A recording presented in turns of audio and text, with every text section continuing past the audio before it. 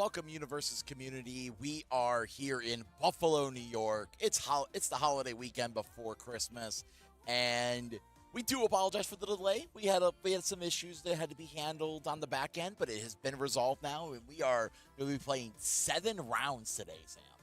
7 rounds. We've got, what, 82 players? 82, yep. 82 players signed up. There's over 40 unique characters registered in this event, and we finally have some Guilty Gear characters in the mix, which I am very excited to see. Oh, they're so cool.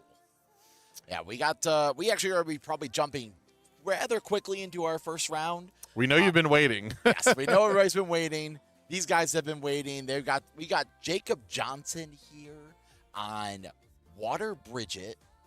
Bridget is been like kind of the talk of the town from this set.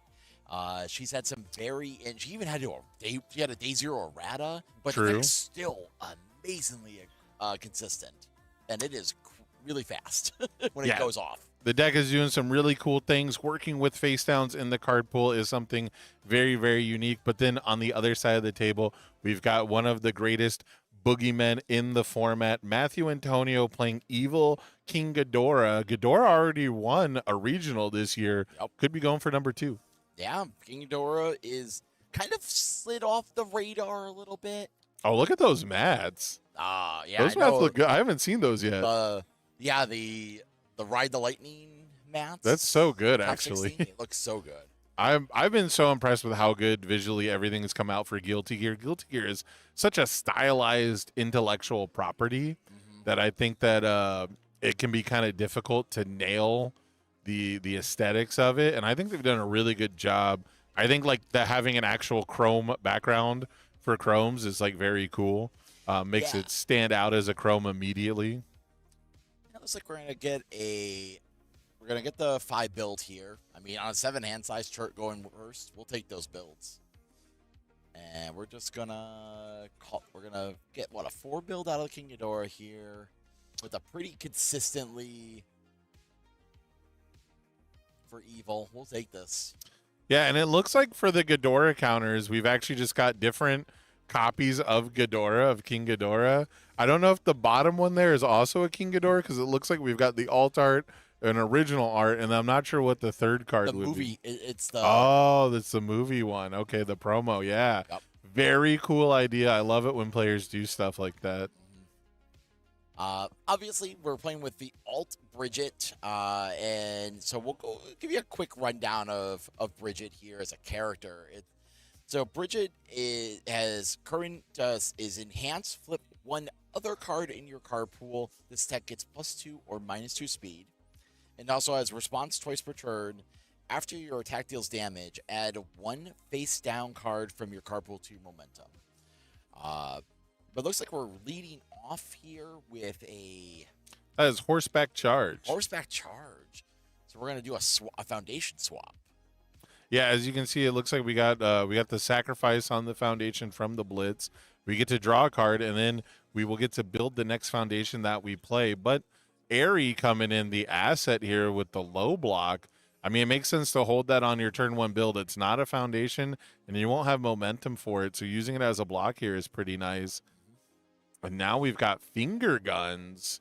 Bang bang. Finger guns is really nice with the fillet fling, because that's a response on play for both of those. So you can add both of the cards from your card pool back to your hand. So not surprised to see that in this deck. At one point, it was also a way to get around like Deku flashing attacks. So I'm really surprised we haven't seen more of finger guns being played, against Filled Without even. Like, it is a meta call to play at least 1 copy of finger guns on these symbols. But maybe it's just that Chaos decks haven't found room for it. I mean, even when they were playing Titan Cliff, it's incredible to me that this card didn't make it into more lists. But we've got Invisible Infiltration here combined with the Manifest. But because we're going to commit 2 foundations to pass the Manifest, Invisible Infiltration will be able to remove one of them from the game. And when they get built, they'll be ready again. So not as punishing as it might seem to check a 3 here. Yep. Looks like we're going to add the charge to momentum. Yep, and Manifest says it goes face up, Yep. so it stays face up regardless of whether or not it has the ability.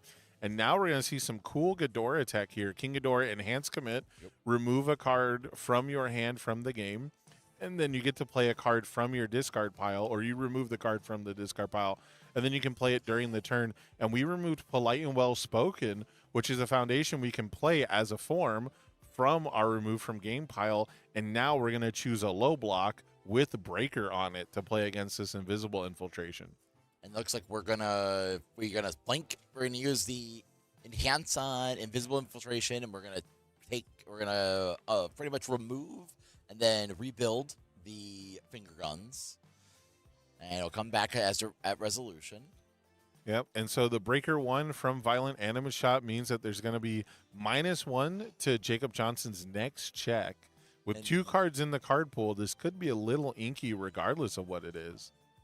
Looks like I think he's got an Aerial Kokusho in hand. He's considering, because he's thinking about like doing the response here. Yep, we're gonna drive. Yeah, so the response is drive 1. We paid that with the momentum. Then you get to play Aerial Kikosha with -2 difficulty, meaning this is on a 6. Yep. We checked a 4 because of the Breaker, and it's going to come in with a little bit of bonus stats, it looks like. Yep. It will get +2 speed from being played from the drive ability, and then we got an additional 2 speed from Bridget. Like that's... And then we're going to hit damage, and we're going to add one of our face downs to momentum. Like, that's what I love seeing Hero Crucial play. It's such, like this is such a, and now we got the Ray Fillet. Yeah, the Fillet Fling coming in here. Check the 3, though. Yeah, it's a 3 difficulty, so this is on a 5. We're going to respond. You get to add any face down from your card pool back to your hand. Now we're going to get the Aerial Kikosho flipped for the bonus speed. I wonder, was the plan there to respond with finger guns potentially, and maybe we could have added 2 cards back to our hand, had 1 in the pool? But regardless, the Fillet Fling finally deals damage Ghidorah with no cards in hand, so we're going to get to respond and add that face down card from our card pool to our momentum. Amazing movement. Cards were flying in every direction that turn. And now we have all this momentum build up. And we've got a lot, because we have a lot of abilities on our foundations between Broken Psyche, Cheerleader, just with options to play our stuff, the player to use that momentum, and both offensively and defensively. Where we're coming, here goes that Patchwork Babies from Matthew. Yeah, gonna sound out the last couple foundations from Jacob's stage there. He committed a lot on his own turn, and Patrick Baby, with that stun 2, is going to be able to give itself a little bit of speed, count up its own keywords to be an impressive 5 mid, 5 stun 2. But the fact that we checked a 3 on it means we probably can't push our advantage much more. Nanagon coming down, that's going to be potentially huge in this matchup. Oh, yeah. But as I mentioned before, against Filled Without, finger guns kind of acts as a natural counter to this. So not as impressive as it could be. Yeah, we've seen finger guns start to pop up, and I've seen it pop up in like some Water Godzilla list. People have been playing it. Like it's just it catches people off guard because they just don't like. Do you want to use your seal out? And you're like, okay, cool, I'm gonna pick him up. Yeah, there's just more response speed defense that finger guns gets to beat. It's kind of a shame too. It's about to rotate pretty soon, and it's finally seen some play. Yeah, it finally caught on as a counter piece of all things instead of a combo piece, which is what I think most people would expect it to be. But speaking of combo pieces, got another Invisible Infiltration here. Looking at our options here, like on our board, we're kind of in we really have a lot of defensive foundations at this point.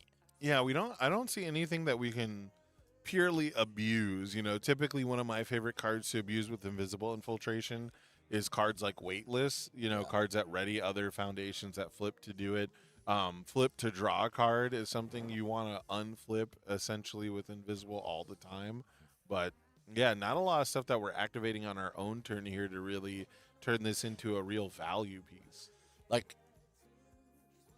I'm looking at like all the interactions, and and also doing just thinking about what this deck can do is capable of doing. Like, there's a lot of ways with this Bridget deck to stop your attacks from resolving. There's a couple of different options, and you could just go Invisible Infiltration, remove their foundations, and then like pretty much abort the attack with like different effects. Like, there's a couple of them that are not like obvious ones. There's this one, like, all right, I'll flip this as a card in my pool. The attack ends. It doesn't, and then just eat foundations.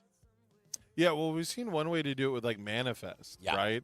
Originally, Bridget could do it before the errata by just flipping the current attack, but without that available, we need cards like Manifest that could potentially end our own enhanced step and abort our attack. And it looks like we're priming up another Breaker 1 low block here. Mm-hmm.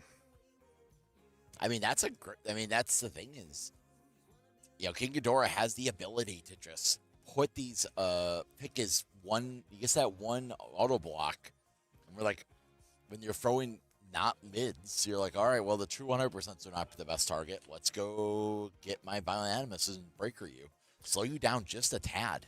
Yeah, a character that you basically can't zone check. He's going to have the right zone. And so now we've got Nonagon, which essentially loses to the finger guns. And we also got Invincible Body to reduce an attack to 0. But if Bridget gets multiple Fillet Flings kind of looping in and going, it's not going to matter how much damage you can reduce or how much health you have, really. Yeah, this is a situation where this deck could just start. Yep, there we go. We're gonna finger guns back up. Yeah, which is really rough, specifically on the Fillet Fling, because he gets the response first. Yep. And then, we didn't do the. I thought we did Nonagon, which is why we did the finger guns, but nope, we were just going for the strictly value play there. Yeah, I think we're just picking. We're gonna do which we can remove the finger guns to ready it, and I think I see where this is going now, Jesse. I think so.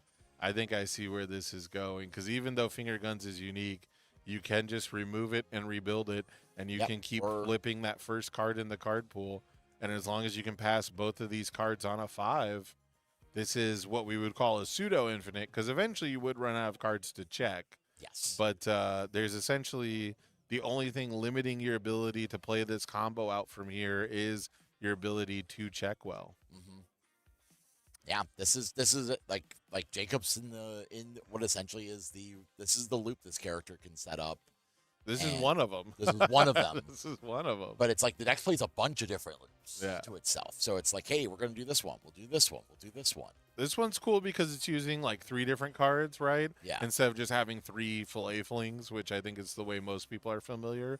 But this is a very cool combination of cards that we're going to see put together. But now that we've lost 2 of our Ghidorah counters, it looks like we're just going to be aiming for the damage win here. Yep. And with no cards in hand, no access to an Invincible Body style reset. This attack that just got played, the Great Pinky Combo Bonetta Bounce. The card that everybody kept, like, when I saw this card the first time, like, oh, I opened a an alt secret. Like, nope, because it has the kanji running down the side. But, I see. But this has a great combo of combo face down. Your rival adds 1 foundation to their card pool from the stage to card pool. You just start dragging. Now you start dragging their deck. Oh, okay. And that would be a pretty good thing to loop too. You just debuild them out. Yep. That's pretty solid stuff. I'm not super stoked that a Moneta card is seeing play, but you got to give it to him for ingenuity. Yep. You got to give it to Jacob Johnson for having, a unique take on this combo that I think everyone thought was kind of already solved, and then it got ratted and then solved again. But there's actually so much spice in the cabinet. Mm-hmm. So heading to the sideboards for this, we've got, looks like on Jacob's side, we're playing it's a pile of one-ups. We got some Desperate Struggles, a Cheerleader, a Broken Psyche, an extra Aerial Kokusho, an Irun Box, a lot of like catch-alls, kind of like, hey, I need to increase this number by 1, increase this by 2. And yeah, you're just swapping it out for a dead card probably, right? If you have a dead card in a matchup, just pile in a little bit more interaction that's more tuned to what you're fighting, and it makes sense. This deck, I assume, is, 3 or 4 pieces of the combo and then like 50 pieces of protection. And looking over at Matt's side here, we got Phil with doubts. We have we're playing Shutdown. We got Runaways. Runaway is kind of tough because you may never, like, until he starts resolving attacks, it's like, yeah, you could drag another card in the pool, but it could just get flipped. And he's like, thank you. I needed Flipped that. and then turned into momentum. Yeah. Mhm. Not to mention canceled. Yeah. It could just get straight up canceled. Runaway has definitely dropped off in popularity because the amount of action cancels in general, response cancels have really been beefed up over the years. It used to be you only had to worry about incredible display and stopping for breakfast. Yep. Now you've got to worry about tattered costume. You've got to worry about things that cancel clogging the pool. There's a legitimate risk, I think. Koenma's task with the Mikasas, we're playing 4 of that card. You do not want to run away a Mikasa deck and get punished for it. Exactly. Looks like they have sided on their sideboarding, and we're getting mad at, and they're going head right into their round two here, or game 2. Sorry, game 2. It looks like Jacob's just kind of like, there's a lot of table talk going on. He's just like, I think he's being a lot explaining that what's the plan with his deck, what's the combo, I think Matt's asking questions like what is going on here. And that's one of those things where, like, if you aren't in, like, a lot of these teams, especially these teams that have started being established, they come up with their own builds of some of these decks, and you're just like I went through all the deck lists, and I'm like, wow, there's a lot of different builds of Bridget here today. Because there's one person that's playing 8 attacks. They're just like, these are the 8 attacks I need to win, and that's it. Is it just or was it Flayflings and Invincible? Yeah. Then that's it. They're just playing those 8 attacks, and that's their plan. And sometimes that's pretty good plan. Yeah. It's a or no, good yeah. plan. There's someone playing 10 attacks. They're playing like 2 of the Mineta attack. So it's like a lot of interesting lines people are playing. Yeah, I'm excited to see what Ghidorah can do going first here. Kind of bounce back. He didn't really get out of the starting block, right? Didn't really see any aggression. We had a good build. Basically did the same blocks both turns, and eventually Jacob had enough resources. He had the right combo to kind of go in. Finger guns off the top. Yeah, not only is this deck running finger guns, but it's running 3 of it. So it is that combo piece that we were sort of talking about at the beginning. And that's really what it's going to take for people to run a card like this. Having it as just an out to response on play defense wasn't enough. Mm-hmm. But in this deck, it is now a game-winning combo piece. So now that it's already hit the board, Matthew here, he has to recognize that every play he makes is going to matter. Every play that you make, no turns off. And this is pretty solid. I mean, we saw Jacob get the win through damage last time, having 3 resets. Well, I guess 3 put to zeros and now a reset with Moment of Normalcy. Might extend his game a turn or 2. Yeah. He's got to play through those first. He's like, okay. Make him check a couple extra 5s. Dodging a 3 check here. I have not seen that action played in a moment. Support your friends. We're just gonna form draw 2. Form draw 2, play the attack. Oh my. That is crazy. I've definitely I've played a good amount of that card in my time. Mm-hmm. Support for your friends, but I almost always use the response. Same. Yeah. I really would play that card as a form, and you're like, unless you're like, I need to find cards. But now in this deck, it's just like, I can just flip it. So it's draw 2 cards plus 2 speed. Yeah, and it potentially becomes a momentum. Yep. Bridget's ability to turn any card into +1 difficulty, +2 speed, and a momentum -1 difficulty is pretty insane. Mm-hmm. And it really kind of mimics the yo-yo motion, right? Yeah. We're putting the card into the card pool, it's going out. We're flipping it over so it's spinning around, and then we're yanking it back towards our character into the momentum. And I got to say, they really nailed it with the Guilty Gear flavor designs. Oh, yeah. For the most part, there's I could gush about it all day, but we're gonna see if Ghidorah can survive here, or if this is gonna become some kind of insane, crazy loop out of nowhere. Because if Jacob Johnson can continue to check fives while doing a finger guns loop, Yep. it's not gonna matter how many times you can put the damage to 0. All right, so we're gonna Ray Fillet, pick up the face down, pick up Ray Fillet. Pick up our card that draws us 2 cards. Yep. Solid.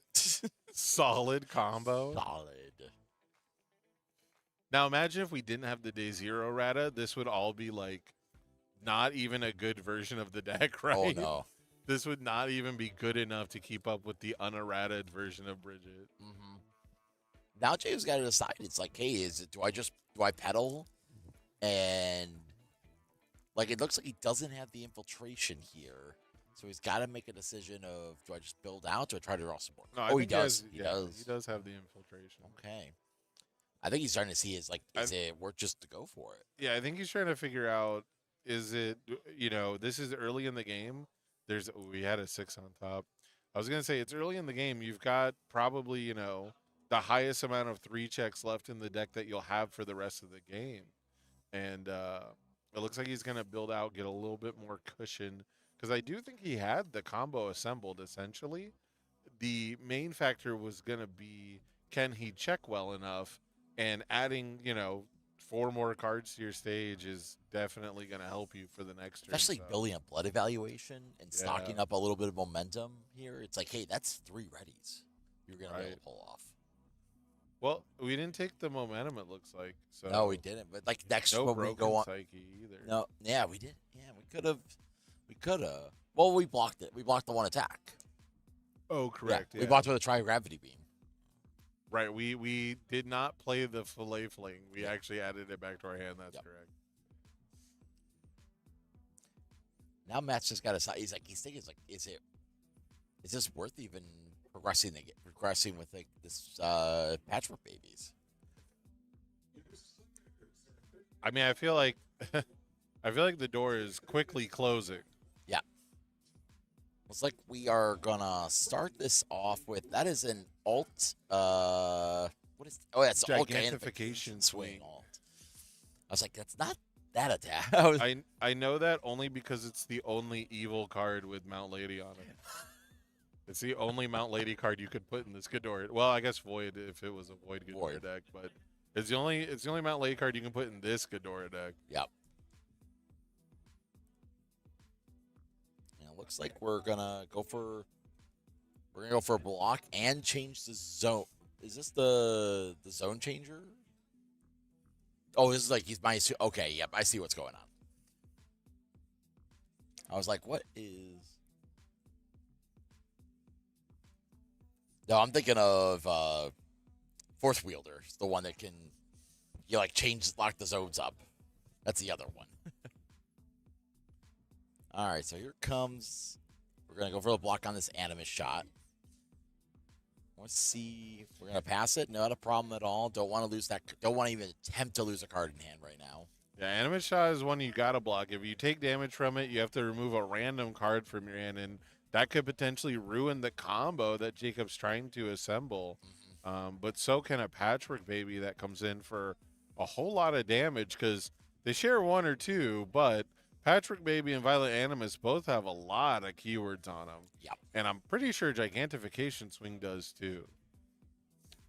I think Gigantification Swing is Charge Fury Weapon. Yes. I think it's like all but one of the keywords that it like bumps up, that it pluses. I think it also has Fury. I could be wrong on that one. And it looks like we're deciding what we're using the surprising skills to ready, and we're gonna respond. We're gonna ready up Bloody Evaluation to draw a card. Yeah, once per turn after you ready this card, you get to draw a card. You can also spend momentum to ready it not once per turn, but we don't have momentum access. So finding a different way to ready it is really cool here. It's like we're slowing this down. Like it's not like this is coming in for a lot. Like it's gonna hit some damage. We're like, there we go. We'll go for the block out, and we got it.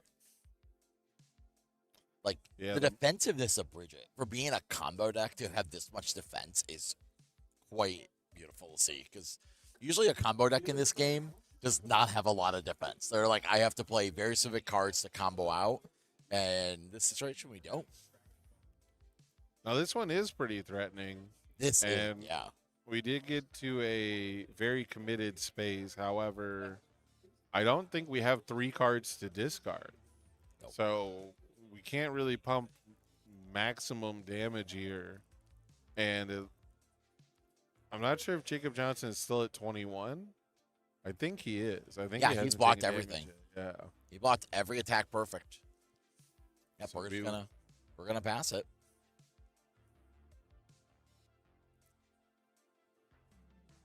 We're just gonna all right, I'm gonna leave my Ghidorah ability up. We'll see what he can pull together here. Like, it's just coming in for a lot of damage. We're just like -2. Like, usually when I'm seeing the Ghidorahs play this card, it's like when they're playing Dragon of the Darkness Flame. Usually this is like we're trying to win. We're trying to win this. Yeah, well, it looks like we did discard our hand. So Go to 8. So we have no card. Did we have no cards in hand? We're just like, I'm gonna put you at 8. that is what we did, and we also committed all of our invincible bodies, which, granted, it would make Jacob make more checks, but when your defense can't stop the looping, it probably doesn't matter how many foundations you have ready or how many cards in hand. Again, the only thing is the more times you make Jacob play the attack, the more chances he has to check a 3 and fail. Yep.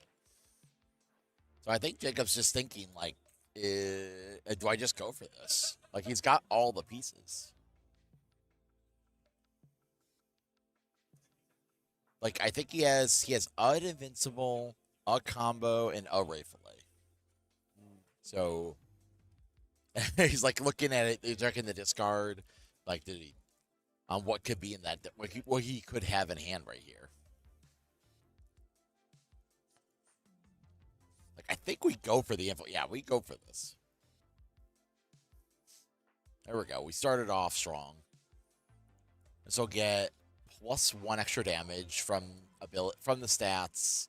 We're just gonna cycle out the finger guns.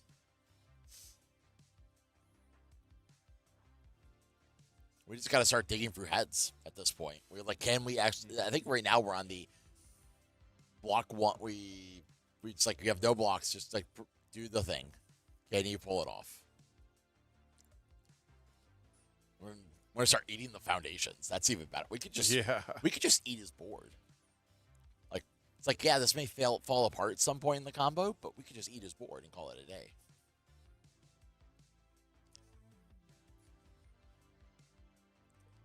Boom.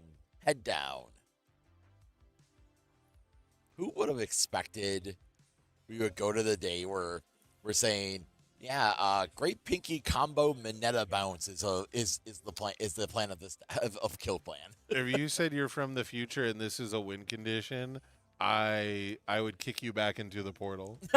I would send you back to the future. I would not believe you one bit, that thing, the trope where people like go back in time and they can't get anyone to convince them that the world is ending in the future. I would be that guy who's like, yeah, right. No shot. All right, yep, we're going to blink our guns. And we're going to take another 6 here. And we're going to hit back. Wait, here comes the rebuild the gun and play Ray Fillet. Check a 5. We're going to pick up our face down, respond, pick up Ray. And now we're off to the gun. We're just like, hey, we're going to start doing this until I can't. Yep, this is a check 5 simulation at this point. Yep. We're just trying to figure out how fast can we check them, how good can we check them. Here's the thing is, if it fails, if say like in the third loop or third or fourth loop it fails through, he built some 4 foundations in the loop. Right, you've already become so far ahead, right, that it's just not gonna be much of a game afterwards anyways, which That's what you're talking about, right? That's why the grape pinky combo is so impressive and so good as a win condition. He's just like, He's like, all right, man, go for it. Yeah, this is up to Jacob's deck to not fail him, and I think he's not on like a sub 10, but I think he is like lower than 15 attacks total. yeah. I think he's, let's see here, 1, 5, 8, 11, 12, 16. Okay, so 16. One more. All right, I was off. Excuse me. Yeah, now we're just here's lethal. We're just gonna like ready, draw a card. Yep. We're gonna flip, blink the finger guns. This is like the reason, if you were wondering why do we have this deck on round 1? Well, this is like the deck that's come out of the set. Right. It is like this is the deck that people thought went away with the errata, but it changed nothing. Yep. To steal the words of another creator out there, it didn't change anything really. Mm-hmm. It made it so that you get to do a cooler combo, in my opinion. Yep. And we're gonna scoop it up, and that's gonna be it. Jacob Johnson finishes round 1 with a swift 2-0. When's the last time you saw a King Ghidorah game end in under 30 minutes? It has been a long while. Because usually King Ghidorahs are like the grind, bringing people into the grind. Right. And that's not even. And that's not. He's just kind of like, that happened. All right. Well, what am I supposed to do? Right. That's tough. It's very hard to interact with deck. But Jacob Johnson, his character card coming out, going to be legal next year. So he is a coveted player, an established deck builder, and a former champion. So I'm not surprised at all to see Jacob Johnson taken down round 1 here at the Buffalo, New York Regional. Yeah, exactly. We have 7 rounds of play today. So obviously we're going to be coming back next round. We're going to find it. We got a couple of cool decks. I've been doing some scouting. I want to see what we got. We're playing to a top 8 for tomorrow, and it's going to be coming down probably to the end when we see what's in that top guts. Yeah, I want to see Soul Bad Guy. I want to see some tension token. That's the only thing we're missing. Some tension. Yeah. Maybe we'll have to go out there and do a little scouting and find out, see what's going on for next round. I think we'll have to. I got to do it by eye because my phone cannot access the decks on the UGN. So I'm going to have to actually go out there and scout for deck lists. You and Barrett can try to find people through the use of technology, but I'm going to be walking around through the rest of this round trying to find what cool decks are out there, what cool pilots are playing those decks. Exactly. And figure out what we can get on stream. Because like I said, I want to see that Roman cancel token get used. I want to see some tension attacks, and Soul Bad Guy turns everything into a tension attack at least once per turn. It does. So, but we're going to be back with round 2 for you pretty shortly. Please don't go anywhere. We're going to be getting together, hopefully a character breakdown, maybe some additional information, and hopefully you guys won't be. Yeah, we are 7 down straight through. We already did the lunch break. We already took care of that. So it's 6 more rounds all the way through. So please don't go anywhere. You're not going to want to miss a minute of this UniVersus action. See you soon.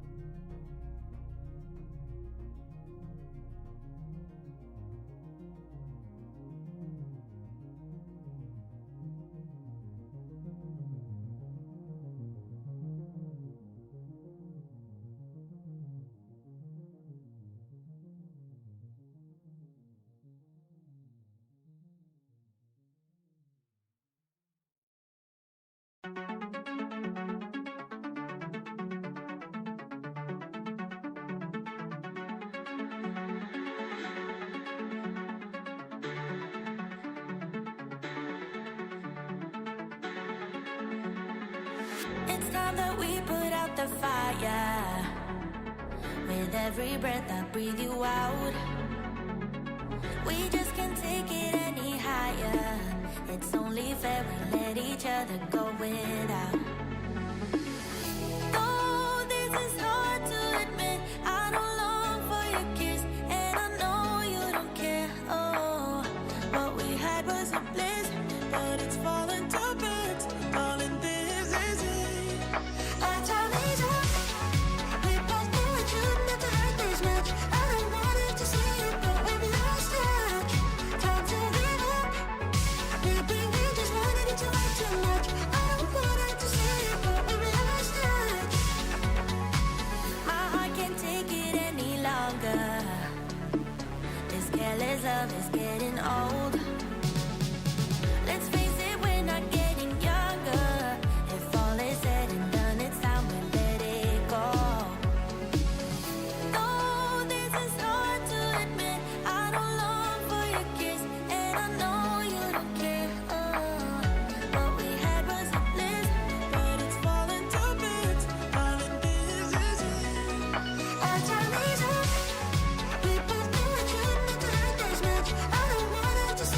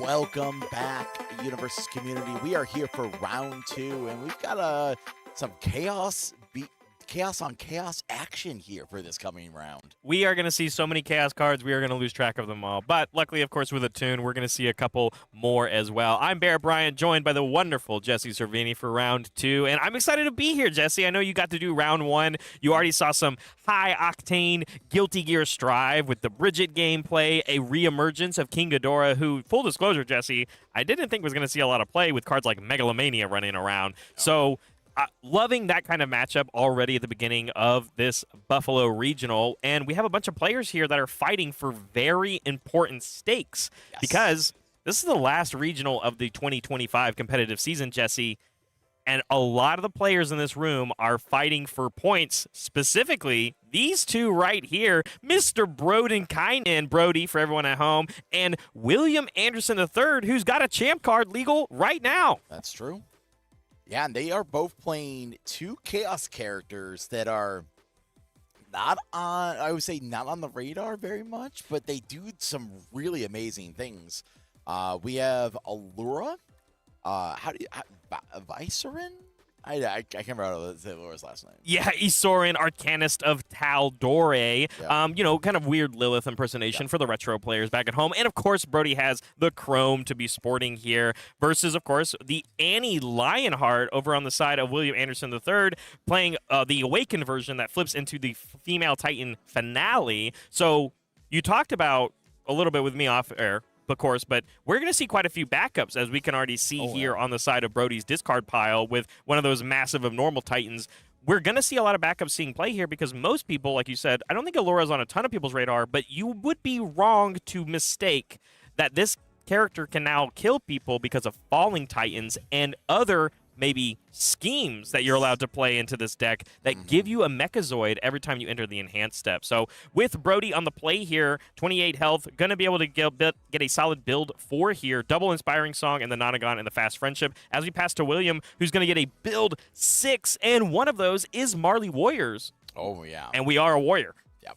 Might as well. We have this ability to gain all of this extra value here. It's like, let's get +1 to our checks for the turn. Why not? And because you're allowed to sacrifice either a foundation or a backup for Annie Lionheart's ability on the front side, you're allowed to turn that committed and flipped Marley's Warriors, not only for your plus checks that's going to remain for the turn, you're able to grab a momentum right off the bat. And with double finally free in our stage as well, it could be a very scary turn 2 here if William Anderson gets the opportunity, because as we go back to Brody's turn, leading things off here with a City Rampage straight into a Falling Titans.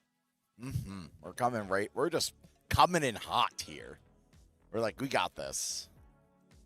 Yeah, we don't have any backups though or anything. Yeah, I don't see it. Oh, okay. Yeah. We assumed There was no Exterminate Mutants. You're right. I was alluding to this scheme play being in here, but actually not going for that. Still playing the Mechazoids, of course, but immediately they're really good on their own. Yeah, but that City Rampage is going to be able to play this Falling Titans here on a 7, but we get +2 our check, of course, and then you're immediately able to get that City Rampage out of your card pool, remove it, and get a momentum off the top of the deck. It's kind of weird here because you talked about the Chaos symbol here, Jesse, and both of these characters are very good at getting snap momentum. Yes, they are definitely on that plan, and like, look at Will, he's got two momentum ready to go. Yeah, with the 2 finally freeze in the stage, staring at both double Inspiring Song for both players. But we're already moving things along here as we're going to go straight into one of, I know Sam was looking for some Roman cancel tokens, right, coming into this format. So Heat Tackle coming in as one of the nice rare attacks from Guilty Gear Strive, and it has the ability to stop some draw abilities as well with that card pool ability, and it just seals itself. It doesn't flip itself, which means if you still connect with them, you can still take it as momentum, but we're going to get that free Roman cancel token from the Blitz ability on Tension, and maybe we use it for some tricks right now, or we have that cool block ability because we do already have a momentum. Yeah, we can we can use the Roman cancel to respond, spend the momentum and the Roman cancel, and we clear the card from the pool and draw a fresh card.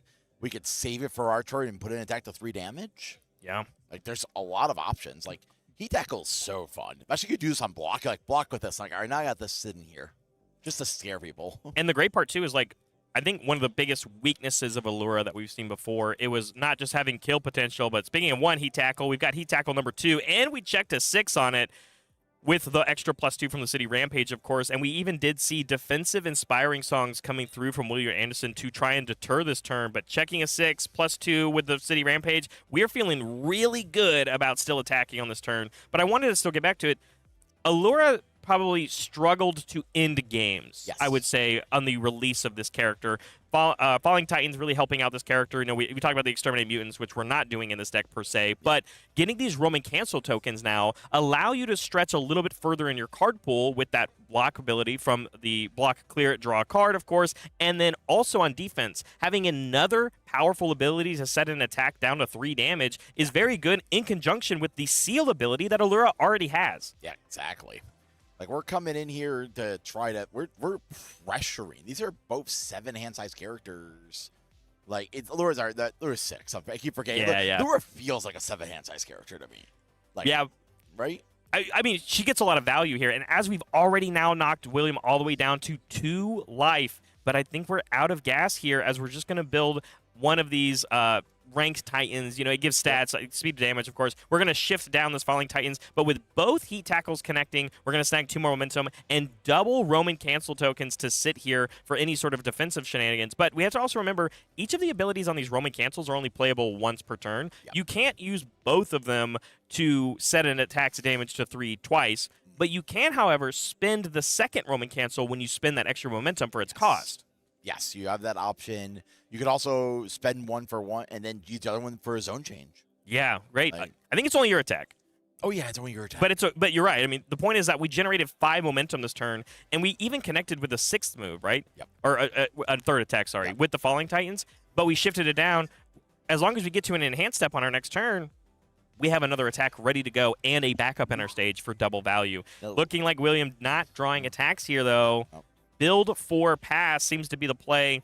And not even getting to the enhanced step for William means we can't generate any of this momentum. But a military airship, which I believe is just a 1 of in this list, great for reusing a block if we're going to have to survive, because we have to perfect block everything this turn. Yes, we are in that situation where everything has to hold together for Will on this. But we'll see what Brody can do here. I think he didn't. He must have last turn just had a gas hand of like, hey, I got these heat tackles, I've got this line. I'm like, let's just go in. See And we what- checked so well, right? Yeah. Even with the double inspiring song play here from William Anderson, I think the problem that we're seeing maybe is that if we don't have a single attack, we can't get to the enhanced step to pick up this Falling Titans, but we must have one as we lead things off here with another City Rampage. And did we just check a Deus Ex Machina? He sure did. Which is a 2 check, by the way. Yep. So we're going to have to commit 3 cards here just to get this going. Means our Nonagon and Fast Friendship and Face Down are going to get turned sideways, but we get +2 to our check to play any 5 difficulty or higher moves. And here we are. I think this is another Falling Titans, but the Obsidian version, but I can't really tell. But we checked a 5. Actually, just kidding. We got some extra plus to it. It's going to come in with the 1/1, of course. And now that we've entered the enhanced step, not only can this one leave the card pool because we have a backup, but we have the shifted Falling Titans in our stage that we can pick up for another move as well. And we are going to get +2 to our check to play all of these. William needs high blocks as we are already looking for some cards off the top of our deck. Yeah, this is a tough situation. Like, Brody's just got him in the like, it was like, yeah, like Annie's like doesn't have a line here. We're just like, I'm just trying to be defensive as possible. And these are just gigantic like Falling Titans coming at you. And it's a kind of like aggressiveness that this Allura deck, at least in the history for how many Allura games I've watched, is not something that you say as a strength for this character. As you're staring across, you know, who I would say is the aggro 7-hander, the Annie Lionheart deck. Yep. Of course, we went second this game. We didn't find any gas on turn 2 for William. Of course, you know, that happens. Yeah.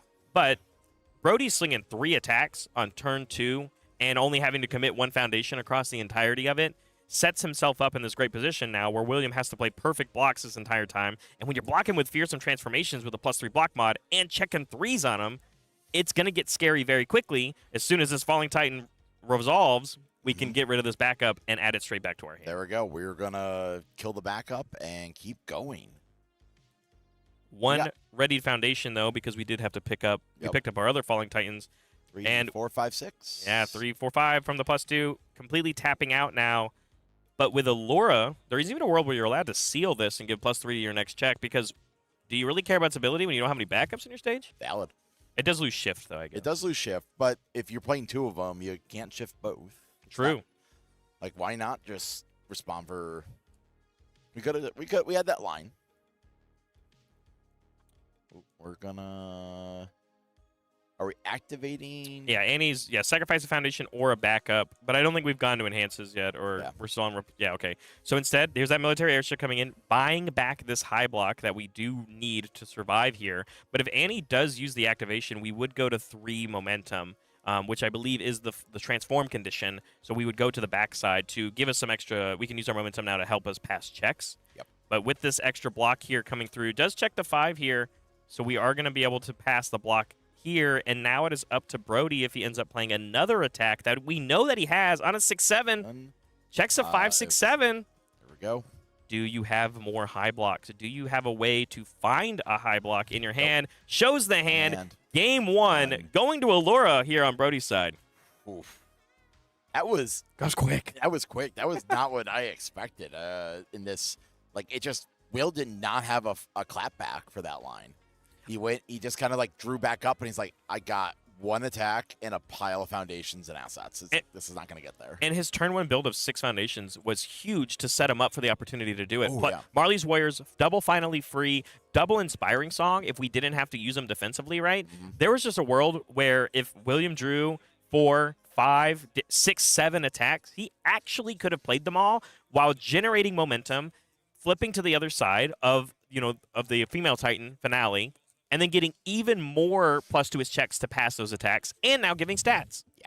He could have ended the game on the other side of the board, and even the seal from Allura, I don't even think would have been enough to survive. So it could have gone both ways, and we're going to see the strength of Williams' deck here going first now in Game 2, and the sideboards are going to come into play, right? Yeah. So we are going to be able to figure out, is the defense ability of this Allura deck lost a little because of how much aggressiveness that we have access to now? But we saw things like Heat Tackle. It's kind of like a tale of 2 cities, right? Because you have the defensive ability that is on the Roman cancel token and the defensive ability of the cancellation and the card pool effect of things like Heat Tackle. So if you block with them, you get access to that. If your opponent tries to interact with you and draw more cards, it does even cancel character abilities that would add cards to your, or draw cards. Exactly. Looking over sideboard options, especially going second. We got a Genkai's Guidance, a couple Filled Doubts, Runaways. I saw some vast hybrid Chimera Krakens, and let me tell you, they were purple. You know what that means? We have Chrome ones? Yeah. Whoa. We're decked out for this deck. We are decked out. We got a Chrome character and some Chromes on our board.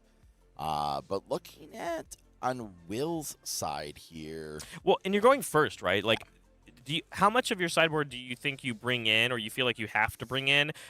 I mean, I'm looking at a big one right now. I know Will's already mainboarding cards like Dark Ward, which do cancel response abilities in the card pool, which is both the ability that we just talked about on Heat Tackle and the response on Falling Titans. So there's 2 in the main. We have another 2 in the side that I can only imagine are also coming in here. Oh, I could definitely see those coming in this matchup. I can also see the Filled Doubts coming in. Those are always, Filled Out is such a strong card. Like, why not go up further on that card? I even see a couple of copies of Devastating Loss, which doesn't just answer backups, right? It does also answer assets. So if you are challenging that your opponent is also playing things like Military Airship, right, you have an answer to it that you can get and deal with it. But I do think cards like Dark Ward could see a play for William here. And if we see an incredible turn 1 build like we saw Game 1, I think William is going to set himself up to have a very strong, aggressive turn. But we'll see. And my big question is, I was very impressed with the offensive capability that Brody was able to do, which we don't see successfully typically in Allura decks. Yeah. Did we have to sacrifice some of the defensive abilities that this deck is able to play with to create that offensive potential? Because what I see a lot of the decks recently for Allura, they're like, oh, just play 4 attacks. Just play 4 copies of Falling Titans with things like Exterminate Mutants, which is not what Brody's doing. Does that mean then we lost a lot of this defensive ability? I think we may have lost a little bit of defensive in that line, but I think for what we lost defensively, we gained attacks that also have defensive abilities, such as the heat tackle. True. Like And the Roman cancel, right? We talked about that. And the Roman cancel. Like those are and that's just a little bit extra needed. So we'll see here what we got. Looks like, where's that? Theo McGath. That's Theo. Theo. Oh, no, that's Onya Capone. Sorry, you're right. Yeah. I'm like, yeah. I do like that one. It is the you get to make a card not count towards progressive just by committing. Nor progressive, yes. Yeah, 1 Mechazoid as well and building 2 more foundations. But on William's side, only a build 3. Of course, they are good ones. 1 Marley's Warrior, of course, a Fearsome Transformation, and another way to generate momentum in this character at form speed, not even at enhanced speed, of course. But with only 3 foundations, and a lot of big attacks. Yeah, I mean that's what you can only assume, that we just found a lot of gas in this opening mulligan turn, because we didn't build a lot of foundations. And looks like we're gonna flip and just take a momentum. Yeah, I think it only had 1 keyword, right? So you couldn't have added it to your hand even if you wanted to. But leading things off here immediately with a duplicitous recollection, I do hope that we have at least 1 backup in our discard pile, and I think I saw. Or it could be a shifted move as well, right? Yeah. I think we have a Smiling Titan, yeah. Which is nice. That's some defense that we did not have access to in game 1, right? Yeah. That's the redirect. That's the chief. That Smiling Titan's redirects. You must attack this for your first attack in the turn. And because it already built shifted, one of the bad sides or downsides of the attack, I would say, is if you play the Smiling Titan attacks, and then it shifts down, you can't activate the ability until the next turn cycle, so it doesn't function now. But because of duplicitous recollection, we can press the button before our turn ends, and then that guarantees that the first attack that Brody plays has to go at that one. Yep. So we'll see what we can do. We're like, that's just gonna come in. We're just gonna take 6 here. Like, yep, you got it. Yeah, we did also use Annie. We blew up a foundation and gave ourselves another momentum, as it's gonna connect. Go down to 22 for Brody, and then here comes that Smiling Titan enhance, or form, I should say, to say, hey, you must attack this as your first one, which allows William to build out a little bit and feel safe as well. With that 3rd momentum going to be going over, we feel good about committing our character. We don't want to generate another momentum because we probably want to transform during our next turn for William, building in not only a Sean Gilmer, here comes that Dark Ward, and a finally free as we pass back. Yeah, Sean Gilmore, I enjoy. I actually play this in a couple of my other decks, just of like +2 to your check. People don't think about it that much. And he's like, I'm just gonna +2. Well, we saw the success of cards like Battle Arena for so long, right? And it was commit of response speed, obviously, of giving +2 to your check. But Sean Gilmore is just the backup version of that, but it functions on defense as well. Yeah, why not? Why not have that option available to you? I play it in my Godzilla. People think that'd be weird when I play it. That's just Battle Arena. Yeah, it's just Battle Arena. They're like, why is your like? It's like, hey, I get to blow up the world.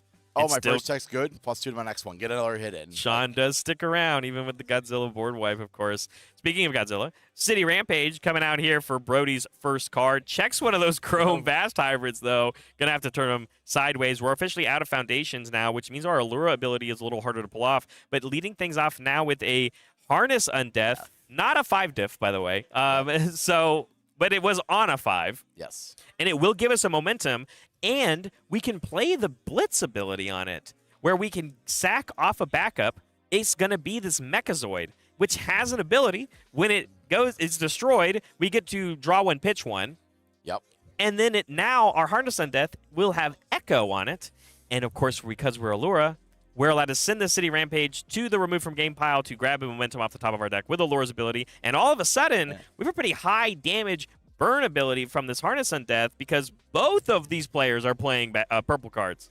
Yeah, and also remember, the Harness Undeath still gets +1/+1 from the City Rampage. It does. It does. It's a little bit of an interesting rider with that card, because some people I have actually one of our locals who has done this before. They're like, they'll play a mix of 5s and 4s, and there's like, oh no, those get bonus like you'll take it out of progressive, and you're just like, oh no. Here we go. Yeah, so we have a 5 low for 5. They don't have the dice on them, but we do have the fun little MHA app. So it's going to have the 5 low for 5. It looks like it is going to be eaten. No, hold on. We what took happened? out the tight.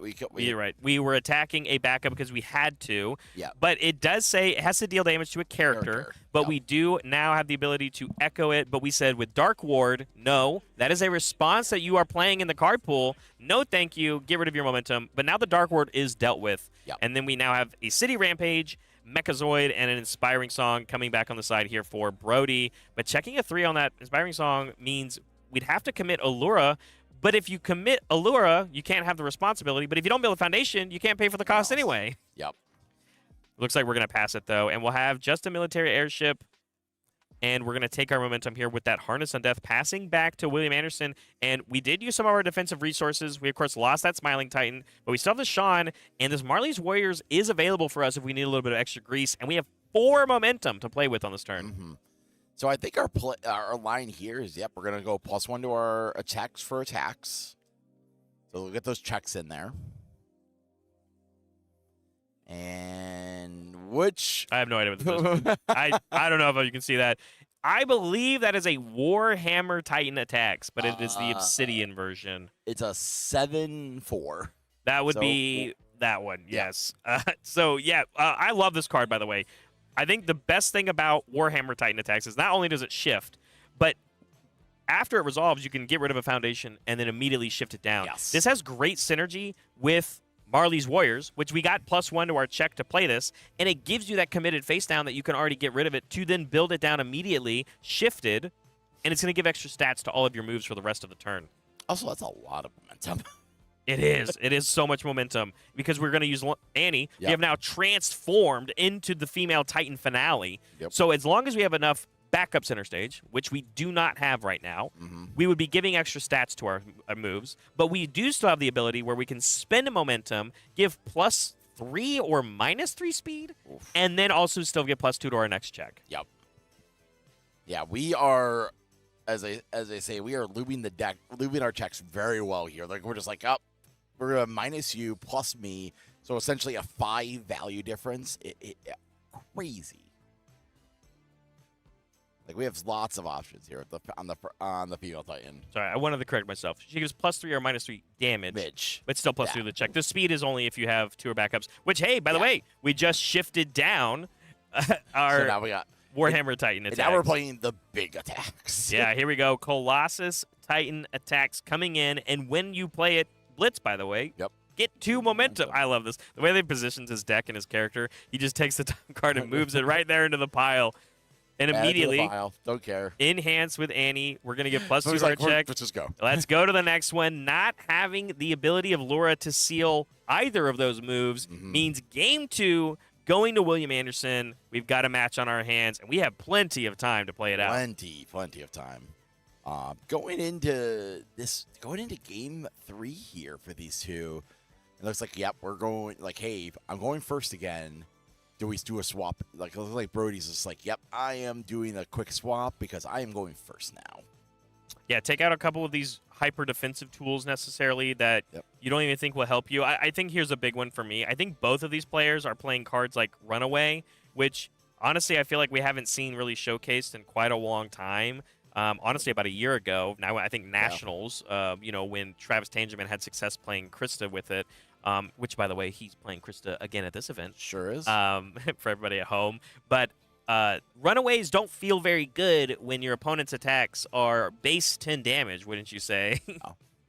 I just want to note, I'm pretty sure Brody just brought them in, though. He brought him in. He brought them in. Ooh. I mean, what they do against the anti deck is just dragging a card into the pool. Can't help. Can't help. It can help. And they're not dealing damage. They don't do damage, which denies momentum, right? Yep. That is key when it comes to like that first setup turn for William. But we've seen William have cards in his deck that are like, well, I don't actually have to hit you to get momentum. Yeah. We have things like Finally Free. We can get extra momentum from our character enhance that blows up foundations or backups. Like, it's like we don't actually have to hit with anything. So I hope that the card pool stuffing and maybe stopping a couple damage or two, because it only takes it from the base damage, will be enough to survive for this 5 difficulty action card. Yeah. It'll be an interesting situation here. We gotta set up. We'll see what Brody can get a good solid build, and like I said, we could see almost a mirror of the first turn, where on game 1, where we just like both built very well. Yeah. It looks like we're sending back that first hand, though. Yeah, 2 foundations. It was like 3 attacks and a action. So only build 2 is not going to be great for going first. As we saw how successful William can be on his turn 1 build going second, like in game 1. The only difference is that William didn't find any attacks for that turn 2. Yep. That this could be a different story. So Brody has to build very well on this turn 1, and then however much aggression he decides to push on his turn 2, if it's something like we saw in game 1, you better still have enough defense to survive, because if you don't, you could easily find some turn 2 crazy turn coming through from William. Yep. I'm going to start off with a Levitate. What a good one. That's a card I saw a lot of play. That card has been played in a minute. It's like, is it like when you block, you can respond, draw, discard, or discard, draw?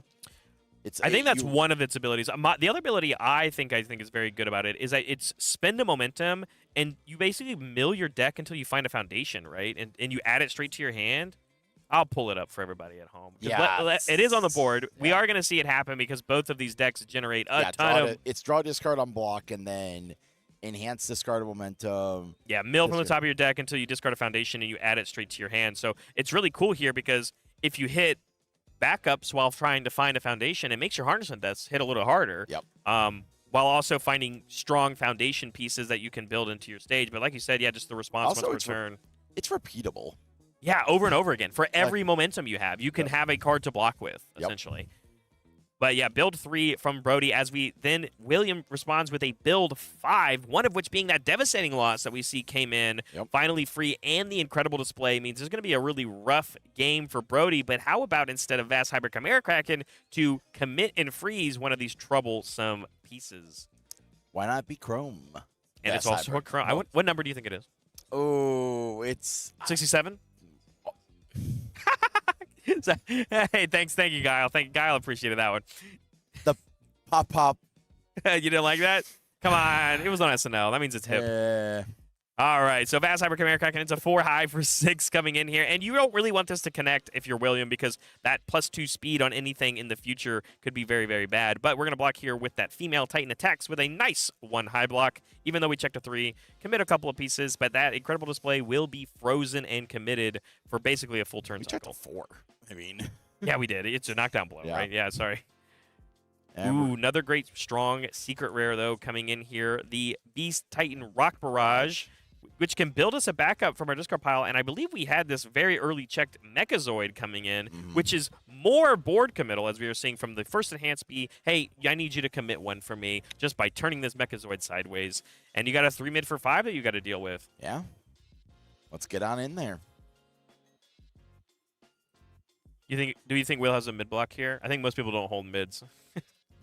Surprisingly, a lot of people do not hold mid blocks lately. That's what I've been thinking, and then what I've been seeing as well. And then you play against, like, there's a couple people here that they showed me their decks, and I looked at it, and like, you're not playing any higher lows, and they're like, yeah, no. All the good ones have mid blocks. You are right. Yeah. Ooh, great one though. This is that Warhammer Titan attacks. Yep. Can't really tell, of course, of the Obsidian, but it is enough to get that block through, and a Nonagon is going to be built here in response for Brody as we just build a couple of foundations. No. Ooh, check the 2. 2 on a 4, which means we would have to commit a lot of these defensive pieces. The Broken Psyche plus Dramatic Exit looks like it's going to get committed, but we still have the Nonagon, and we still also have Allura's defensive ability, and no momentum generated at all for Brody on that turn. Very different than what we saw in Game 1. Now we're going to come on in here and just try to push forward, I think is the best line we have. Will need, I'm not sure what Will's plan here at the moment. Like, he's kind of just, I think he just got to, he's counting up his attacks. He's like, what do I have here? What's my play? I think he maybe have let's see what he does. My fear, so we used the finally free on defense. We already cashed in that momentum, right? Yep. So we have the ability to generate enough momentum. And I like the duplicitous here. This one's only a 7 diff. We did check a 4, so we are going to have to tap 3 of our foundations here. But if one of them, being that Master's Pride, we can buy 1 back, we then also still have this devastating loss that we can use. But getting sealed immediately, not even from the Nonagon, from Allura Yep. means we are not going to get stunned, and we are not going to let William build in a shifted backup or a backup of difficulty. Instead, the enhance is just going to be destroy this foundation, grab ourselves a momentum with Annie, and then we'll be able to ready that Master's Pride. But this is just a blank attack here from the Duplicitous. Yeah, that was a good heads up play. I always say, man, when Lily take that was the one ability, taking that ability from Lilith and moving it to a newer character and just like kind of it just having built on seals so strong. We even have a block here with the Mechazoid, and remember, Allura gave us +3 to our next check with that ability. We just have to, even though we checked a 3 here, we actually checked a 6. Tap our Nonagon for 7. It's only going to deal half, keeping Brody a little healthy at 25, and basically deters the rest of the offensive, like you said, from William, because we didn't get to set ourselves up with things like a Smiling Titan or any sort of backup. But as we try to play this Dark Ward, which is very good against this deck, we're going to have to commit a couple of pieces because we checked that knockdown blow. Yep. Got our Moment of Normalcy. And I keep forgetting the name of this Mount Lady card, of course, but Strategic Meeting is a form speed way of generating more momentum for us, which will put us to 4 momentum at the start of William's next turn, with Annie already having 3 under her belt. So this is a lot of pressure on Brody here to find a way to deal with this deck, because William is basically set up to start playing things like Colossal Titan attacks because we have enough foundations, and we can flip over to the other side of Annie and then give some extra checks to ourselves. And we have no momentum for Brody. None. Let's see what we got a City Rampage here. We don't have any gas though. I don't see any attacks. No attacks. Fast Friendship, Mexoid, Onya Capone. This might be just build out and do some and try something. We have something. We're gonna play the City Rampage. Checks a 4 on it. No, we checked a 3. I don't know what we checked, but we checked something. Oh, we checked a Falling Titans. The Obsidian. Oh, we do. We have a Harness of Death. So this is a similar play that we saw in Game 2. But we have some answers, because, again, like that Dark Ward has been built. We are going to Blitz, give it Echo. Yep. And then because of the Mechazoid, we get to draw a discard, which is nice. Getting another backup into our discard pile. Yep. Smart, because of the burn ability that is on this Harness on Death. But we're counting backups in our discard piles to know exactly how much this could burn for. But the Dark Ward does stop that ability. It is a response that happens in the card pool. Come on, let's find some good stuff here. And we're going to get a momentum here. You can't stop the Echo and the response, which means if Will doesn't have a low block here, it could actually be really heavy hitting. Yeah, this is hitting with this. Like, Brody's ready to, like, hey, you got to either stop the burn, or you have to stop the Echo. You have Wow, we talked about Runaway here on the side of Brody, but I didn't think about it on the other side. I did say both of these players were playing it. Yep. But it looks like Inspiring Song coming through here. I wonder who we're going to give the check to. I think Brody has it. +1 for Brody. Yep. And here comes the Runaway. We are going to lose 4 as the cost, and then we still have to pay the check cost on this card. Well, on a 5. Checks it just fine. And so we are going to take nothing from the attack itself, and we're going to shove a Heat Tackle into Brody's card pool. Luckily, there's no drawbacks going off anywhere, but thank you for that. He's like, This is fun. I'm glad Brody is checking this out, though. But so due to the loss of health cost on the Runaway, it does trigger the card pool response of Harness on Death, which just says if your opponent were to lose any life, you can gain some back. So going up to 26 here from Brody is correct. As now a follow-up for this, going to be another low attack, the Walk the Dog. And yeah, it is kind of funny that we were staring at this Heat Tackle that got shoved in randomly because of the Runaway effect. That is interesting. That is funny. But we're going to... So the Walk Dog passes. It was on a...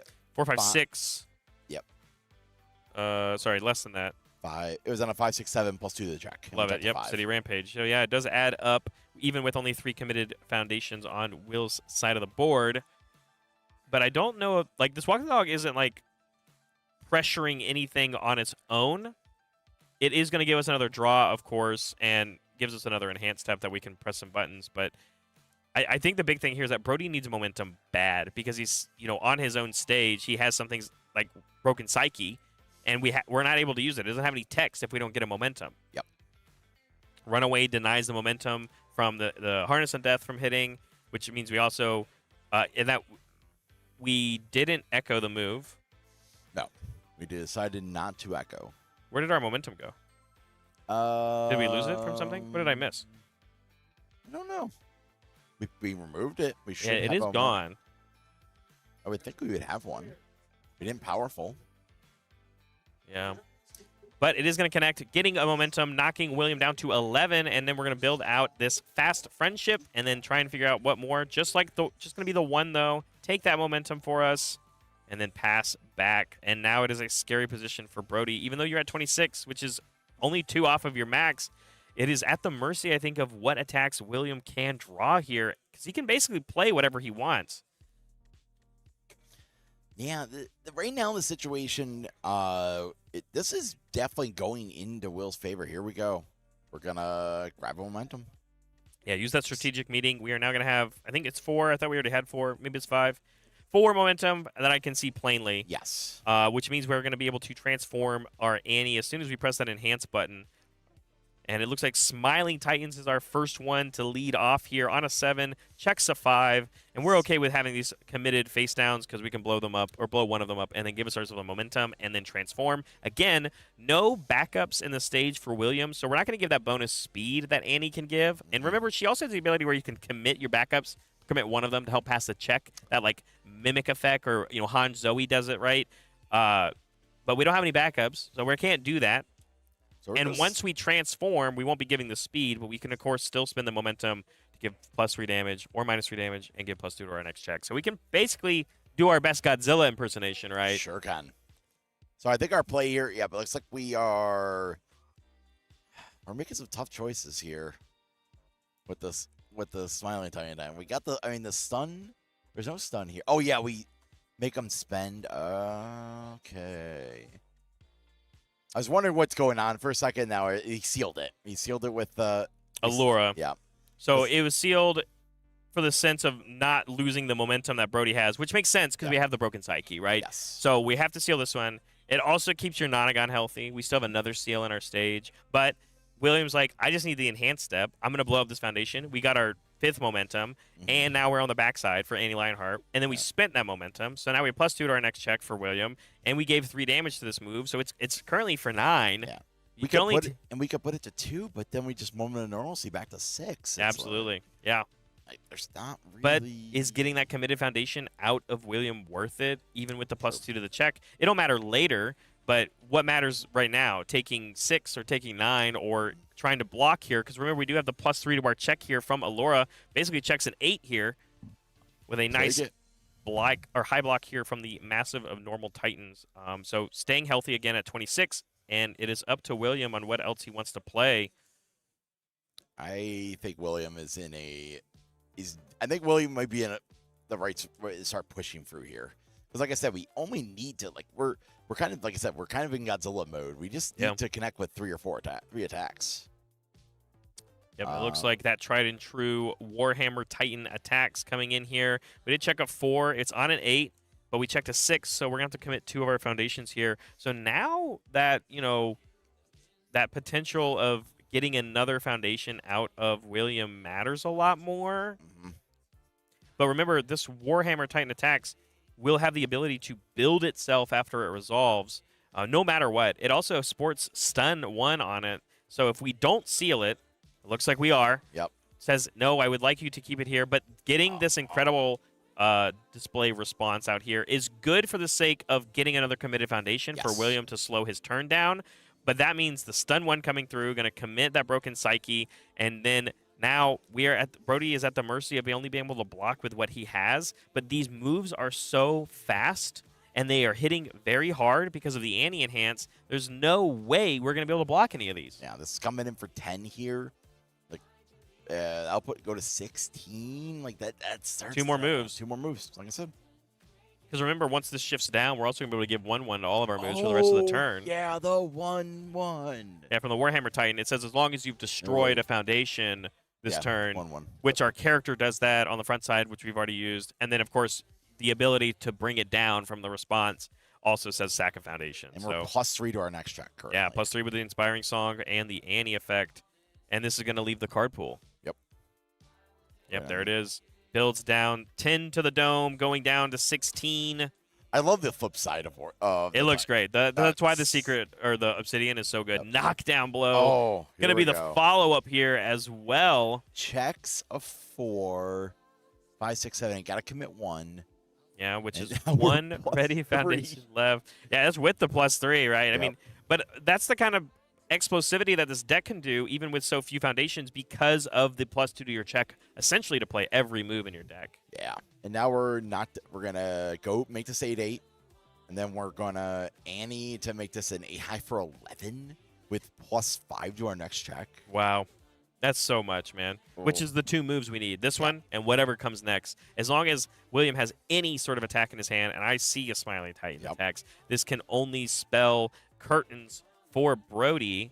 Mm-hmm. Yeah, definitely not going to be able to pass that Mechazoid block here. Going down to 5. One more move. 7, 8, 9. Plus, what'd you say? 5. 5 to our check. Don't even give the check as Brody gives the fist bump. Game 3 and the match. Going to William Anderson III on his way So 2-0. to a 2-0. Yeah, they've got a long way to go today. We have 7 rounds of play for this tournament. Yeah, 7 rounds. And again, a bunch of players here, including these 2 that we just watched. They're nowhere near from being out of this tournament, of Oh, course. no. And William Anderson, for everybody who's keeping track at home, I believe just by showing up to this event today, locked in his 200 points for his Yes. day 2.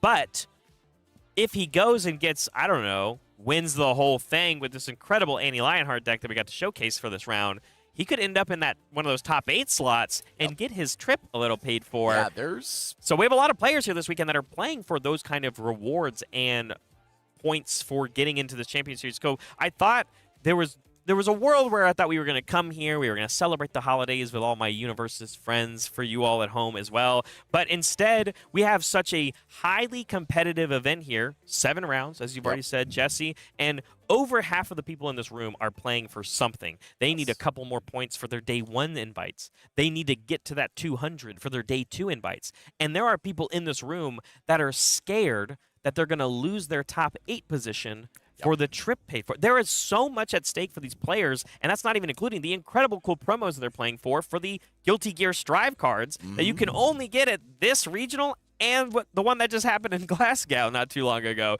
So it's very exciting for what's going on here today, and I'm so glad we've already been able to showcase 4 of these decks so far. But when it comes to the Chaos Symbol, Jesse, we just saw it seems that Annie is the winner of it all. Yeah, that is awesome to see Annie do it. Annie's one of those characters you're like, is this? The thing is the big chain decks, Sweeping Daggers being gone just makes those decks come out of the way. Kevin Broberg was showing me some spice of a deck, and they were just like, I'm gonna play this on a 9, I'm gonna play this on an 8, I'm gonna play this on a 9, and I'm like, and I just looked at him, and I'm just like, and I'm dead. Yeah. And I'm like, here's 3 giant attacks, and like the safety to do that now is there. You're like, you're not like, yes, I could stop the ability, stop the blitzes, but like, there's no like, oh, I lost my 9 diff with a search my deck for any card ability to a Sweeping Daggers that he got to do on a 4. It's like it has opened up some deck design that people have just put away for so long. I think that was very clearly even explained in that It ban sure in errata. was. They said it is not so much that Sweeping Daggers can't exist in this world, but it's gatekeeping so many of these cool decks that people don't get to play. And I want to see these big moves. Smiling Titan attacks. I haven't seen that card be played since Smiling Titan himself played it at the Atlanta Regional where Kevin Broberg won it all. Yep. Playing Erwin Smith. And so having access for those kind of decks to come out and thrive again, I don't know about you, but Godzilla may be out, but Annie Lionheart is in. Isn't that right, Will? But that's going to be it for round 2 here at the Buffalo Regional. So don't go anywhere. We're going to go away to a break, but we'll be back with round 3. See you soon.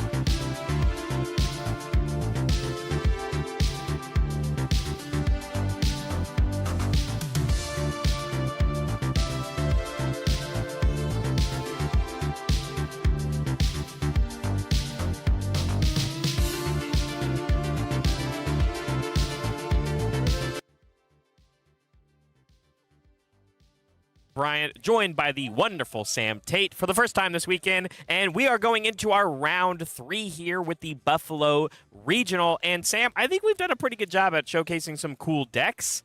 And I hope that will continue to be the case for this round 3. But anything that as you kind of walked around with your break, I'm asking you, anything that you're particularly interested in, maybe that we haven't shown yet, or some like secret sauce you didn't really think of coming into this weekend?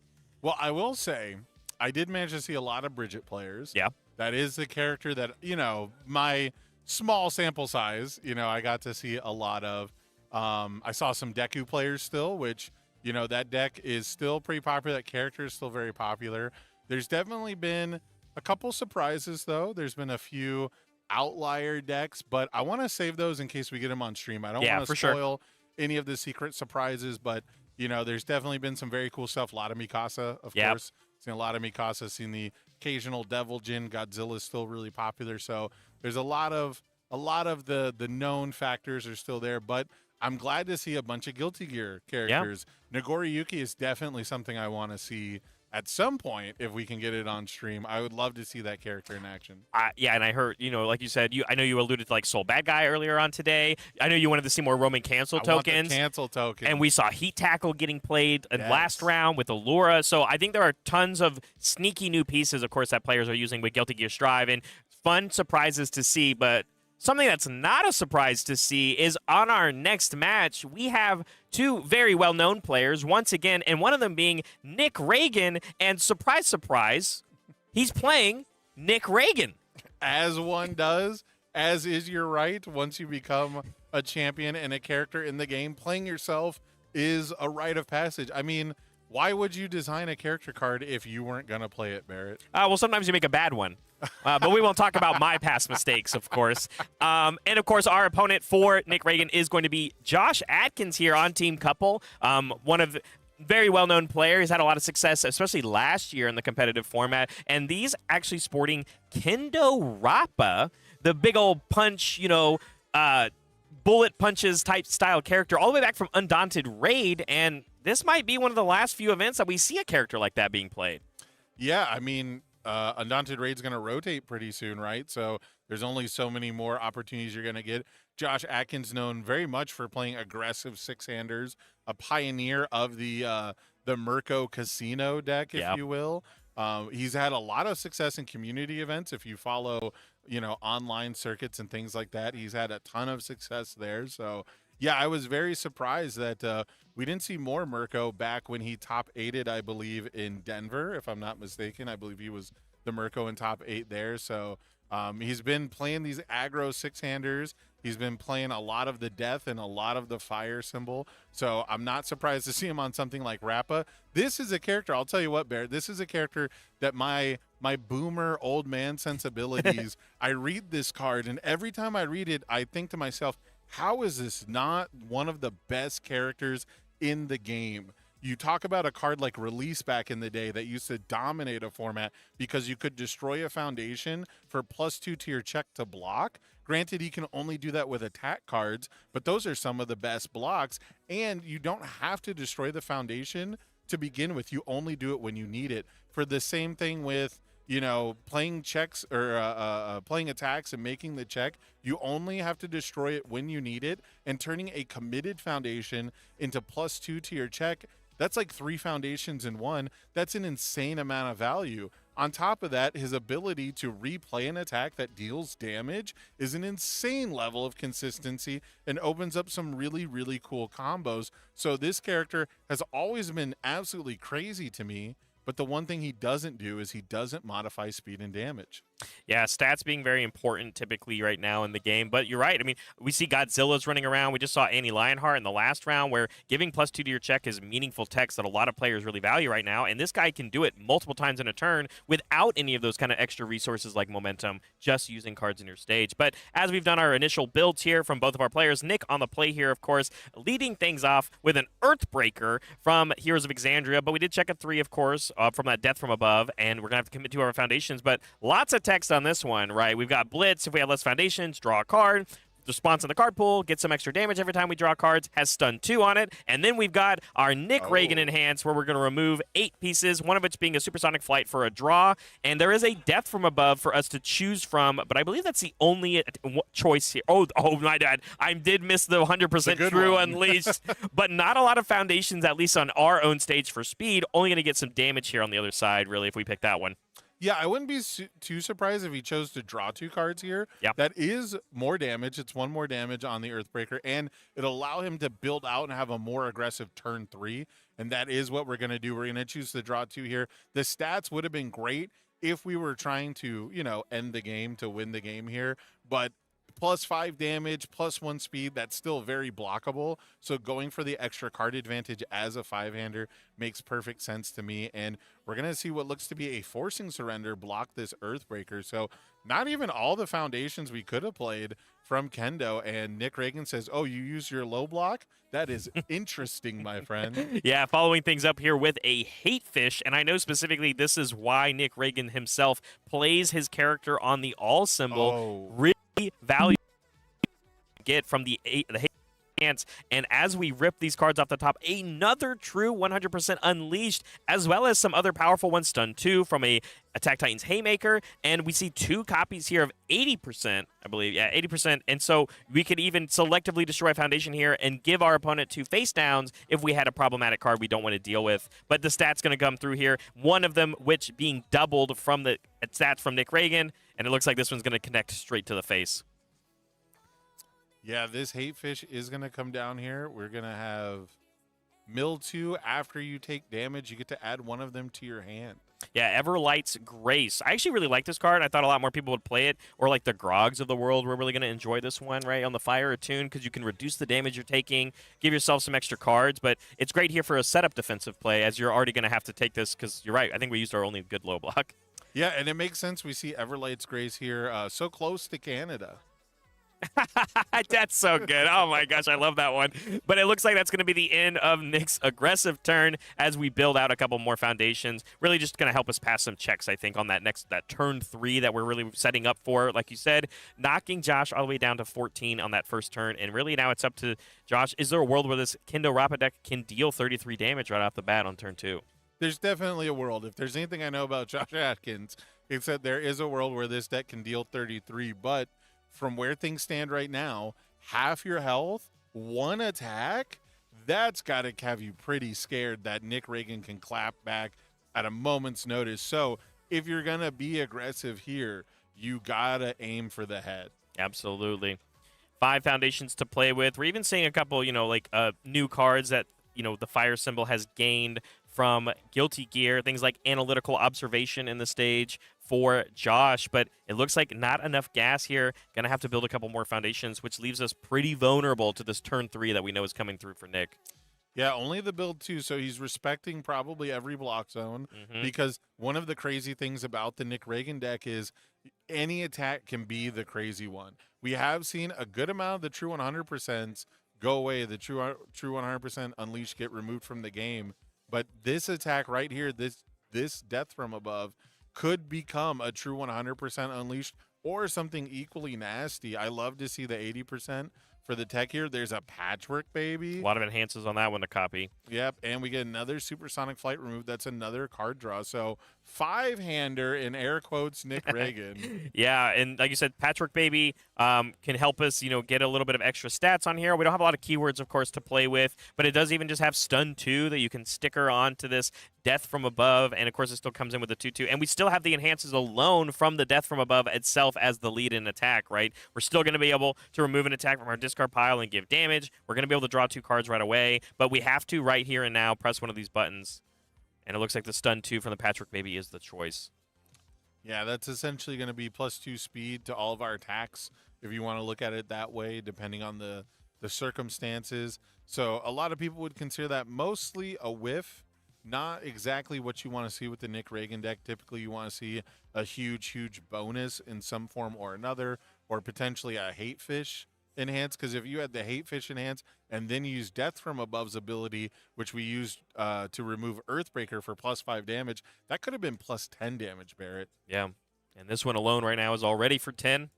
But we have 14 we got to get through, drawing a bunch of cards here, not just from the Enhance and the Death from Above, but we went ahead and flipped over that Settling to draw a card. And so now, based off of how many more moves Nick might have, we can easily kind of pass the checks. But it looks like we're taking this one straight to the face, going down to 4 here for Josh. World's Weakest Hunter coming in here. This is one that you definitely want to...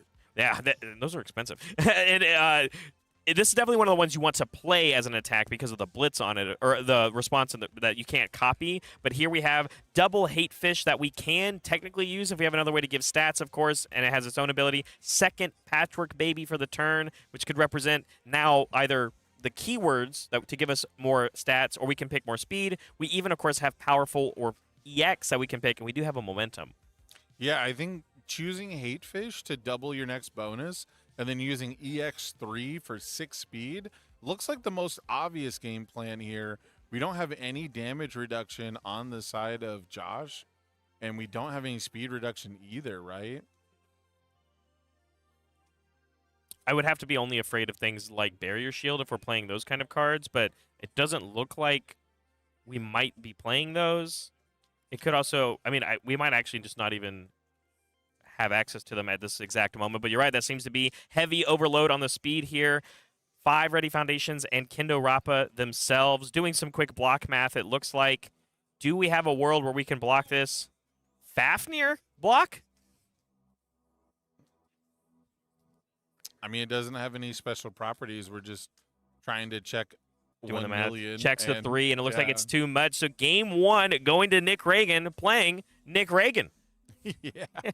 Yeah, with some really flashy offense. I mean, that game was all Nick Reagan. Oh, Tyrant Rave. Whoa. I want to see that happen next game. Yeah, it's interesting. He's got a lot of, or I shouldn't say a lot, but he has a decent amount of attacks that don't have really impactful enhances on them, right? The World's Weakest Hunter can be considered a miss.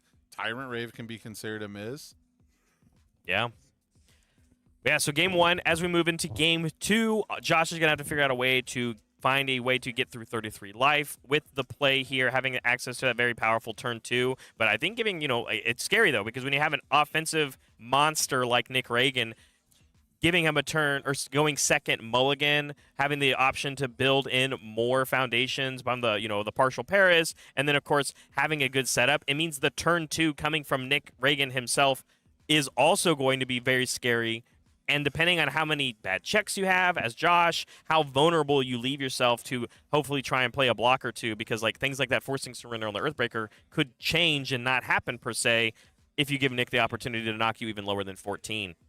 Yeah, and I'm really curious what the offense in this Kendo deck looks like. We didn't get to see it pretty much at all, right? We didn't get to see anything come out, not even an attempted attack. I don't even remember seeing an attack get checked. Did you? No, I guess not. I mean, it was just when we went to block and the cards we had in our hand. Yeah, he was building well. He was checking well. It just wasn't for game-winning moves. So. BMI Buster on that block, right? That's what we checked. True, yeah, we checked the BMI Buster, which that's a really good one right now. Jesse and I were talking about earlier with Runaway, kind of leaving the format because of how many action cancels people are willing to play. The Mikasa Ackermans of the world with 4 Koenma's task mainboarded. We have incredible display, so response cancels have, been there. There's cancels for almost everything. I mean, Tattered Costume counts for an action cancel. So I even heard of a player earlier today. I think it was Keenan Meadows. Maybe I shouldn't name names, but people know Keenan and they like Keenan. And Keenan's a former champion, and Ashley Fullerton's card just came out. So, or is it Ashley Meadows yet? Have they actually? Not yet. No, the character card they've been is Ashley Fullerton. Okay, anyways. They've been engaged forever. So, anyways, Keenan earlier today had a really great play where he could prevent his opponent from, continuing to attack him. I think he was playing against the Mikasa, and Mikasa needs that clear card pool to keep going, right? Yep. So he's like, great, I will play this Runaway. You started with a 3 damage move. You made it 10 damage. I will instead only lose 3 and, clog your card pool, and then you can't play any more attacks. Yeah. Unfortunately, he checked a 3 on it. He couldn't pass the check, so he lost the 3 health, and then he took the 10 damage, and he was at 13. Wow, for exacts. Yeah, so if he, but if he doesn't do the Runaway, he probably loses to the next move anyway. So can't really call it a mistake, but it just goes to show you that Runaway used to be one of the most powerful actions in our format, and now it's kind of becoming a liability. Yeah, I'm glad that the through line's carrying through then, because then immediately we saw the Chaos Mirror match, like symbols battle off against each other with Brody playing Allura, and then we had William Anderson that was playing the Annie Lionheart deck, and they were both playing Runaways. Well, and one of the Runaways was meaningful. But on the other side of the table, you stared across heavy momentum generation that exists now with things like Tension, while you're staring at Incredibles plays, like you said. And so it makes those actions be, are they still good? Are they liabilities, like you said?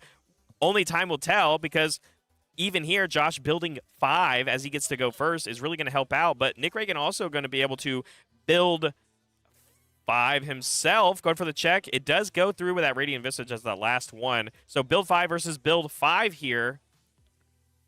Going to be pretty explosive, I'm seeing, hopefully. Holds the 1. Nick hoping that 33 health is enough of a buffer, enough of a sponge to absorb Josh's turn 2 aggression. Taking a quick look at the stage, for those of you who are new at home, always read your rivals' cards. Always just give them a good quick peek before you launch into attacking, because I can tell you right now, I don't know how, I don't know why, but the card Moment of Normalcy is invisible to me. I have lost so many games because my opponent uses Normalcy, and I'm just like, oh, right, you have that, and I'm ignoring it for no good reason. So quick peek at the stage to figure out what's going on.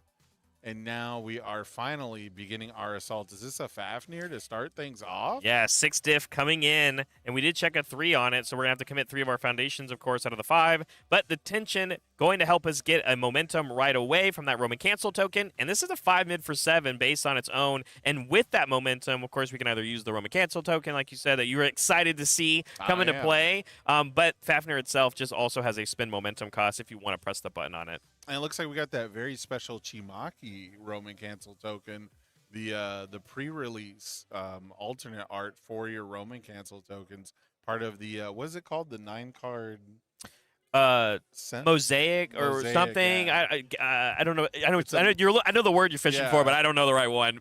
Hitch would be very upset at me for not knowing what it's called. Me too. He went over it with all of us, and I think mosaic is right. I think it's a mosaic art, that is what they call it. But it's the 9 characters, 8 characters plus Chimaki. It creates a beautiful picture, and you could only get Chimaki at that pre-release. So make sure you guys are paying attention to the UGN, where they're always going to be able to find your pre-release events locally. And now we have Rappa's signature attack. Yeah, bullet punches, but of course we did get that full block here from the World's Weakest Hunter on the other side, giving that full block for Nick Reagan. So having to deal with 33, but bullet punches is the beginning to do that, because we now have a momentum for our Echo on this. And remember, Rappa even has like that pseudo Echo type ability as long as your move connects, which obviously the Fafnir did not. Yeah, and we see the Nick Reagan enhance. He's removing 8 cards on defense.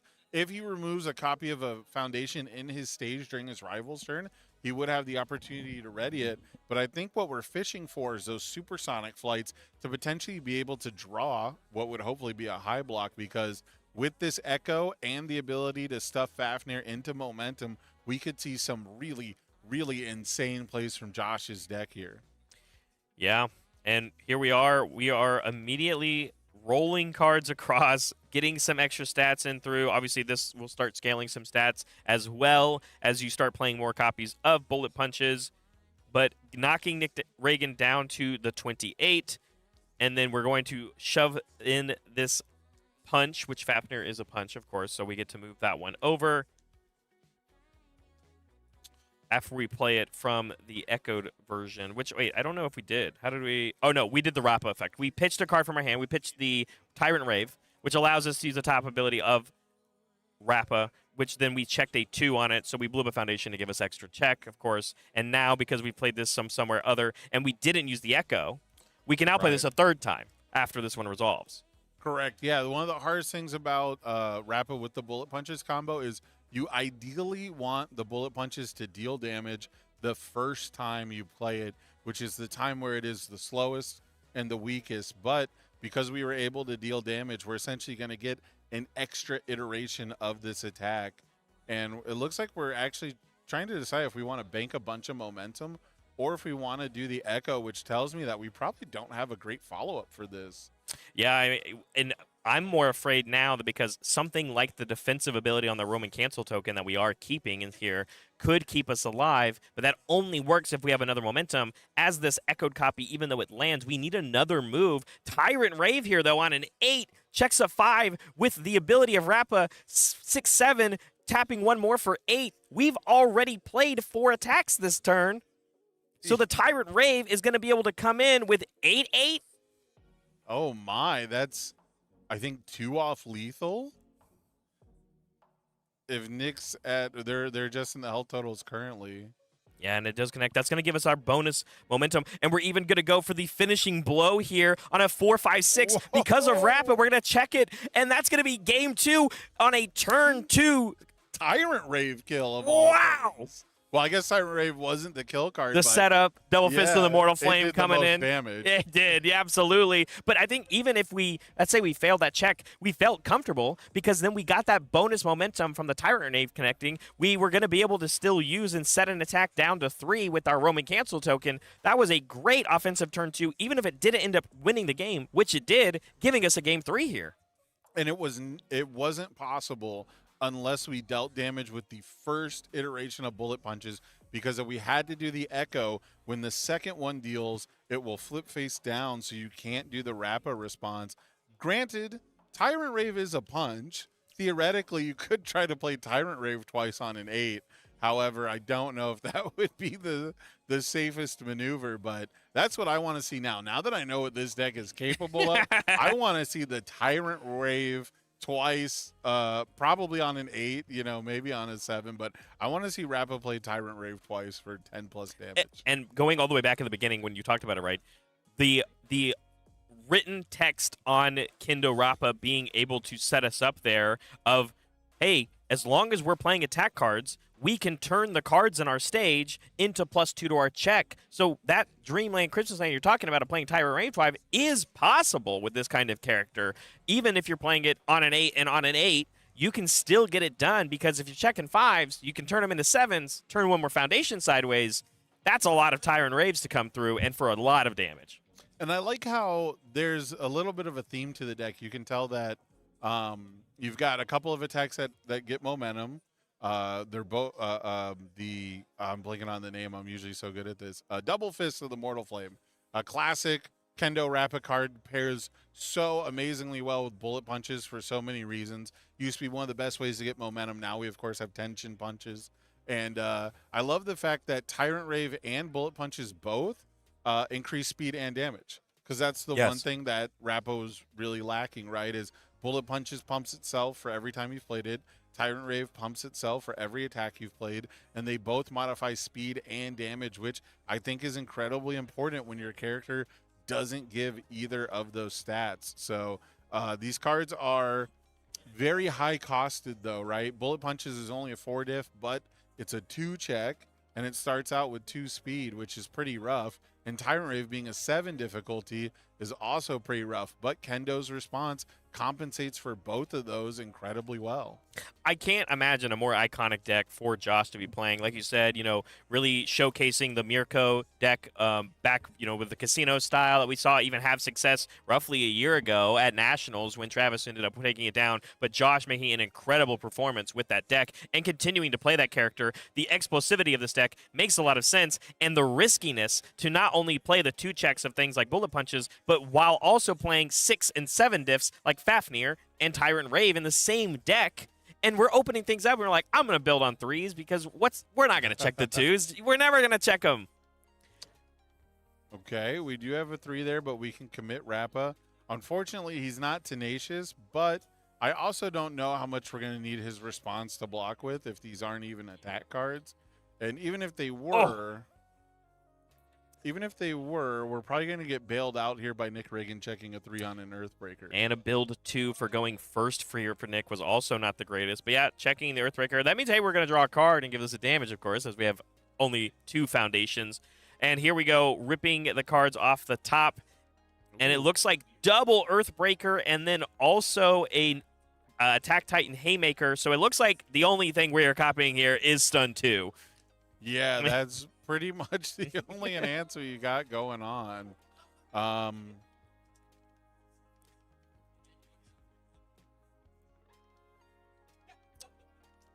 There it is. Yep, Board completely tapped out, right? We already have the Stun 2 on the Earthbreaker. Copy another Stun 2. Completely taps out, basically, on this one attack alone. So the stages look very similar, where nobody has access to Foundations right now.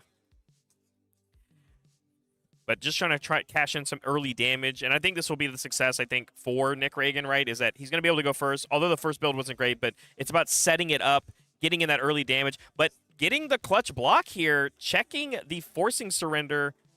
Going to be able to block that one and make it through, because we did end up using the Moment of Normalcy to reset the speed back down 2-3 after the 2-2 comes through. So on a 5, takes no damage. And now Nick is in a tough situation if he wants to keep attacking just to get any sort of damage on the board, but we don't have anything readied. Dimension Sphere on a 5? Checks. Okay, this one's going to get a few stats from Nick. It could get a big hit on the Enhance, and if it deals, we're going to get to draw 2 cards and discard a card, and there's double Supersonic. We're going to draw with 2 different triggers. That's going to give us 2 different damage responses with Earthbreaker. Excuse me, and now all of a sudden, this is a 5 damage move instead of a 1 damage move, and we haven't even done the enhance on the removed cards yet, which could be Patchwork Baby for even more damage. Right, Earthbreaker has quite a bit of keywords, right? I mean, it has Punch, it has Stun, I think it has Charge on it, and then this one alone has Charge, Range, and Stun 1, but of course the Stuns and the Charges will overlap, but only getting a couple of extra stats. But I can only imagine that's what he wants to cash in a little bit more just to get on the board. And now I'm more concerned for Nick on what the build follow-up is going to be.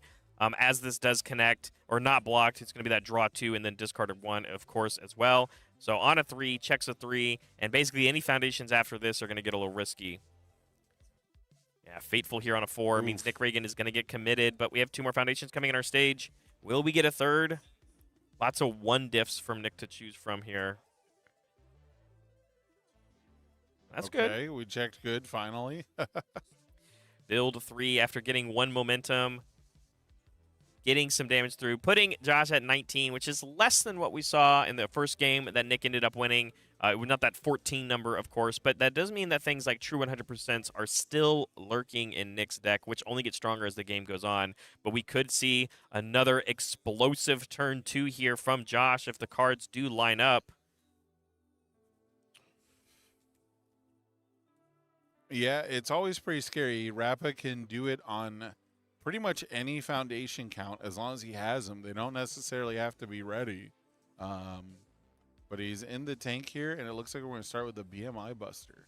Yeah, BMI, no momentum here to get the spend 2 momentum ability of it, which is very good for these kind of aggressive decks that allow you to draw more cards and get some extra Foundations in your stage. But like we talked about, action cancellation earlier on, now we have access to that in our card pool whenever we so choose to need it, as long as we keep it here. But it is a punch, so we are allowed to shove it away, right, with our bullet punches. Yeah, and it's super important because we need our high attack that is pretty low speed to deal damage. And so being able to counter things like Airy Smiles, being able to counter things like Filled Without, being able to counter things like Runaway that prevent you from taking damage, all seems super, super important for this deck. Speaking of, there are new layers unfolding here for at least me in this matchup. We just pitched a massive Mute Machine for Josh. Huh. Is there a world where this is also an equipment heist deck? Checking it 2 here on a bullet punches on a 5. So tapping the full 3 Foundations here of just trying to get as full value that we possibly can with Josh. I guess unless we're going to blow one up first.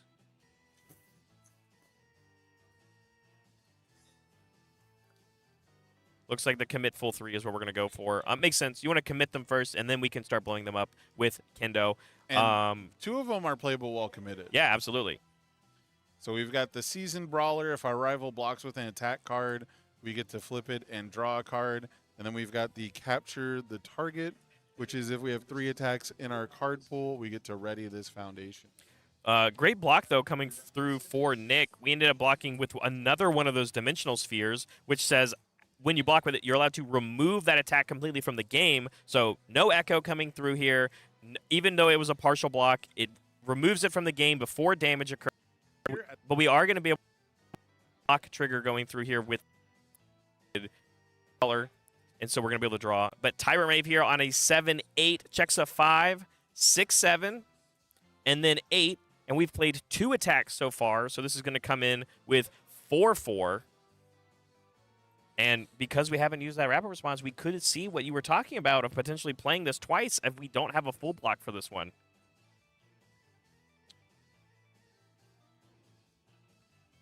This would be 9 damage each? Or no, it would be 9 and then it would count itself. The next one. Yeah, you're right. Sorry. Yeah, you're right. 9. That is actually an interesting question. Is it another attack? Each other attack. Yeah, I mean, is it an other if you attack played if you it play twice? It again? That's a good question. It's state refreshes when you attempt to play it. Yeah, is my best answer. Yeah, but I could you're see right. I could see other games and other rule systems where it wouldn't count as an attack. Yeah, I mean, it looks like so we are gonna that check did pass. We committed our heaven or hell for it, keeping our moment of normalcy readied. But I think this one is gonna land, and we're choosing to use that rapid response. Discard 1 card on a 7-8 again. Checking an equipment heist, which is a 6-7-8. You were talking about it being a heist deck, and sometimes you don't need the heist effect. You just need the check. We didn't see it at all the first 2 games. No, we didn't. And then that one, like we said, comes in with the 6-6. That one's going to land, knocking Nick down to 13. And then an Urim 3, of course, on it. So we're going to have to commit 1 more. And then checking a Tyrant Rave, wanting to keep our moment of normalcy up. So we're just going to get that build 1 here, but get our 1 momentum. And it is now up to Nick on his 5 foundations to deal 19 damage through a moment of normalcy. And we know that the deck can do it. This deck pumps out stats. What we talked about that. And it pumps out stun. That we can put them on. Speaking of, starting things off here with that patchwork baby, and all of a sudden, that moment of normalcy that we were relying on for Josh doesn't exist, completely tapped out. And like you said, Rappa is not playable while committed. We're basically blocking nothing this turn. Yeah, it's going to come down to, I don't even know what on the fire symbol. I mean, a barrier shield could exist in this deck, but I don't think it does. I think our action slot is equipment heist, and this is a patchwork baby with 1 momentum. So itself can be up to 10 damage in Nick Reagan, but we also got a second patchwork baby, which means we can play the enhanced twice to get +4 damage twice. Then the +2 from Nick would make it 11. 1 momentum makes it 14. So any one more move, yeah, gets the job done. There's also death from above, though, which is probably more damage than a single momentum could give. Yeah, it looks like that's what it's going to be. We're going to remove this Earthbreaker, which is going to give 5 more damage. You get the damage equal to the removed attack's damage or base damage. So 5 more, which is just 1 better than that Patchwork Enhance, like you just said. So going to give it even more, plus that 2/2. Going to knock Josh, I believe, down to 4, sorry. And so 1 more attack from Nick, and because we didn't choose to draw any more moves with Death from Above, I can only imagine it's in our hand, and this is going to be the game. Yeah, I would definitely be fishing for more attacks if I didn't have game in hand, and we see at least 1 more. Nick Reagan, of course, now is twice per turn, so 2 attacks is all you really need to do it. Yep.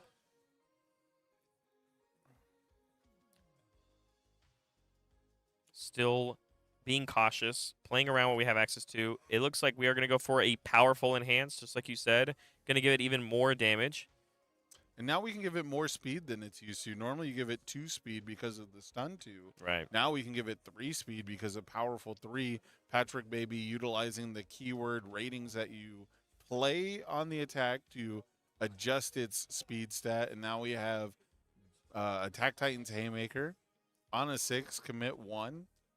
We have a blitz that says you cannot block this, and there's going to be the handshake. Nick Reagan taking down round 3, playing himself. Yeah, and moving on to 3-0. Of course, you know, as we're kind of showing off some more stuff, we even had that 100% unleashed here, but very explosive decks here. You know, didn't really see. Back and forth. Yeah, didn't really know what the Rapid deck was doing in game 1. Didn't really fire off on its cylinders. Didn't draw any gas.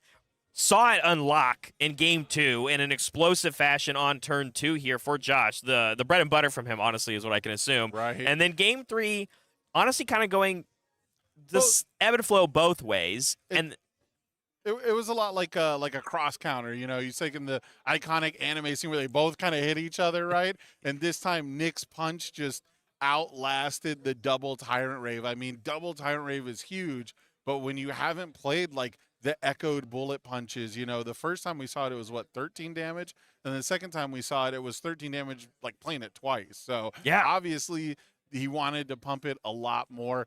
Didn't quite have the gas, and Nick Reagan is able to take it out. And Dimension Sphere was huge for him in that. Yes. And he sideboards true. all 4 of them. Had one the play offensively to get him a momentum, which was nice for the powerful ability that led towards the end of the game, and then still had one in his hand defensively to get that bullet punches out of the card pool for Josh. Great game. I loved the explosivity from both of these decks.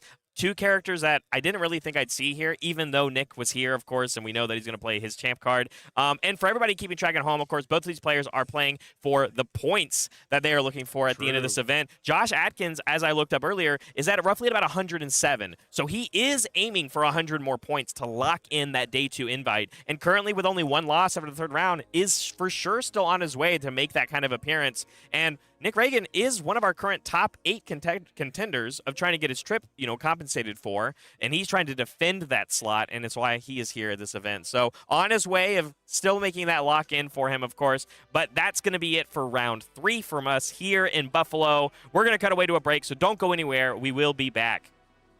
We're here at the Buffalo Regional. It's the end of round 2. We're going to be asking some players what's going on today.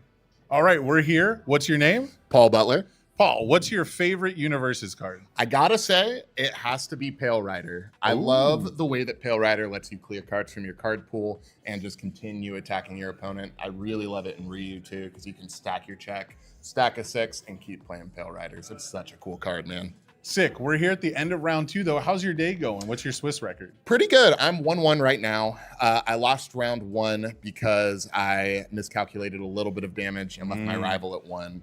But then round 2, I killed a double Jin in 20 minutes. Oh, what do you... Channeled my inner Caden, Kill him on 2. What character are you playing? I'm playing Bert 2 on Death today. Berthold Living Weapon. Okay, Yes, that's a sir. character we haven't seen in a minute. Let me ask you this. If you could have any intellectual property for UniVersus, what would it be? It's gotta be Full Metal Alchemist Brotherhood, I gotta say. That was my first anime. I grew up watching it. And the characters just fit so well in UniVersus, I think. Full Metal Brotherhood's a great answer. We'll be back here at the Buffalo Regional with more players. We're here with former world champion Nick Reagan. Nick, what are you playing in today's event? I'm playing myself. As you should, as you should. We're here at the end of round 2. What's your record today? 2-0. 2-0. Nice, nice. And if you could have any intellectual property in UniVersus, what would it be? Ooh, that's a tough one. Recently, I started playing Expedition 33. I think that would be sick. Expedition should have won.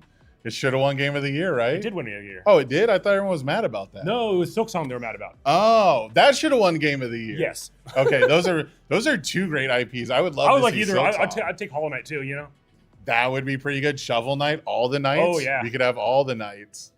The last question I have for you, I got thrown off because I thought Expedition 33 didn't win. If there was one card that you had to pick to be your favorite UniVersus card, what is it? Well, I mean, it's Remulus. Remulus? Okay, Remulus 1 or 2. You got to pick Remulus one. 1. Obviously. Okay. You start on 1.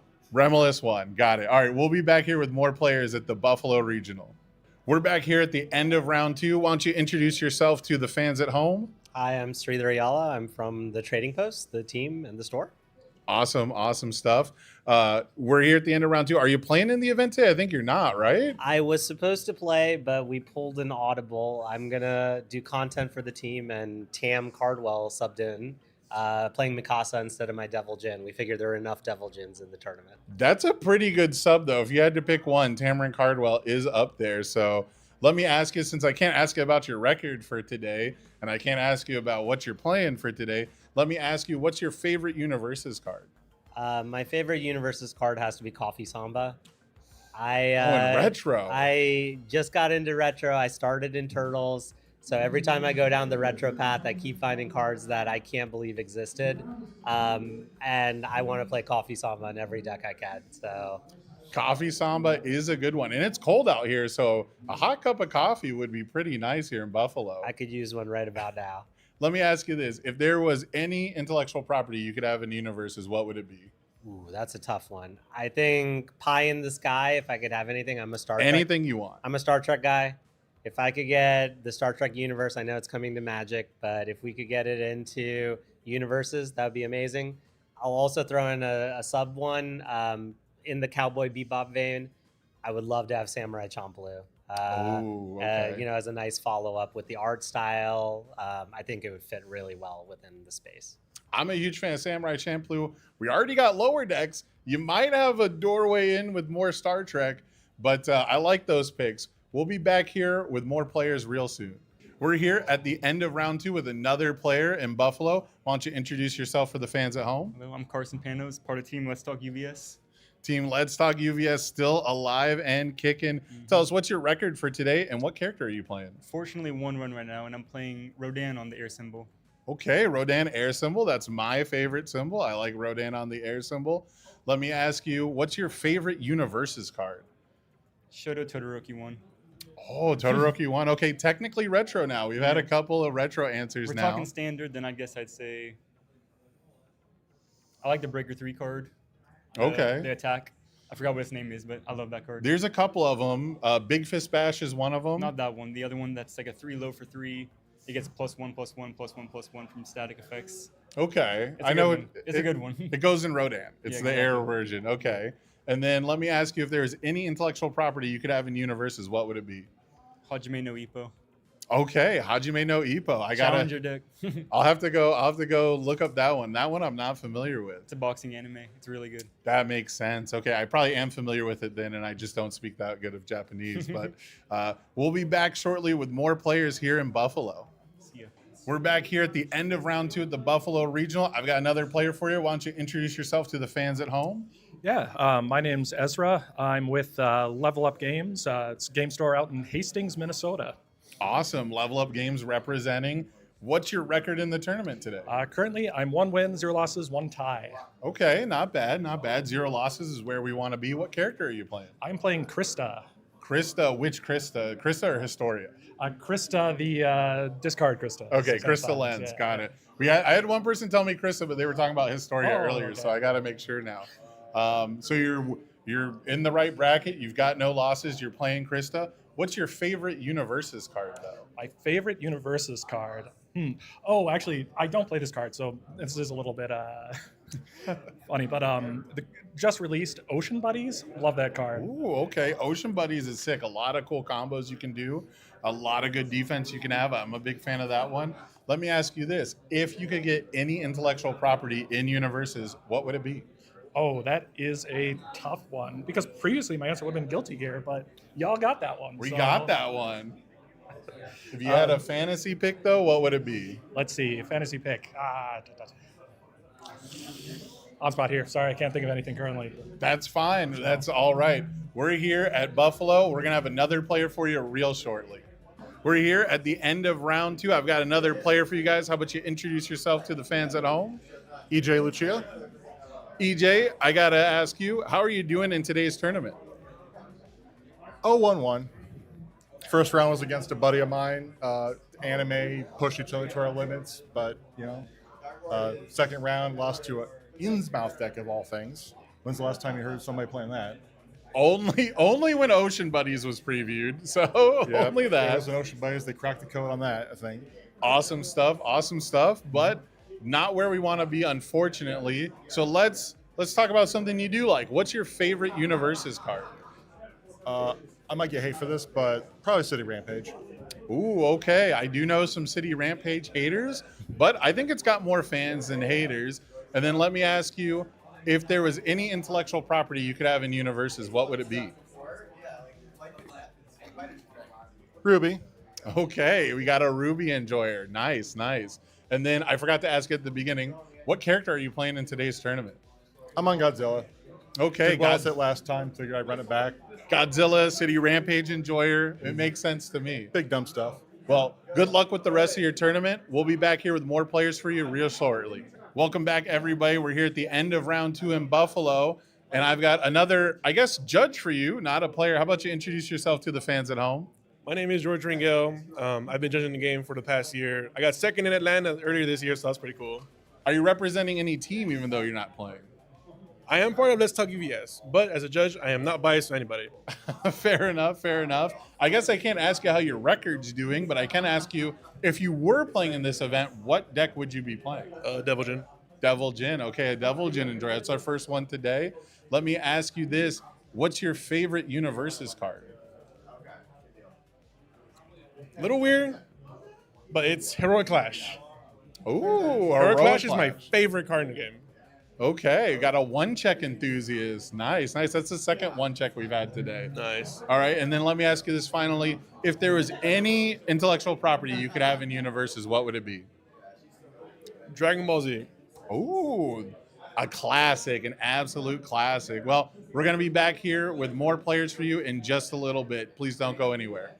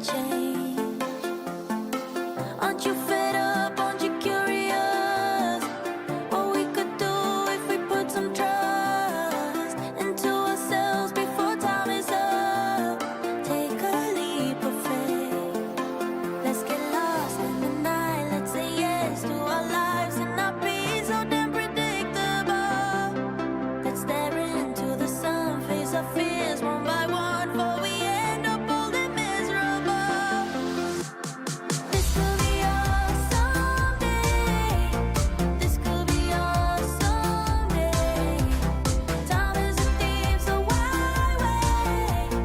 This could be us someday.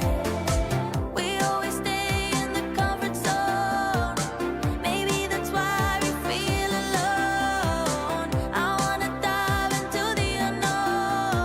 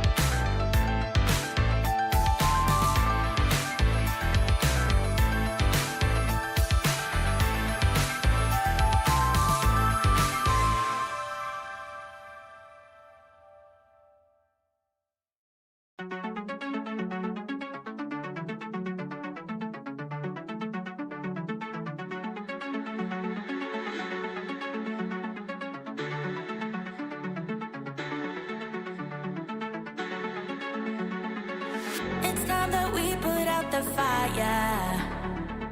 With every breath I breathe you out. We just can't take it any higher. It's only fair we let each other go without. Oh, this is hard to admit. I don't long for your kiss, and I know you don't care. Oh, what we had was a bliss, but it's falling to bits. Darling, this is it. Our time is up. We both know it shouldn't have to hurt this much. I don't want it to see it, but we've lost touch. Time to give up. Maybe we just wanted it to hurt too much. I don't want it to see it, but we've lost touch. My heart can't take it any longer. This careless love is getting old. Let's face it, we're not getting younger. If all is said and done, it's time we let it go. Oh, this is hard to admit. I don't long for your kiss, and I know you don't care. Oh, what we had was a bliss, but it's falling to bits. Darling, this is it. Our time is up. We both know it shouldn't have to hurt this much. I don't want it to see it,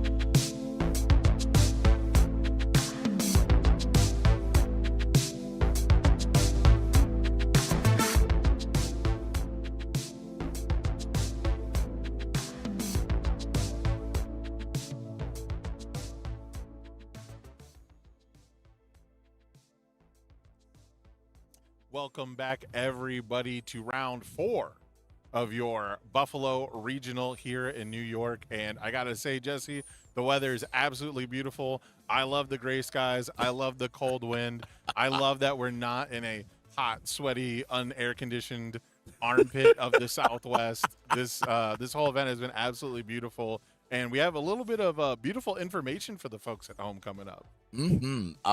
Yes, we do have our breakdown here for the meta of this format. Not everything's about where I expected, and then not where I expected. I mean, we definitely see some new faces. Not a ton of Guilty Gear characters showing up just yet, but Bridget making it on here. Devil Jin, not a surprise. Rodan is a little bit of a surprise. Usually Rodan is a consistent figure in Top Cut's high-level competitive play, but usually sit more around 2 to 3% of the player base. Hanji Zoe is a surprise to me personally. Even though Hanji won Glasgow and proved it's still a real deck, I'm very, very shocked at how popular this character is, even, despite the success. Playing without 9 Titans, it still feels pretty rough. Oh, yeah. That deck is still, I think Kevin Broberg's on that deck this weekend. Correct. And it is Hanzo, man. It's still there. It lost 4 cards, but guess what? It found 4 better cards, or it just took them out and it's like, all right, deck's still good.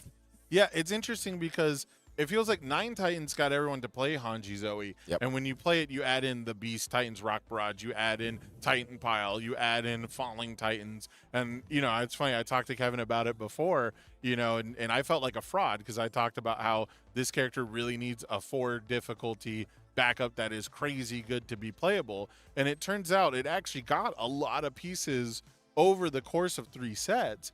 It was that 4 difficulty backup that got everyone to try the deck, but now we've learned that these cards are still good even without that backup. So very interesting stuff there. Mikasa Ackerman, the newest member of our meta breakdowns, remaining very popular. Also, Krista Lenz at 4.9%, and Azuka Midoriya on the move, which we're about to see in action here. We got a fun matchup. Yeah, because both these players are 3-0. We got Corey Nelson, tried and true on. He's been playing Midori on the move for quite a while now. Pretty much the most unkillable character in Standard is what Corey Nelson's going to play. Yep. But on the other side, we have one of the upstate New York regulars, Manny, who's on Sun Jin Woo, and we're going Monarch mode here. Yeah, Sung Jin Woo got a huge boost with the experience bundle, and now May's undefeated going into round 4. So if Sung Jin Woo wins this matchup here, it'll mean that he's undefeated for more than half the event, which I gotta be honest, if you told me Sung Jin Woo was gonna go win 4 rounds in a row, I wouldn't believe you a couple months ago. And this deck is very, I understand this deck is very well tuned. It is looking over the list here, comparatively, we're just playing all 4 X's of all of the new shift cards, right? Some Falling Titans, and that's it. And then it's just protection. We're playing 4 Fill Without main. We're just like, all right, I got this. Yeah, I think these are actually going to be some pretty similar decks. They both seem focused on backups. There's a decent amount of damage reduction, and the 4 Filled Without is something you typically only see Hanjis get to do because Hanji Zoe gets to play a smaller attack count most of the time, and Falling Titans decks in general get to play smaller attack counts most of the time. So with a limited pool of shadow attacks, it's not that surprising to me that we're basically just playing all the experience bundle cards plus Falling Titans. Yeah, and looks like we used Grinding Overtime as our XP, and we're as our spot here, and we flipped it over to a high orc because why not? Good start. Yeah, and it looks like we have a Nonagon being built. There's a Guardian Angel of Chinatown. Really, really strong pieces here for the Deku deck. The Dekus typically try to build the big stage, kill you with one big attack, and having Guardian Angel of Chinatown to prevent the damage from being reduced is one avenue that you can use to cut off your rival's interaction. Not a lot of ways to reduce the speed on a flash attack without an enhanced step. Most notably, you have to be fire tuned to do that most of the time, which is one of the reasons I liked playing Hanji Zoe. So pretty interesting to see. We've got a deck that's very similar to the Hanji deck, and it doesn't have the fire symbol though, so it's going to have to find different ways to play defense. And it looks like we are going to use, we're going to play a Rage Riot from our discard pile. Let's get that. I'm going to bring that up here because this is one of our many new shift cards. Yeah, Rage Riot's the 4 high for 7. After it deals damage, you build it transformed. This is by far, I think, the best of the new shadow attacks, of the new shift attacks in the experience bundle. I think before it came out, I told people what Sung Jin Woo really needs, if we're going to give him a backup game plan, is he's going to need a shift attack that will build itself transformed during the combat phase, clear the card pool, and ramp a backup. And that's what Rage Riot does. It just has to deal damage. And that's the situation here. We're just like, hey, we're gonna put this in and protect ourselves. Well, let's see here. It's like we're just gonna. I mean, this thing's a 4 high for 7. I like that there's these big attacks. So just like, hey, it's coming in. It's going to get shifted either way.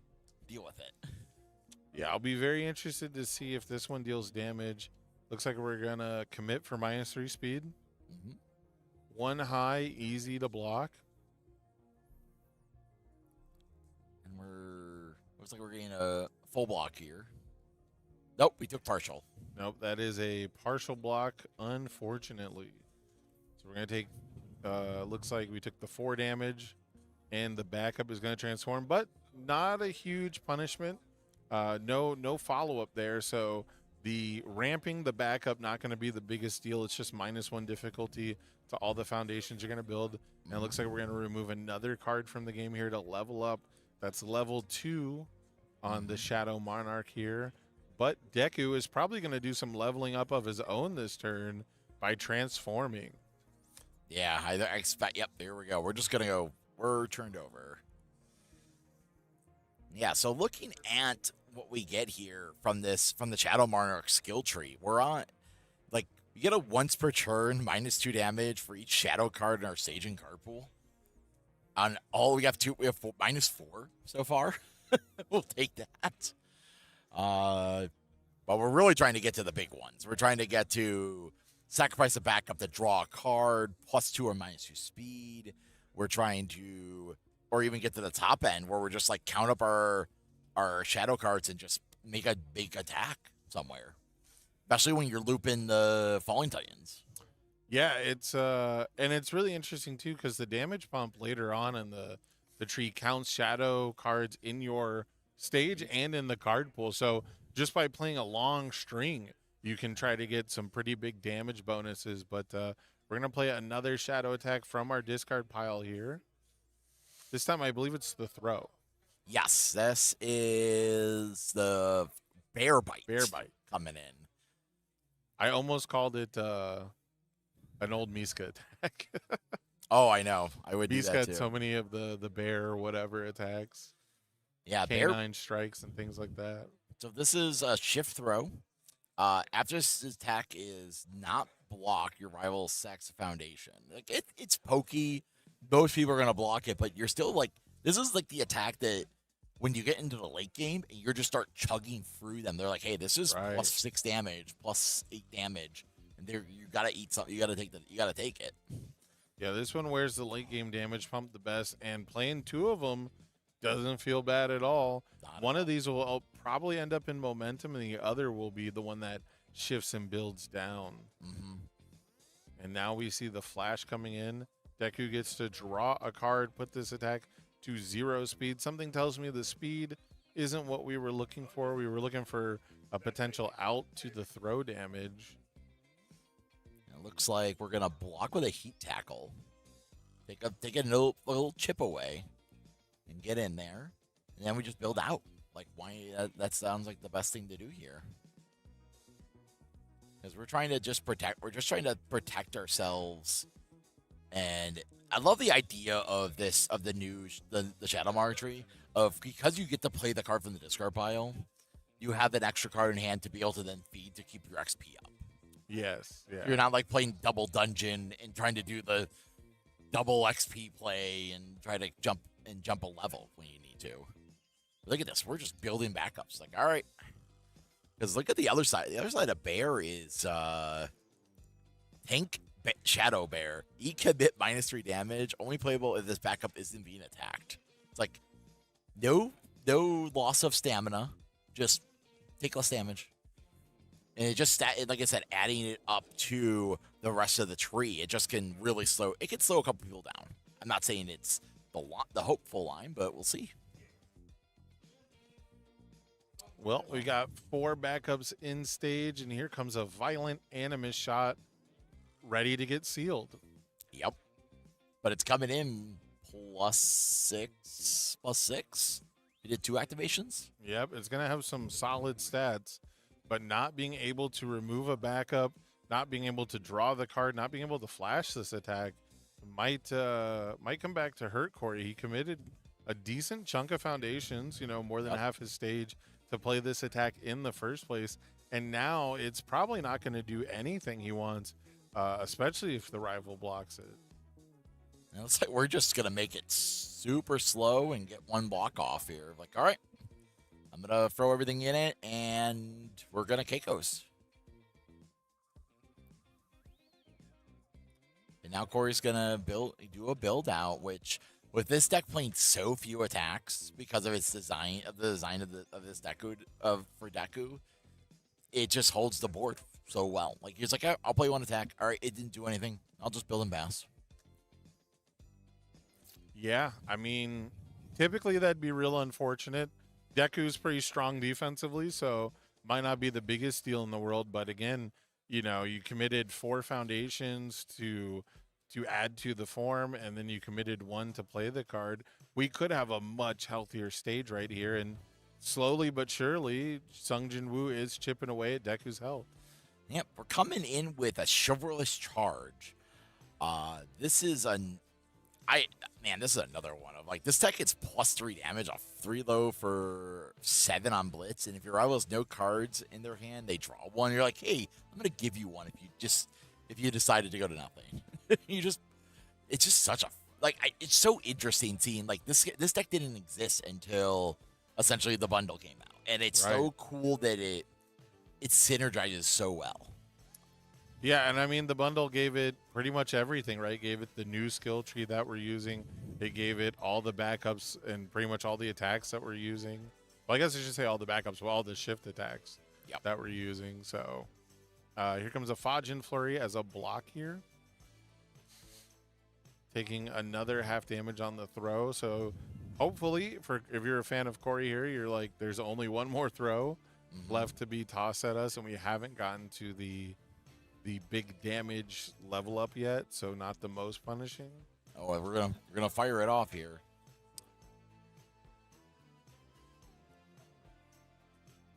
Yep, it looks like we're gonna go in for we're gonna get the because it looks like we also played we played 3 attacks. We played a couple attacks here. I think we played a Shadow Sorcery in the middle of that too. Just to add to this, and it's just like I said, we're just throwing stats. Yeah, and stats on a throw has been tried and true UniVersus, right? And from the days of Legacy to the days now. Well, then sacrificing the backups allows you to play them with the form again, right? If they're not already in the discard pile. So we'll see if there's maybe some sacrifice for some speed and draw. But a Fajin Flurry coming in here, making us take only half again. But the thing is Banny's just slowly building out this board. And, I mean, obviously, Corey could eventually hit inevitability. That's the one thing. But he hasn't hit. Looking over Corey's lineup. If Corey had been able to hit with that first attack, right, bring his opponent down to 18, 19, 20, it would make the subsequent attack much cheaper. That's effectively 3 or 4 activations he wouldn't need necessarily at this moment. But Yeah, he hasn't hit a heroic passion yet. Okay. Usually that's like one of the things that even when Deku goes into like kind of into the turtle mode, Yes. like plus two extra cards. It's always interesting. Like look at this. Like this does not look like a board you expect from the so like all these useful. They just all have all these extra abilities added to the board. I mean, looking at the Shadow one does like remove, add a spell attack from your discard pile. Only playable if this backup isn't being attacked. Like, and guess what? Many of these attacks are spells. Yep. I think all of them but one. Yep. I could be wrong on that. Yeah, the Shadow Sorcery is a spell. I think it's just Shadow Sorcery. Oh, is it? You're literally going Shadow Sorcery. You're Oh, looping the Shadow Sorcery okay. with it. Interesting. Yeah. I thought they were all spells except Nope. Okay, well. Me wrong on too. that. I thought they were too. Interesting. So we got Fodge and Flurry coming in here now. Yep. Fodge and Flurry is going to generate itself a momentum. Then it can spend that momentum for a little bit more speed and then generate another one. And we're just shrinking. We're gonna start shrinking this down. Kind of a free EX activation here.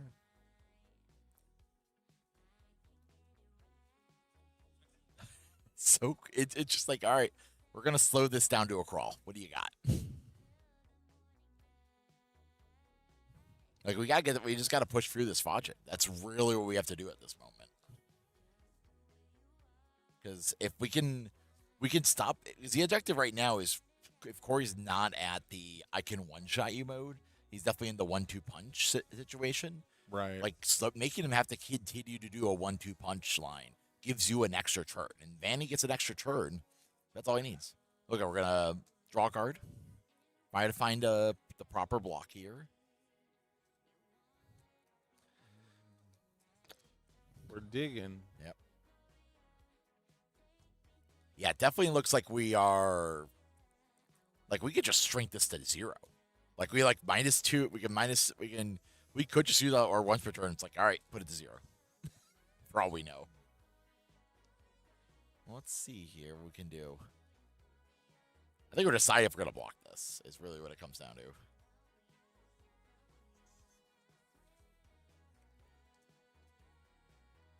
Yeah, because Fajin has. There's a card. There's a couple of my locals who have been testing. Who are testing a deck, and one of the cards against Fajin I've seen is Drift. Okay. Because against Fajin, Block on a 4. Block on a 4. Like it. And you know what? It's not bad. It's a good line. It's a good line when you're trying to push through here. Still on the Fodge and Flurry. Yeah, I'm trying to see. I'm trying to figure out what we're holding on. Like what's the slowdown? You know, sometimes you're just unsure.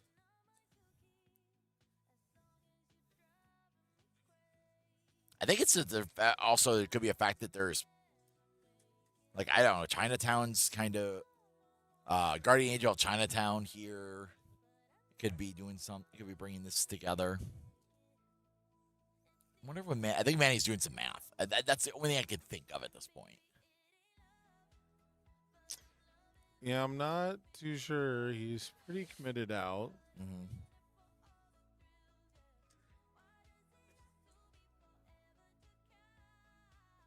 I mean, this is kind of in the unblockable range, too. Yeah, I think we're... Are we doing some numbers here? And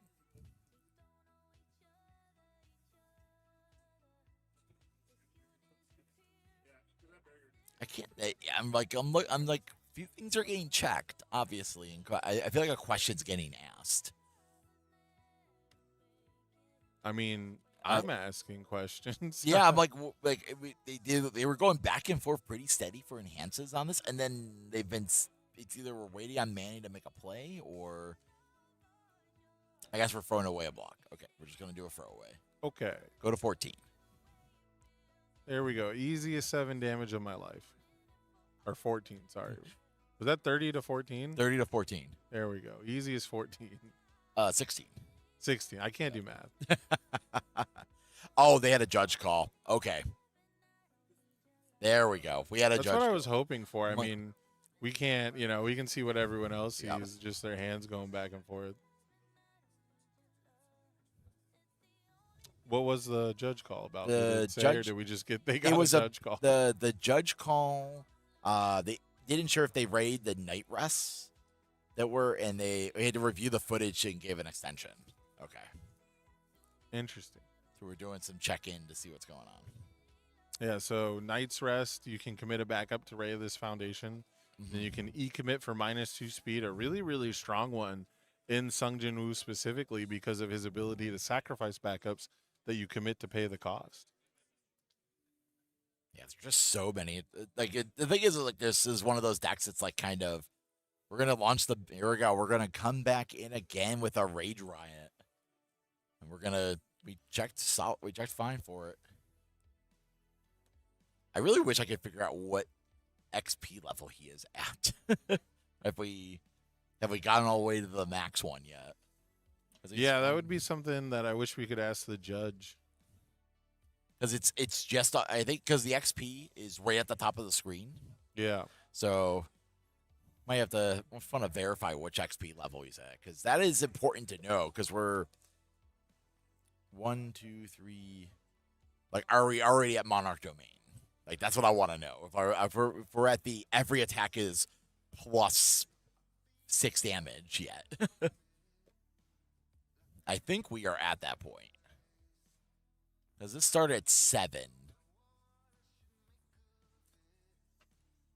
Oh, and looks like we are going to pick up. We're going to do the Chivalrous Charge pick up. We're going to enhance, pick up his attack again. I love that one. They're like, I'm just going to, I'll pick this back up. He's mine. We'll get this back in our hand.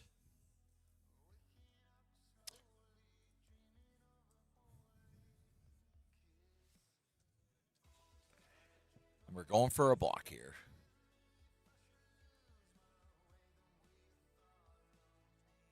And we're going to do a build down. Okay.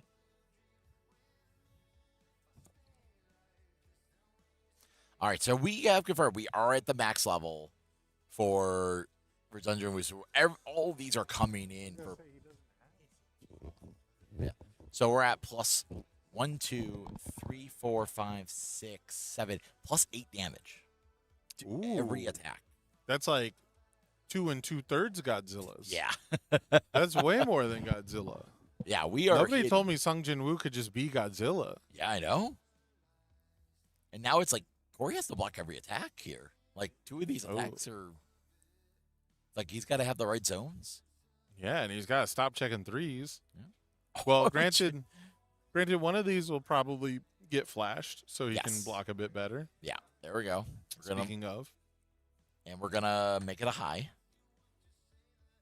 Are we going to, I wonder if he has an Eerie Smiles in hand for this. That's what I was about to say.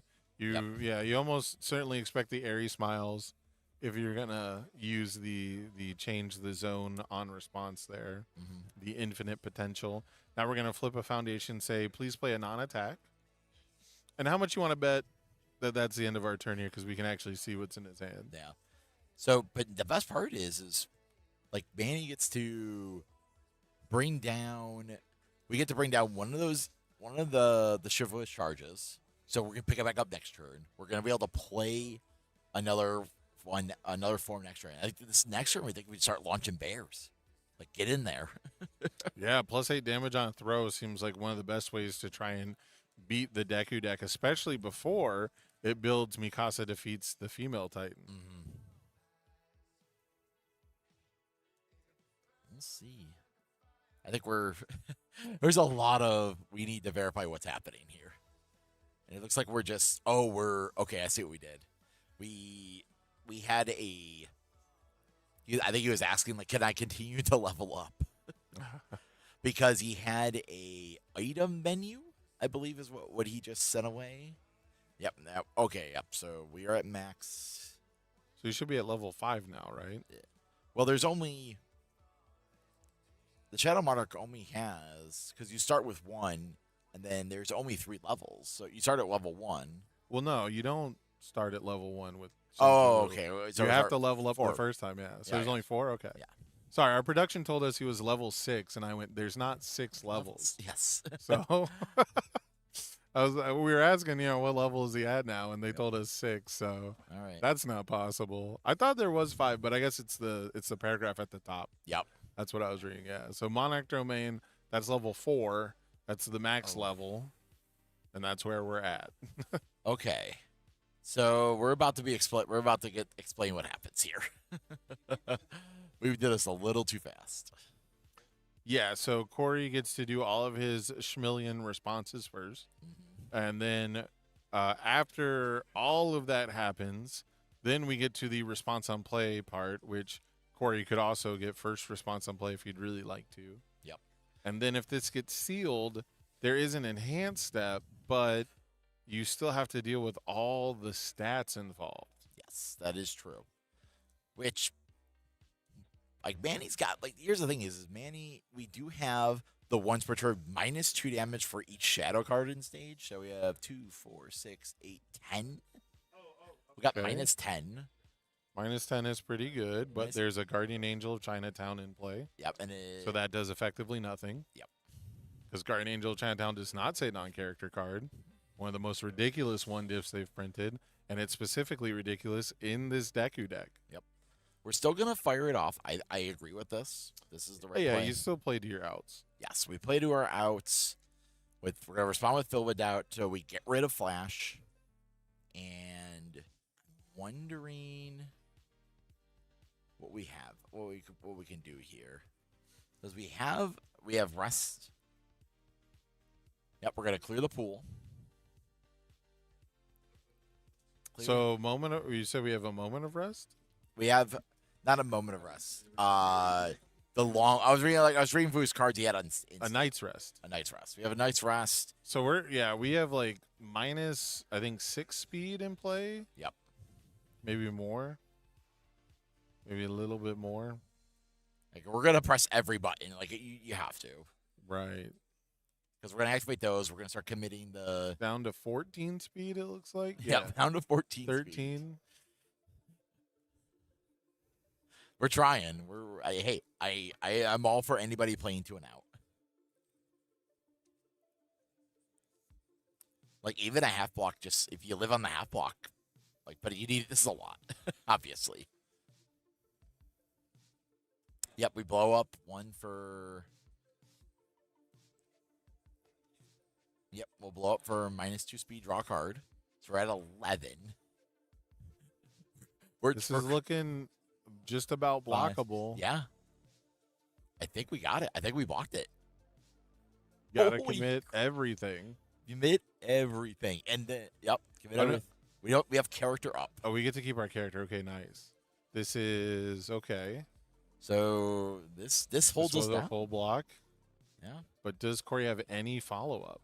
Yeah, because Which is crazy that if he had just committed 2 more foundations, that wasn't blockable. yeah, So a slight miscalculation on Corey's end there. that is true.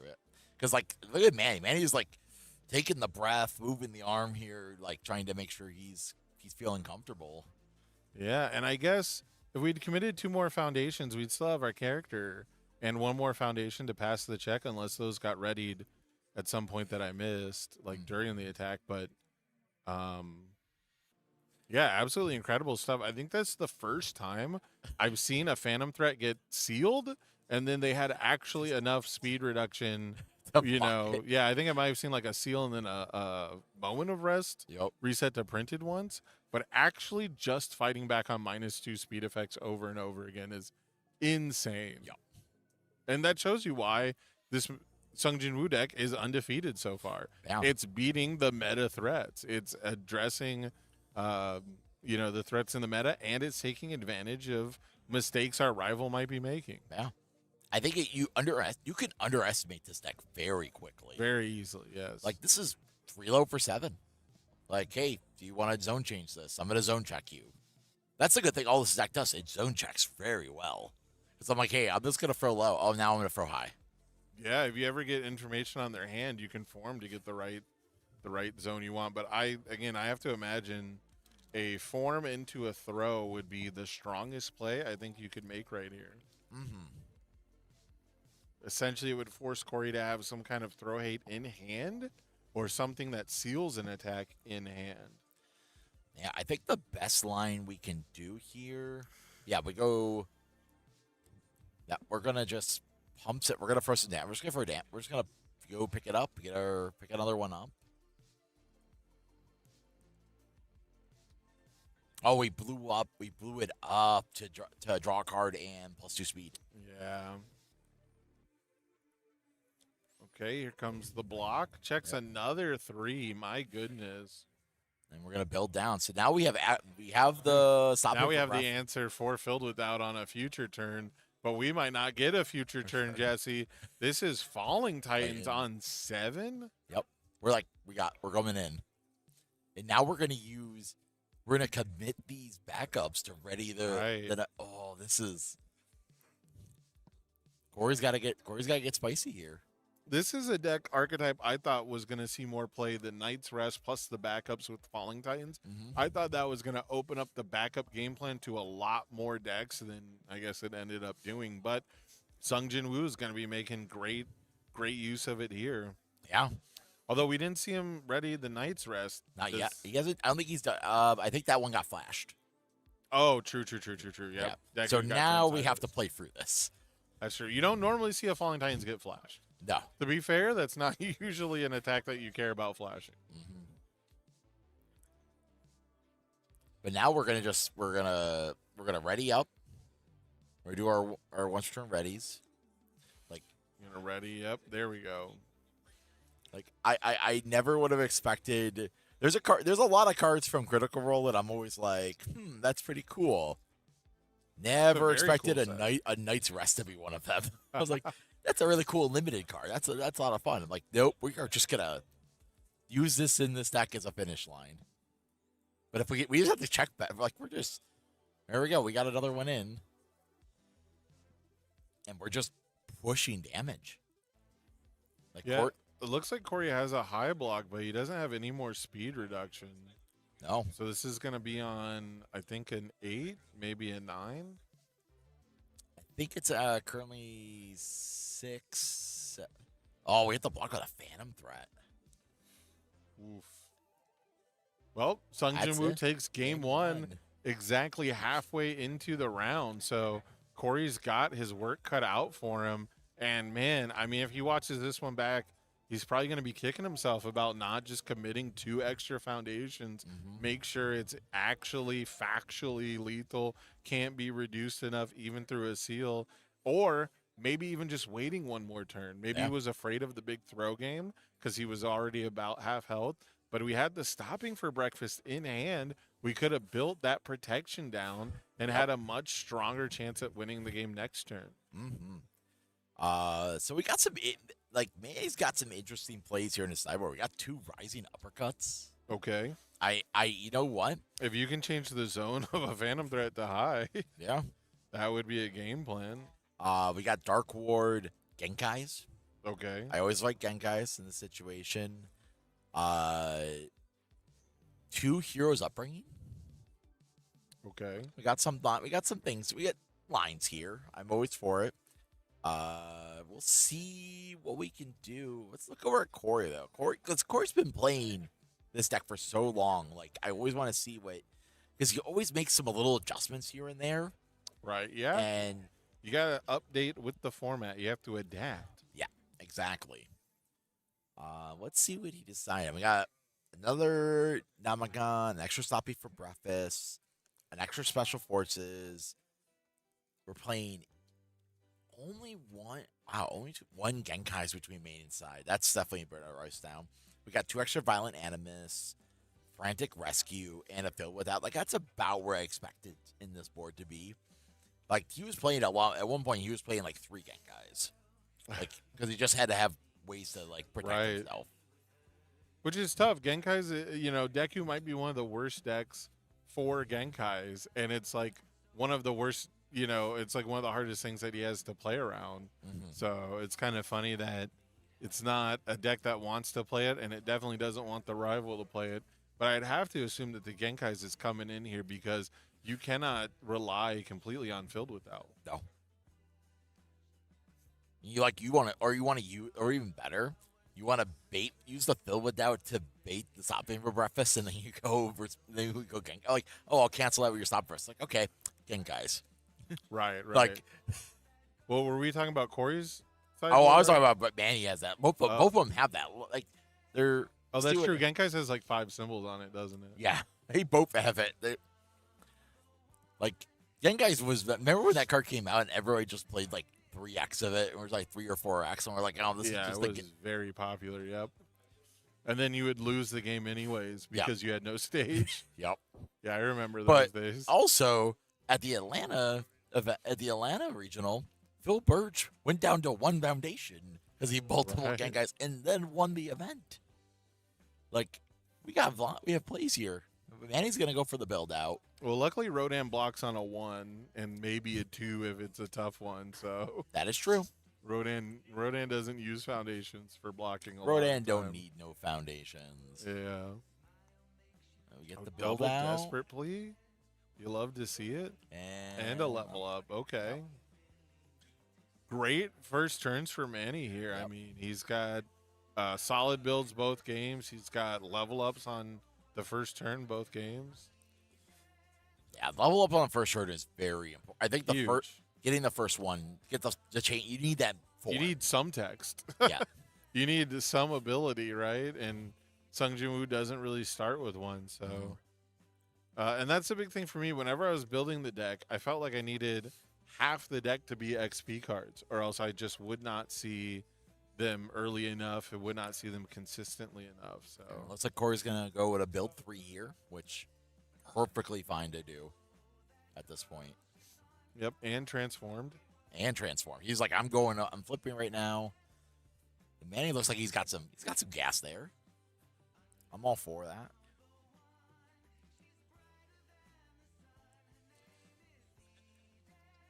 And we're leading off with the bear bite. Like, all right, Corey's like, I'm gonna flash this one. I want to take the most reduced amount of damage. Yeah, prevent the setup, right? Prevent the enhanced step. Prevent getting set up with additional effects. I am a little sad that we committed both Desperate Pleas, because that kind of tells me, that we're not planning to block, which is probably true against Midoriya a lot of the time. However, I feel like that's going to allow Corey to poke him in ways that he wasn't going to attempt before. Yeah. That's going to make Corey a lot more bold, I think, in his approach, because he's already transformed. Yeah, it looks like we built. Is that a difficult decision? Is that what that was just built? It's the last one. I think that's the promo version. We're definitely doing a lot of like clearing, like discard an attack, draw a card. Like, hey, that's yeah. I'm pretty sure that's the promo. I can't tell that I know it's one of the weekly plays. I see. Yeah. I just can't remember which one it is. It's pretty sure it's difficult decision. Which, why not in this situation? Here comes some flurries.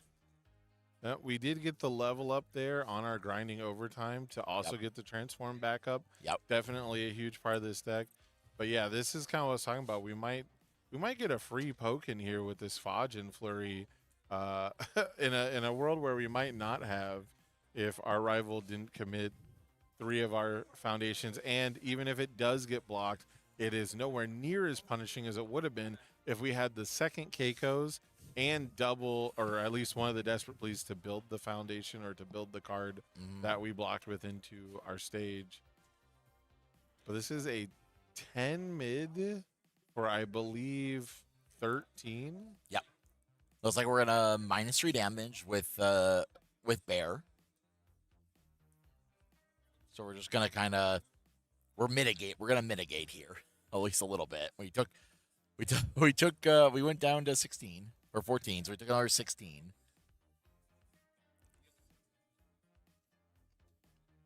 And we're going to fail the heat tackle. And I think Corey's like, I don't need this heat tackle. I'm just going to play it and see what happens. Like, I want +1 hand size, though. Yeah, I mean, Sung Jin Woo cheating hand size without really adding the cards to hand a lot of the time. Playing it from the discard pile. Yep.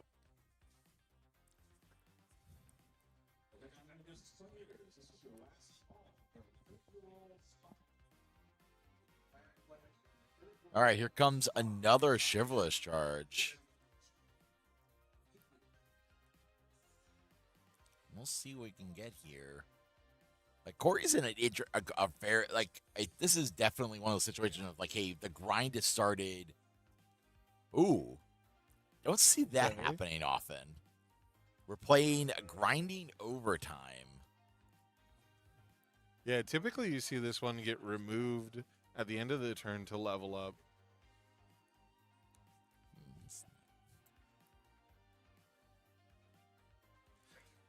Yeah, grinding overtime. Enhance your turn, level up.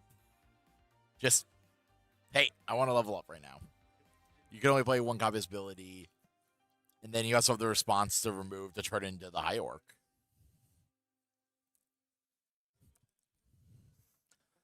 But that's okay, we're going to jump a level. Like, why not right now? Let's get active. Let's get this. Let's go up to 3. Let's go up to level 3 and start being able to draw, like, get rid of these backups and draw some cards and gain some life. We can use the orcs to gain life back, to gain health. Oh, it looks like the heat tackle's coming into play here. Heat tackle does. There's like all that line. Like, all right. Yep, building a couple of. Oh no, it looks like they were. Looks like it built him a foundation when he removed it.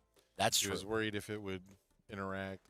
But we got double Titans under orders built. That's our third one in stage. That means we have -9 damage if we get an enhanced step, which could be relevant with the filled without play that we saw from game 1. However, we're only at 14 health, so we have an effective 23 with an enhanced step, but much less without it. And here's Violent Anima Shot. Let's see if this is a bait to get rid of the filled without potentially. I'm going to assume. I mean, you really want to filled without this most of the time, but I feel like this could be a mistake if Corey is slick enough to have a win condition in his hand to play after this, and again potentially baiting out the filled without on a utility attack rather than the main win condition.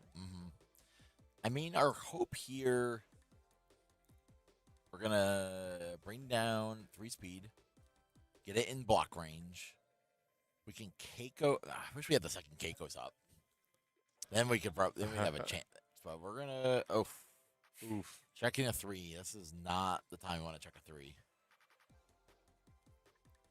I think he's gonna just like, I'll take it. Because right now we can -6. I'm trying to do all the math here for this. We have we have the once per turn for -6. And then we go plus the 9. So we have we have -15. So Not bad, not 21. bad. It's still, I think Corey's got to do the math. Got to math this a little bit. Yeah, it looks like Corey didn't have his primary win condition, but he does have the Fodge in here. Yep. And the Fodgin is. We've got Manny at 6. Yep. We're just gonna do 2 activations. Looks like.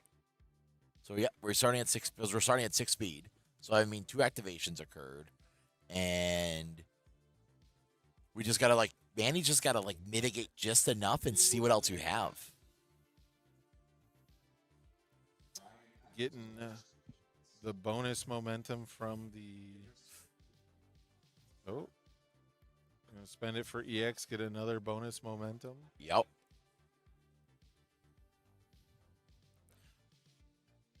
I'm wondering if Corey has another attack to follow up with us. Like, hey, it's like I need to burn through all of your reduction. right now to be able to then finish you off on the next one.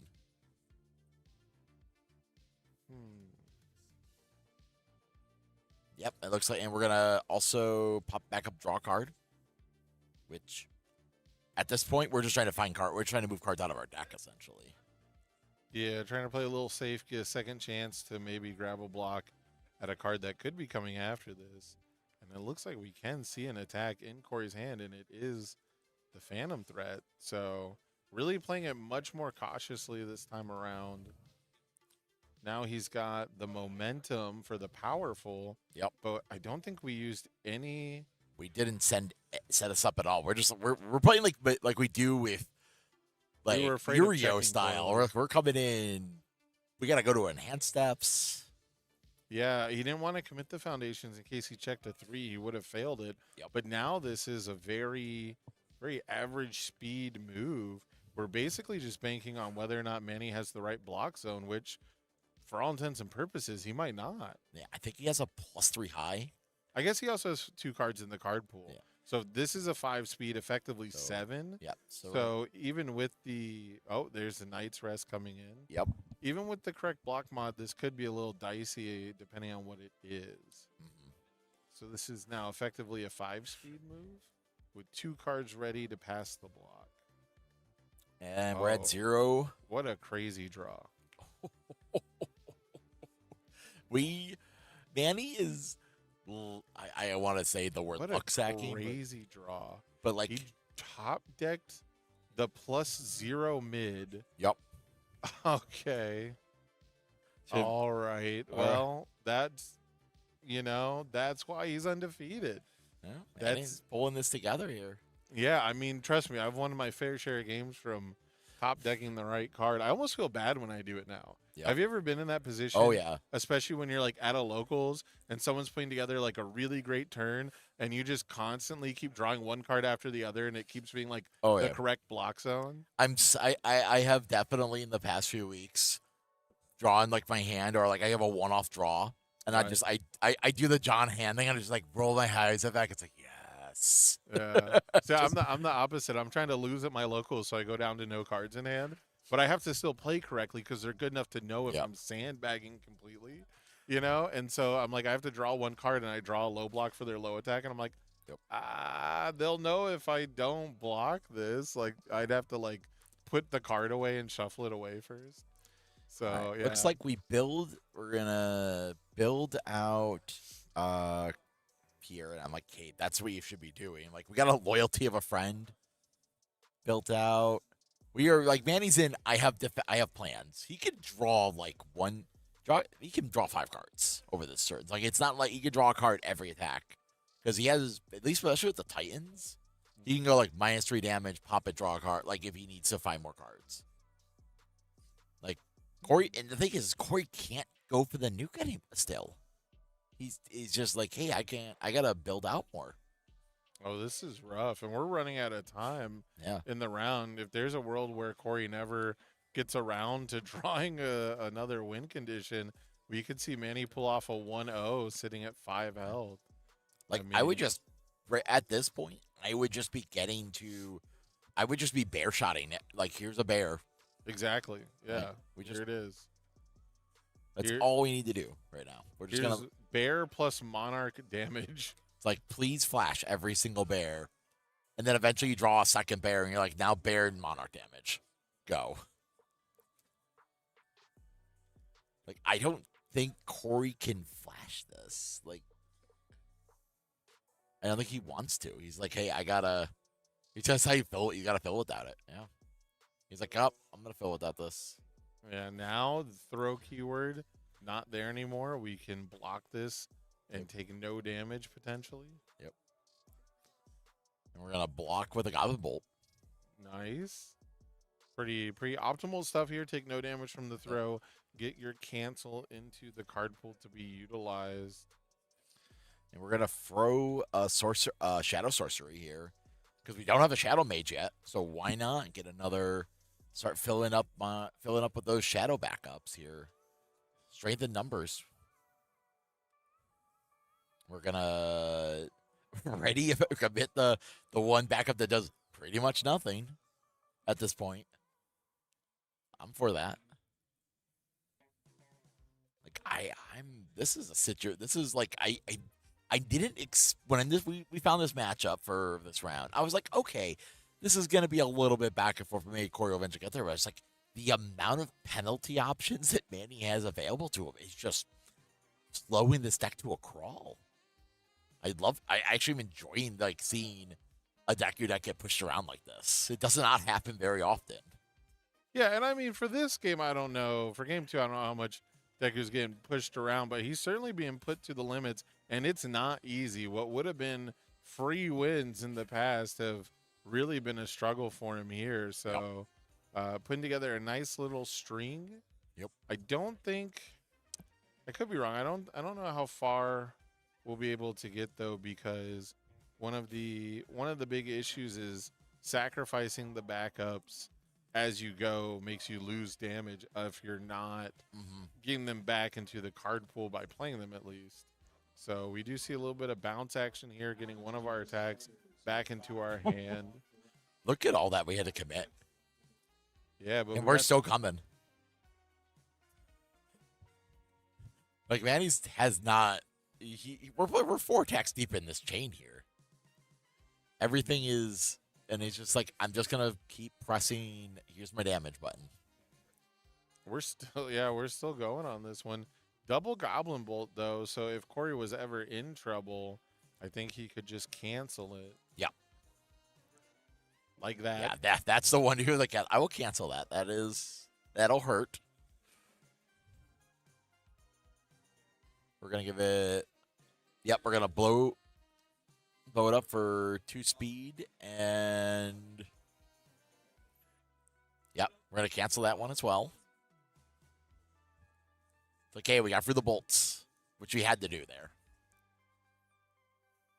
Because here's the thing is, Corey, I think, if I remember looking at Corey's list, he's playing 4 bolts, and the other 2 are in the discard pile.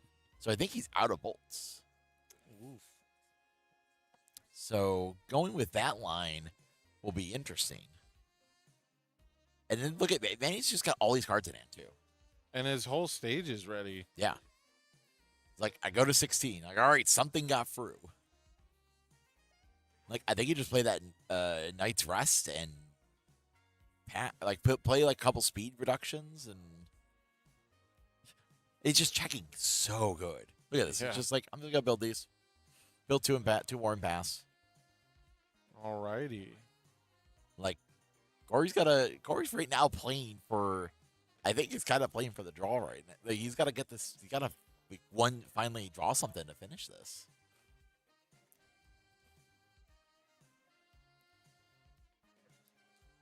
Because I think Manny I don't think he has any fill with doubts in hand. So I think he's just very much on the, I can hold the board. You just got to hey, I can hold the board for a bit. I think Corey's just going to build out again. I mean, the deck's offense is pretty limited. It's centered around 1 or 2 cards, and if you don't draw them, you're pretty much forced to build. That is the strength of the deck. That is the weakness of the deck. Sure is. Got some good hand advantage from the Heroic Passions, though. Yeah. Yeah, the thing is, we're playing Deku with an 8 hand size, which is true. Very, very solid game plan to be 8 hand size with text and 29 health. Yep. But now it's going to come down to 1, 2, 3. All right, so no attack. So we just throw a bear. I think we just throw the bear again. Right. Throw the bear. Grind him out. Enter the enhanced step. Maybe draw a card. Grind him out. Every damage counts here. Because he has to flash it, obviously. Oh, that would have been nice. Oh, I guess we're going to use it anyways. It's still on response on play. Yep. So we drew the Filled with Doubt from the Deku response, which means now we can block this with the mid and take no damage. Wait, he Deku'd first? Yeah. So he sealed it, so now it lost flash. Deku doesn't flash. He doesn't give. Oh, it he doesn't give it flash. He just. Deku just You're does right, skip you're the right, enhanced step, you're which is right. actually crazier Yeah. than giving it flash somehow. Yep. Yeah, trust me, I've tried to seal my own attack against Deku. It doesn't work. And we still partialed but we like, hey, well, guess what? It doesn't shift, I guess. Yeah, doesn't shift. But I thought does he not have a bear in stage already? He already does. Yeah. He's just gonna put that back in discard. Interesting. Interesting stuff. Yeah. We just pass with the zone coverage and go. Maybe he made it a high and we missed that response too because we were both looking at each other over the flash. I mean, Jesse, you're a boomer enough. You remember before the flash keyword, the attacks just said skip this attack and step. Yup. So I mean, if we apply the errata rules where those cards retroactively gain the keyword, then maybe Deku does flash attacks. But strictly speaking, that's not what it says on the card. So he doesn't give the keyword. All right, let's see what we can do here. Well, we're gonna start by being an 8-hander. Yep. Like, I want to see. I would really like. It would be really funny if we have the Goblin Bolt. So if I think he's out of Goblin Bolts, but it'd be funny if we're throwing lethal on a Goblin Bolt to win. It's like I thought he was gonna do that for half a second. I thought he was gonna try it when it was the only attack in his hand. You know, and I probably couldn't blame him really. Yep. You know, if the math is mathing. If the math maths, why not?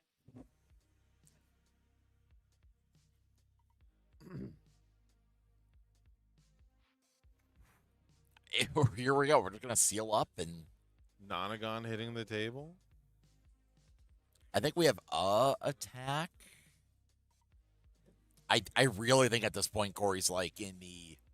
Because the other thing is Corey's not playing... what is it? High Tide? No, not High Tide. The Surf's Up. Okay. And he's not playing that attack, so he doesn't have like a big draw. So he's pretty much... Oh, Hang 10. Hang 10, sorry. Yeah. When you said Surf's Up, I was like, is this a card I'm not familiar with? Sorry, Surf's Up. I'm like... It's not a bad nickname for the card. It's like, Surf's Up, dude. I used to love giving cards nicknames. I still do, really. I get yelled at every time I say it on commentary. I know, same. Because the IP license holder very much wants you to call it Hang 10. Yep. But Surf's Up is not a bad nickname. All right, so we had the cycle. We lost... I don't think we lost the bear. Oh, we lost the bear. Lost 2 answers to some pretty nasty attacks, but they're probably not going to be relevant in this matchup. Yep. And really, the most relevant thing now is we don't have a discard pile. Yeah. So we might sack a backup to get a target for our form. Yeah. Which is, I think, a lot of people have complained that he has to sacrifice the backup to get -2 or +2 speed. And that is pretty tough when you're trying to get the big damage pump. But it gives you so much utility when you've got cards that build backups or play cards from the discard pile. Yep. Like, I think at this point, like, he's at that, like, so Manny's using the deadlock on, the not deadly research, difficult decision, which is he just gets to look at the top card of his deck. That's not very difficult at all. No. He's like, oh. Because he could just use one of his draw effects. It's like, oh, I need to move this card around. Right. We're going to pick up our Chivalrous Charge. Or, yeah.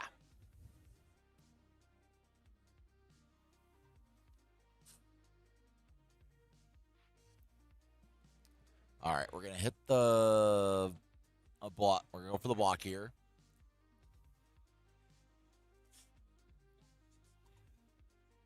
And here comes the Chivalrous.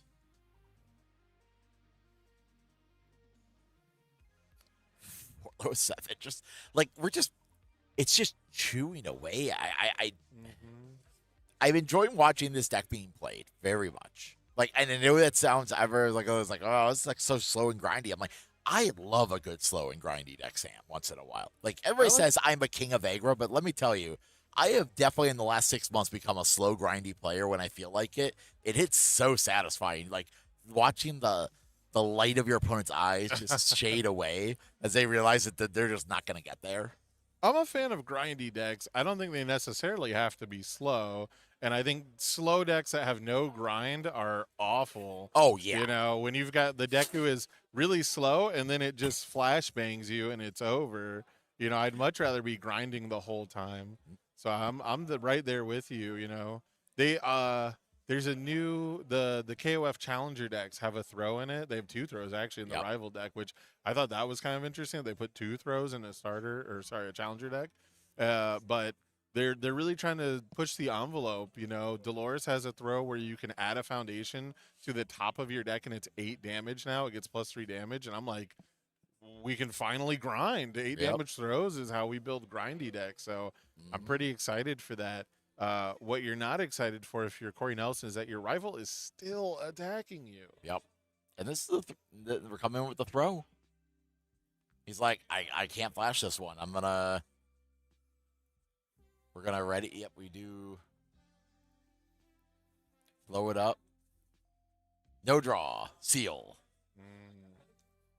We have seal. We have used the heat tackle, which is so interesting to see. You're like, oh, yeah, seal it in the card pool is very interesting for sure. I'm very surprised it doesn't stats. That is big.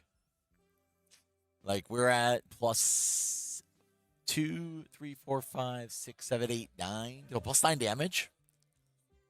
It was like coming in hot.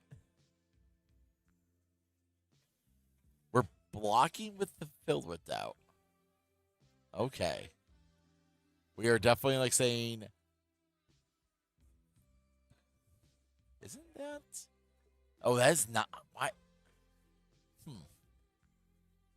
Now I'm confused. Was it not a block? All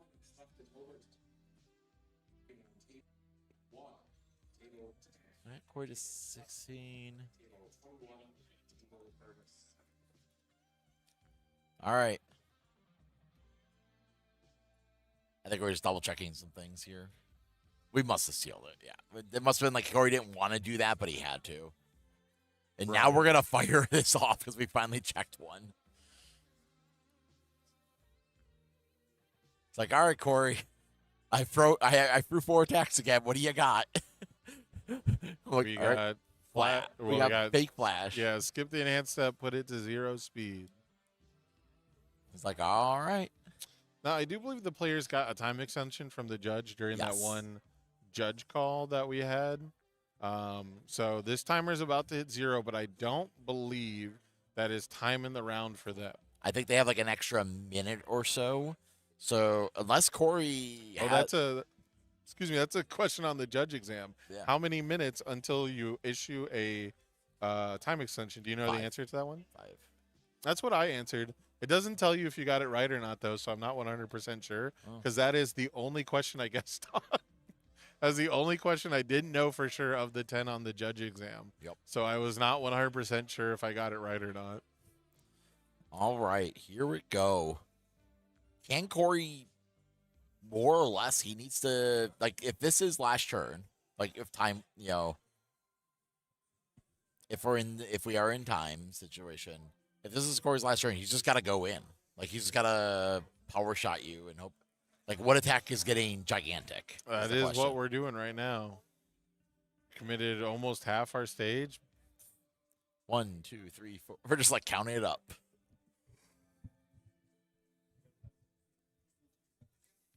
Like, we just have to, and the thing is we don't have a stopping for breakfast. Yeah, we got ways to stop the damage reduction, but we don't have a way to stop the seal. I want to see Manny block another one. I just want to see it. No, I guess it still gets sealed. I was going to say, you could play an Animus shot and flash it, but that still gets beat by Filled with Doubt. Yep. Phantom Threat, okay. All right. Flash, very, very foreboding on the check there. Yeah. Now, we did see the Animus in hand, though, so it would be very interesting if this gets dealt with but we see Manny commit all the way out like we did before, and then a Flash Violent Animus finishes the job. That would be interesting. Yep. I think Manny's doing the. He's taking a sip of water. I would too. I would take a sip before this. Like, all right, what's apply damage? This is at 40 speed, I believe. Is that 40? That's what it says on the tracker there. Yeah. 1, 2, 3, 4, 5, 6, 7, 8, 9. I think there's 10 activations. One. Well, don't forget he gets. Yeah, I was gonna say. I think we're taking the draw. Like I think we're just gonna get. He's gonna like, yep, I'll take the draw. It's like, Well, we want this. That he's like. I was gonna say, I don't think he has a choice in the matter. Yeah. I don't think he's choosing to draw. I think these players ended 1-1 after the Phantom Threat comes through in the final hour, in the final seconds, in overtime, in round 4, to narrowly avoid taking a loss here. I believe both these players were undefeated going into this. Yep. Both of them avoiding a loss. So they're going to have pretty much their pick of the litter, but in the final round, they probably won't get to ID like players at the top Unless of the they're XO at the last. They could be. XO1. Yeah, XO1 is perfectly fine. XO2, you think will make it? Oh yeah. XO2. Okay, so XO2 should be fine. Maybe they can, but that's going to do it for us with round 4 because that went to going to have a whole lot of spiel for you. We are going to go take a quick break, and we'll be back for round 5 action very soon. Please don't go anywhere. Exactly. Buffalo Regional. It's the end of round 2. We're going to be asking some players what's going on today. All right, we're here. What's your name? Paul Butler. Paul, what's your favorite UniVersus card? I gotta say, it has to be Pale Rider. I love the way that Pale Rider lets you clear cards from your card pool and just continue attacking your opponent. I really love it in Ryu too, because you can stack your check, stack a 6, and keep playing Pale Riders. It's such a cool card, man. Sick. We're here at the end of round 2, though. How's your day going? What's your Swiss record? Pretty good. I'm 1-1 right now. I lost round 1 because I miscalculated a little bit of damage and left my rival at 1. But then round 2, I killed a Devil Jin in 20 minutes. Oh, what are you? Channeled my inner Caden, Kill him on 2. What character are you playing? I'm playing Bert 2 on Death today. Berthold Living Weapon. Okay, Yes, that's a sir. character we haven't seen in a minute. Let me ask you this. If you could have any intellectual property for UniVersus, what would it be? It's got to be Full Metal Alchemist Brotherhood, I got to say. That was my first anime. I grew up watching it. And the characters just fit so well in UniVersus, I think. Full Metal Brotherhood's a great answer. We'll be back here at the Buffalo Regional with more players. We're here with former world champion Nick Reagan. Nick, what are you playing in today's event? I'm playing myself. As you should, as you should. We're here at the end of round 2. What's your record today? 2-0. 2-0. Nice, nice. And if you could have any intellectual property in UniVersus, what would it be? Ooh, that's a tough one. Recently, I started playing Expedition 33. I think that would be sick. Expedition 30. It's one game of the year, right? It did win a year. Oh, it did? I thought everyone was mad about that. No, it was Silksong they were mad about. Oh, that should have won game of the year. Yes. Okay, those are 2 great IPs. I would love I would to like see either. Silksong. I'd take Hollow Knight too, That would be pretty good. Shovel Knight, all the nights. Oh, yeah. We could have all the nights. The last question I have for you, I got thrown off because I thought Expedition 33 didn't win. If there was one card that you had to pick to be your favorite UniVersus card, what is it? Well, I mean, it's Remulus. Remulus? Okay, Remulus 1 or 2. You got to pick Remulus 1. 1. Obviously. Okay. You start on 1. Remulus 1. Got it. All right, we'll be back here with more players at the Buffalo Regional. We're back here at the end of round 2. Why don't you introduce yourself to the fans at home? Hi, I'm Sridhar Ayala. I'm from the Trading Post, the team, and the store. Awesome stuff. We're here at the end of round 2. Are you playing in the event today? I think you're not, right? I was supposed to play, but we pulled an audible. I'm going to do content for the team, and Tam Cardwell subbed in, playing Mikasa instead of my Devil Jin. We figured there were enough Devil Jins in the tournament. That's a pretty good sub, though. If you had to pick one, Tamron Cardwell is up there. So let me ask you, since I can't ask you about your record for today, and I can't ask you about what you're playing for today, let me ask you, what's your favorite UniVersus card? My favorite UniVersus card has to be Coffee Samba. In retro. I just got into retro. I started in Turtles. So every time I go down the retro path, I keep finding cards that I can't believe existed. And I want to play Coffee Samba in every deck I can. So Coffee Samba is a good one. And it's cold out here, so a hot cup of coffee would be pretty nice here in Buffalo. I could use one right about now. Let me ask you this. If there was any intellectual property you could have in UniVersus, what would it be? Ooh, that's a tough one. I think Pie in the Sky, if I could have anything, I'm a Star Trek. Anything you want. I'm a Star Trek guy. If I could get the Star Trek universe, I know it's coming to Magic, but if we could get it into UniVersus, that would be amazing. I'll also throw in a sub one in the Cowboy Bebop vein. I would love to have Samurai Champloo. Ooh, okay. As a nice follow-up with the art style. I think it would fit really well within the space. I'm a huge fan of Samurai Champloo. We already got lower decks. You might have a doorway in with more Star Trek, but I like those picks. We'll be back here with more players real soon. We're here at the end of round 2 with another player in Buffalo. Why don't you introduce yourself for the fans at home? Hello, I'm Carson Panos, part of Team Let's Talk UVS. Team Let's Talk UVS still alive and kicking. Tell us, what's your record for today and what character are you playing? Fortunately, 1 run right now, and I'm playing Rodan on the air symbol. Okay, Rodan air symbol. That's my favorite symbol. I like Rodan on the air symbol. Let me ask you, what's your favorite UniVersus card? Shoto Todoroki 1. Oh, Todoroki 1. Okay, technically retro now. We've had a couple of retro answers We're now. talking standard, then I guess I'd say I like the Breaker 3 card. Okay. The attack. I forgot what its name is, but I love that card. There's a couple of them. Big Fist Bash is one of them. Not that one. The other one that's like a 3 low for 3. It gets +1/+1/+1/+1 from static effects. Okay. It's a I know good one. It's a good one. It goes in Rodan. It's Yeah, the air exactly. version. Okay. And then let me ask you, if there's any intellectual property you could have in UniVersus, what would it be? Hajime no Ippo. Okay, Hajime no Ippo. I gotta. Challenger deck.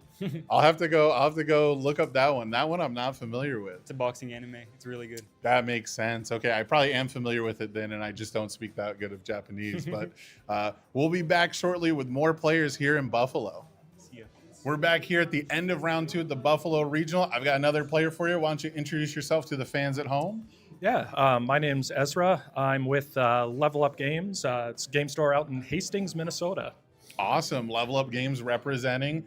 What's your record in the tournament today? Currently, I'm 1 win, 0 losses, 1 tie. Okay, not bad, not bad. 0 losses is where we want to be. What character are you playing? I'm playing Krista. Krista, which Krista? Krista or Historia? Krista, the discard Krista. Okay, Six Krista times, Lens, yeah. got it. I had one person tell me Krista, but they were talking about Historia Oh, earlier, okay. so I got to make sure now. So you're in the right bracket. You've got no losses. You're playing Krista. What's your favorite UniVersus card, though? My favorite UniVersus card. Oh, actually, I don't play this card, so this is a little bit funny. But the just released Ocean Buddies, love that card. Ooh, okay. Ocean Buddies is sick. A lot of cool combos you can do. A lot of good defense you can have. I'm a big fan of that one. Let me ask you this. If you could get any intellectual property in UniVersus, what would it be? Oh, that Hi, is UniVersus a gamers. tough one. Because previously my answer would have been Guilty Gear, but y'all got that one. We so got that one. If you had a fantasy pick, though, what would it be? Let's see, fantasy pick.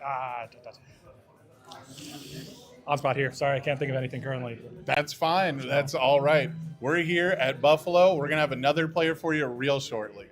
We're here at the end of round 2. I've got another player for you guys. How about you introduce yourself to the fans at home? EJ Lucia. EJ, I got to ask you, how are you doing in today's tournament? 0-1-1. First round was against a buddy of mine. Anime pushed each other to our limits, but second round lost to a Innsmouth deck of all things. When's the last time you heard somebody playing that? Only when Ocean Buddies was previewed. So Yeah, only that. There's an Ocean Buddies. They cracked the code on that, I think. Awesome stuff, but not where we want to be, unfortunately. So let's talk about something you do like. What's your favorite UniVersus card? I might get hate for this, but probably City Rampage. Ooh, okay. I do know some City Rampage haters, but I think it's got more fans than haters. And then let me ask you, if there was any intellectual property you could have in UniVersus, what would it be? Ruby. Okay, we got a Ruby enjoyer. Nice. And then I forgot to ask at the beginning, what character are you playing in today's tournament? I'm on Godzilla. Okay, Lost it last time. Figured I'd run it back. Godzilla, City Rampage enjoyer. It makes sense to me. Big dumb stuff. Well, good luck with the rest of your tournament. We'll be back here with more players for you real shortly. Welcome back, everybody. We're here at the end of round 2 in Buffalo, and I've got another, I guess, judge for you, not a player. How about you introduce yourself to the fans at home? My name is George Ringel. I've been judging the game for the past year. I got second in Atlanta earlier this year, so that's pretty cool. Are you representing any team even though you're not playing? I am part of Let's Talk UVS, but as a judge, I am not biased to anybody. Fair enough, fair enough. I guess I can't ask you how your record's doing, but I can ask you, if you were playing in this event, what deck would you be playing? Devil Jin. Devil Jin. Okay, a Devil Jin enjoy. That's our first one today. Let me ask you this. What's your favorite UniVersus card? A little weird, but it's Heroic Clash. Ooh, Heroic Clash is my favorite card in the game. Okay, got a one-check enthusiast. Nice, nice. That's the second one-check we've had today. Nice. All right, and then let me ask you this finally. If there was any intellectual property you could have in UniVersus, what would it be?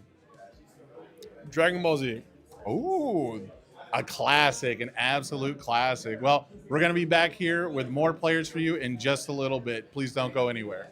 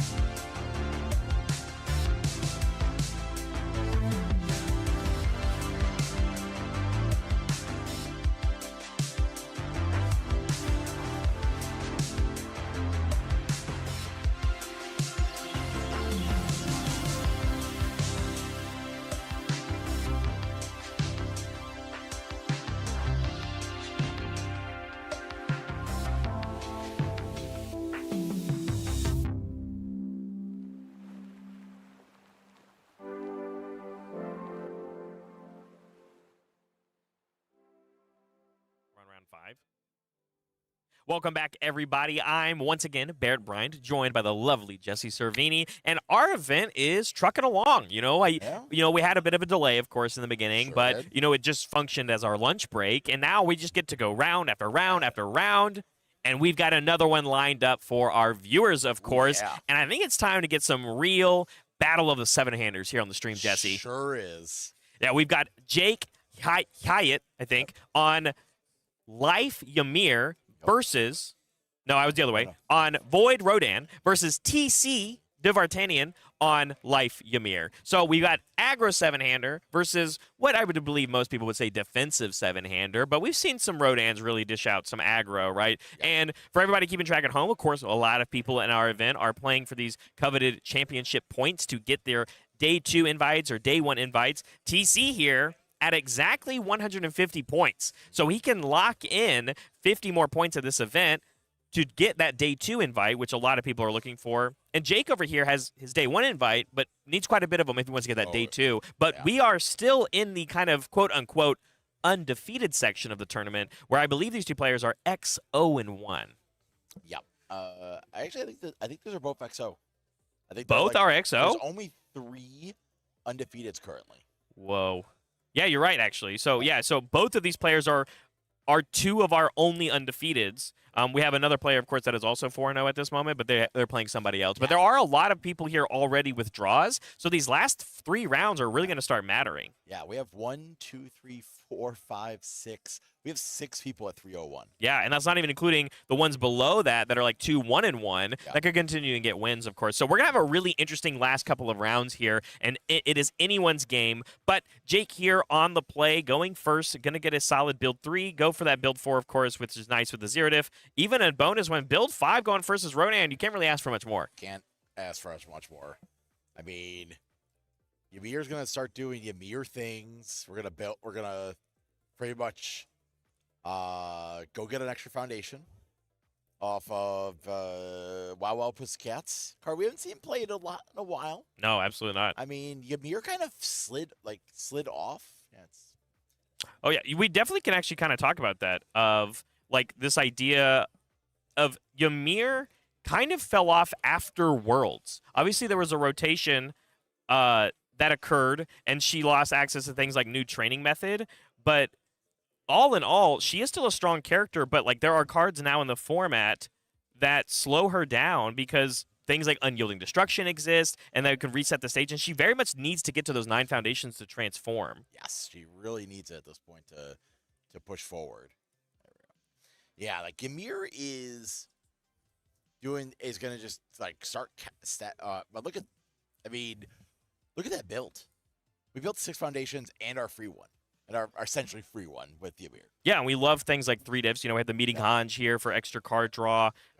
And, the Wild Pussycats, like you said, giving us more foundations that we can use. And if we find even cards like Desperate Plea that we know are very good for blocking with more foundations and getting them in our stage. But Jake on the play here, going to be able to be the first player to attack here. And we have that coveted, 100% repeated smash here, which basically functions as like a freebie, because even if you check poorly on it, you can ready up one of those foundations because we have at least 1 punch in our card pool. Going to go ahead and use that Rodan Enhance commit to look at the top 2 cards of our deck, put them in any order we'd like. And now we feel pretty confident about going forward with this attack turn, giving it 3 speed, of course, with Rodan. As we move on to Rejuvenating Smash, and we know what we're going to be checking here. On a 6, checks a 5. Second card of the turn means we're going to draw 2 and gain 2 life. Of course, we're at full, so. Yep. Why not at this point? Let's take advantage of this situation. Let's value our cards. Let's increase our hand size as much as possible, and get this. Like, also, we're swinging in with one of those beautiful contender ones. Yeah, absolutely we are. But of course, TC has his own copies of Rejuvenating Smash here, and we did already block with a military airship, so we also got to gain 2, draw 2, of course, still at full life, fully blocking everything on the side for Jake. No damage done. We're going to build out a couple more afterwards. It looks to me, it's a Science Bros, and now also a military airship hitting the stage. And the question is, do you hold more? Is Ymir going to go for this kind of explosive turn 2, but not being close to 9 foundations just quite yet? I can only imagine it's maybe another setup turn. Yeah, it's not like we're in new training methods era. Yeah, exactly. It's like, oh, he can build one down, build one this, like, oh, I'm there. And it makes a lot of sense, actually. We just saw TC not review either of these foundations because that's what we want. We want to be building these foundations. Immediately builds down that Wild Pussycats, does the form on the ability, gets a Desperate Plea, which is going to help us build even more defensively, lets us hold a couple more cards for blocking, and it feels pretty good. Ooh, that's I know this foundation does. I can't remember the name. I never. Yeah, Planned Coup. Yeah. But, of course, that being our first card for the turn, as we already had the Wild Pussycats on our stage. Now we get to build it down, and now we have this Rejuvenating Smash to draw even more cards off the top. So, essentially, we've started this turn basically as a 10-hander. Yep. Yeah, we are off to the races here. We're like, yep, just block. I mean, right now, we're just kind of, with Ymir, we're kind of just poking away. Yeah. We're just like, hey, we're gonna present a little bit, but there's gonna be that turn, like probably next turn. We're gonna flip. We're gonna shift over to our other side and have to transform, and then we're gonna try to win because that's what they have to do on that turn. I also really like. I think TC's playing this perfectly. The fact we checked a 3, commit Ymir. We don't care too much about the extra offensive stats that we could have been given, but now with our committed character, things. Yeah, these resting ups that we have one in our stage, we're building a second one now, is really going to help us combat against the speed that Rodan does give. Yeah. So I love this play. You can definitely tell TC has been playing Ymir for a long time. We know that he has been. And so, having the finesse here to play a character like Ymir towards the end of this competitive year, and we know how, in full force characters like Ymir was at Worlds last year, right? Oh, yeah. Like, I think like Tim Keefe was the top 4 with Ymir last year. Like, and it was just like Tim Keefe is like, if Tim Keefe's playing a character, you're like, what's going on over there? I would for sure be keeping an eye on the character that Tim Keefe brings to Worlds, of course, but builds plenty of more foundations here for TC and still has plenty of cards to block with as we pass back to Jake playing World's Weakest Hunter as our lead in here. And if this one does connect, we're going to be drawing a ton of cards. Yeah. I want to block this all day. But it's so fast. 5-speed base. I mean, we go, let's see here. We go -3 here. Yep, we're going to block. Yeah, we're going to get that -3. And flip for -3. That's -6. That seems comfortable. With the Science Bros, too, remember, that Jake did in a building, we are going to get an additional 1/1 every time we remove a card with Rodan, but we're going to go for that mid-block here with that Desperate Plea, and because we even have a Desperate Plea in our stage, we can build this one down to continuously keep our card pool clear to help us combat against all the speed that Rodan does give. Meeting next up, though, an Ice Sword execution coming in here, so if we have the option, we probably can tap down one of these Speed Hate cards to hopefully make this one land. Best selection here is probably resting up I think it's Fast Friendship, right? Because that's the flip one.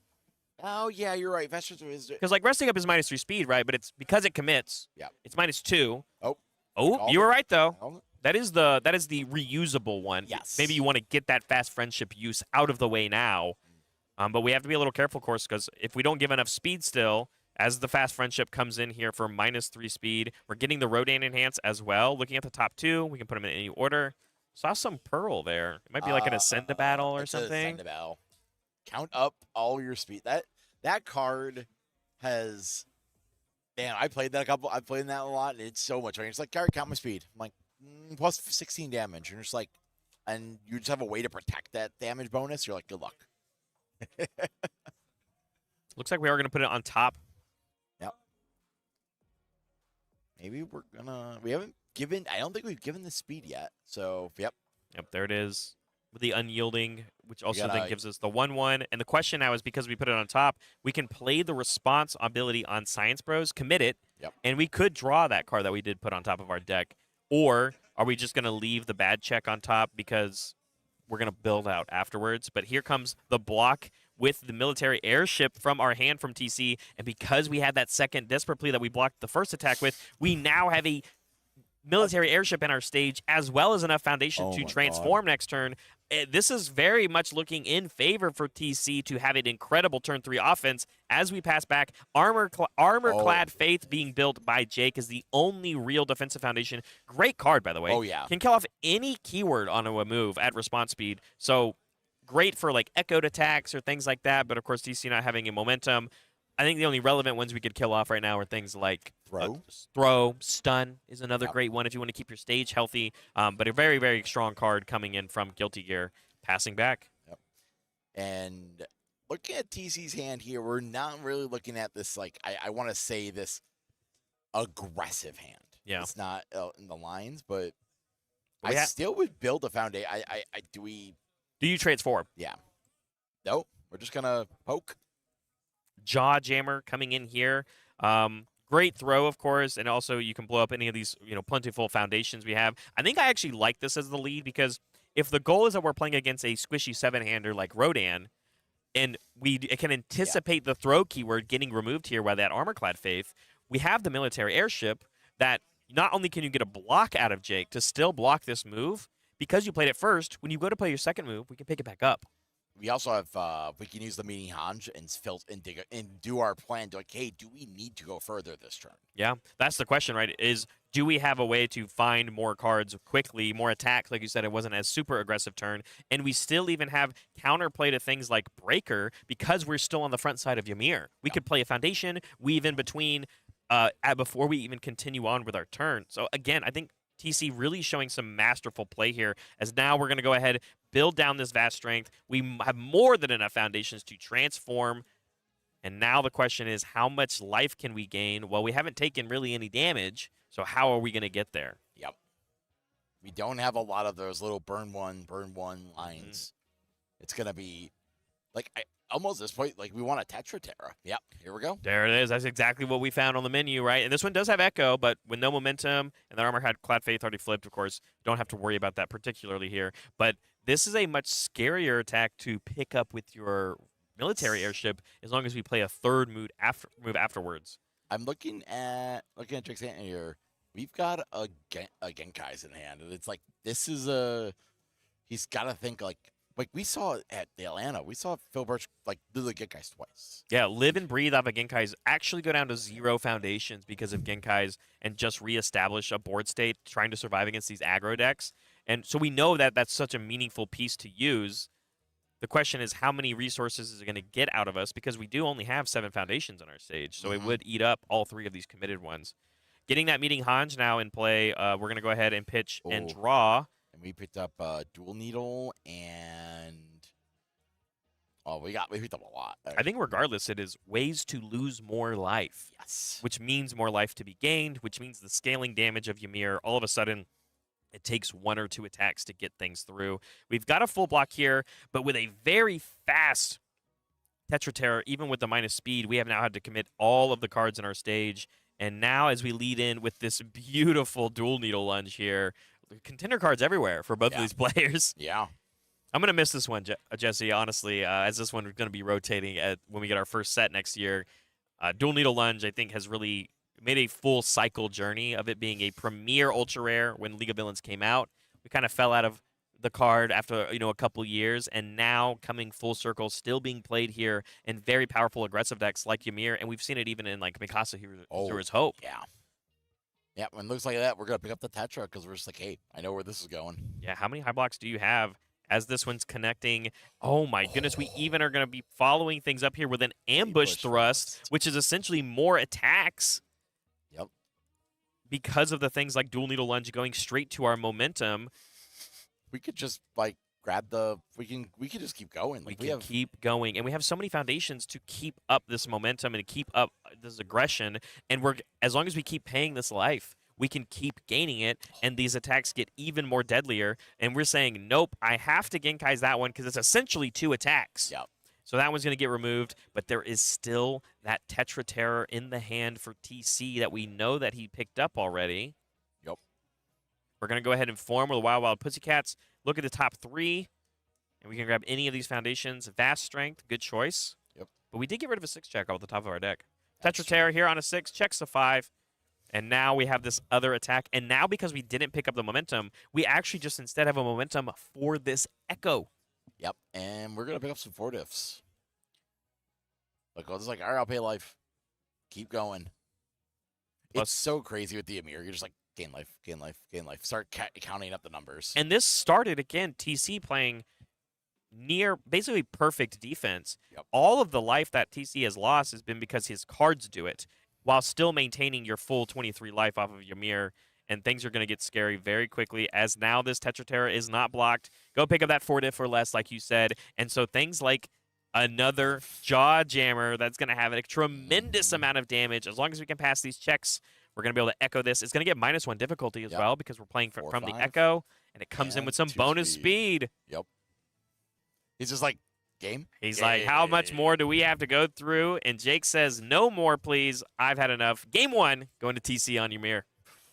Good job, TC. That was, like, seeing a Ymir play, especially looking at his list, like, is he playing Mrs. Fair or not?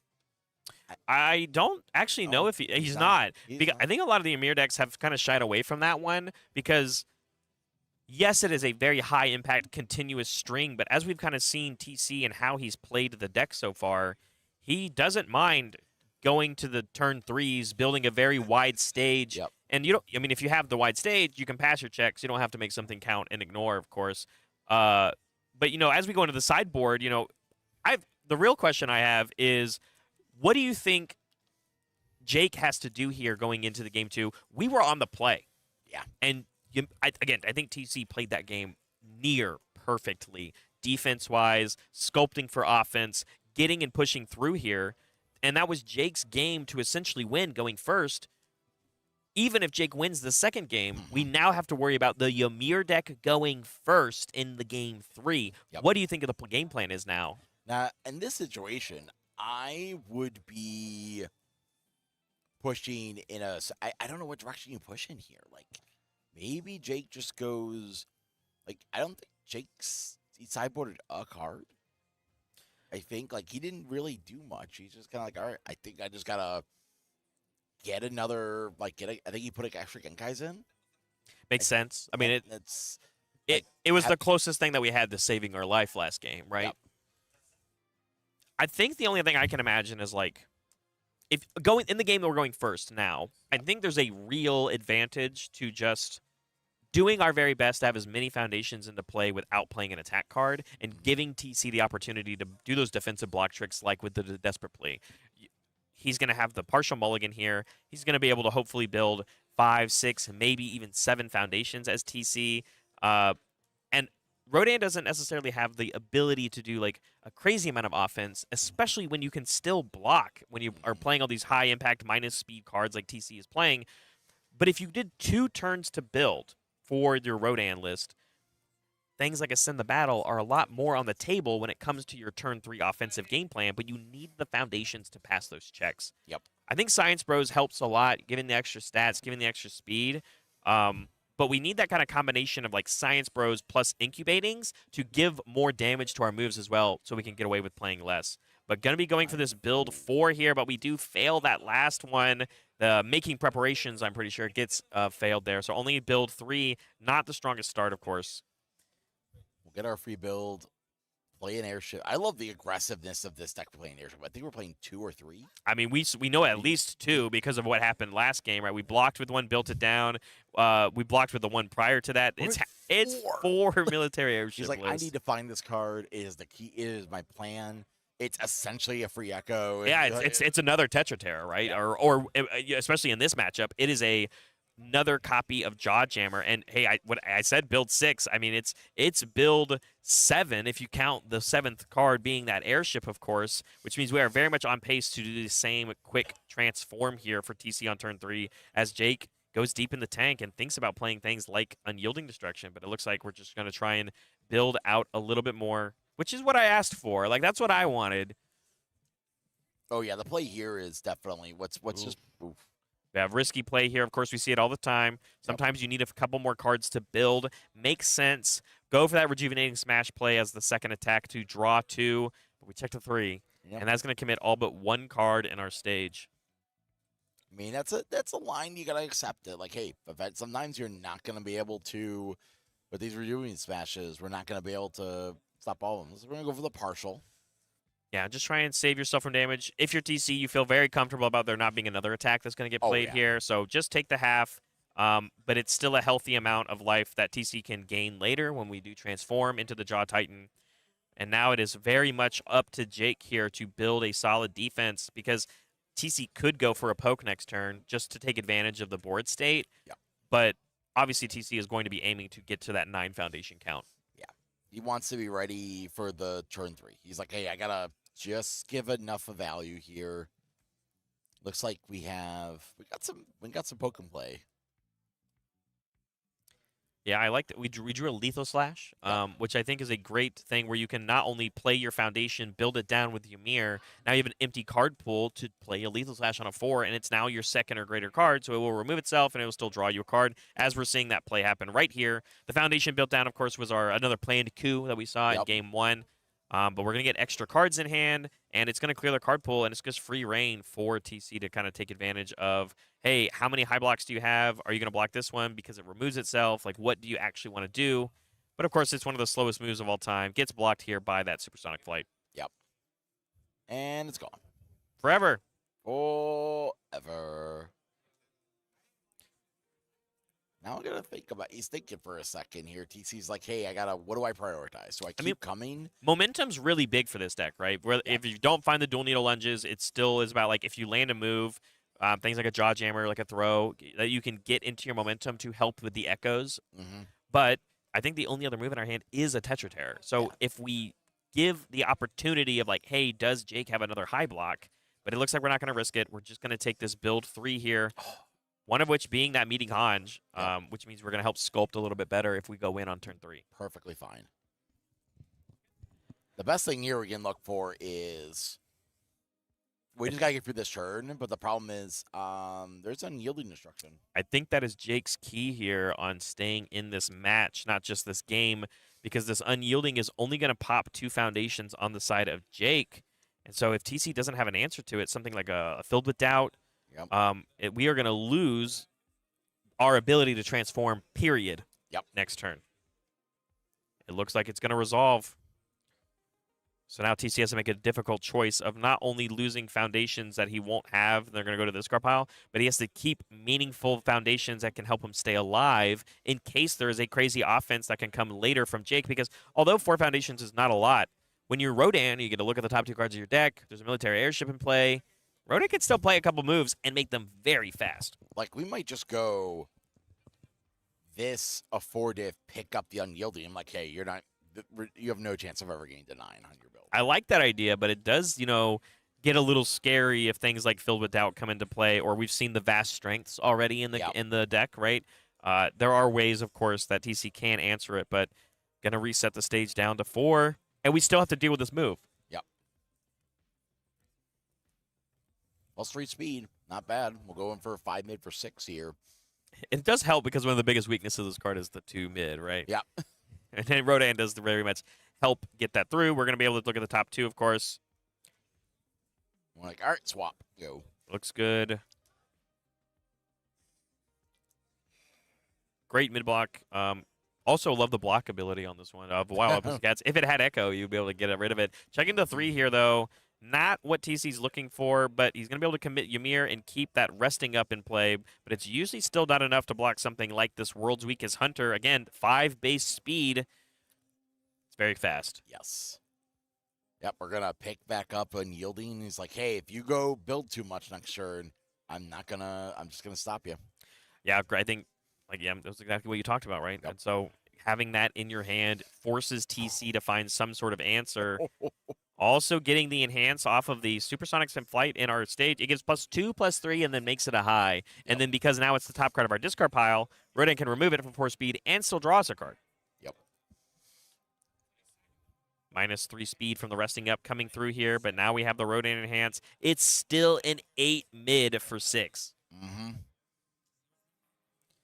Very high block here, but TC can't build that airship anyway, so just getting the chump block as an extra review makes sense, as TC's going to take that 6 and go down to 13, I think. Or, sorry, 14. We were at 12. Yep. And now we just build out. Like, we have this is all in Jake's favor right now. Yeah, Aaron's sidestep is a great one to get back on the board. Second incubating, I think, is also huge. Photons. Double photons. Wow, yeah, build 4 afterwards, essentially doubling the size of your stage after the reset. And now TC is in a scarier position. The scariest one he's been in all match. Yep.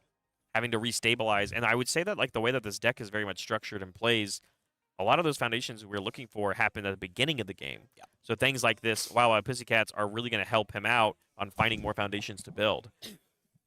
Looking at the top 3, only one option here. 2 more repeated smashes, having to go to rejuvenating smash, going to the discard pile, as we only pick up a surprising skill.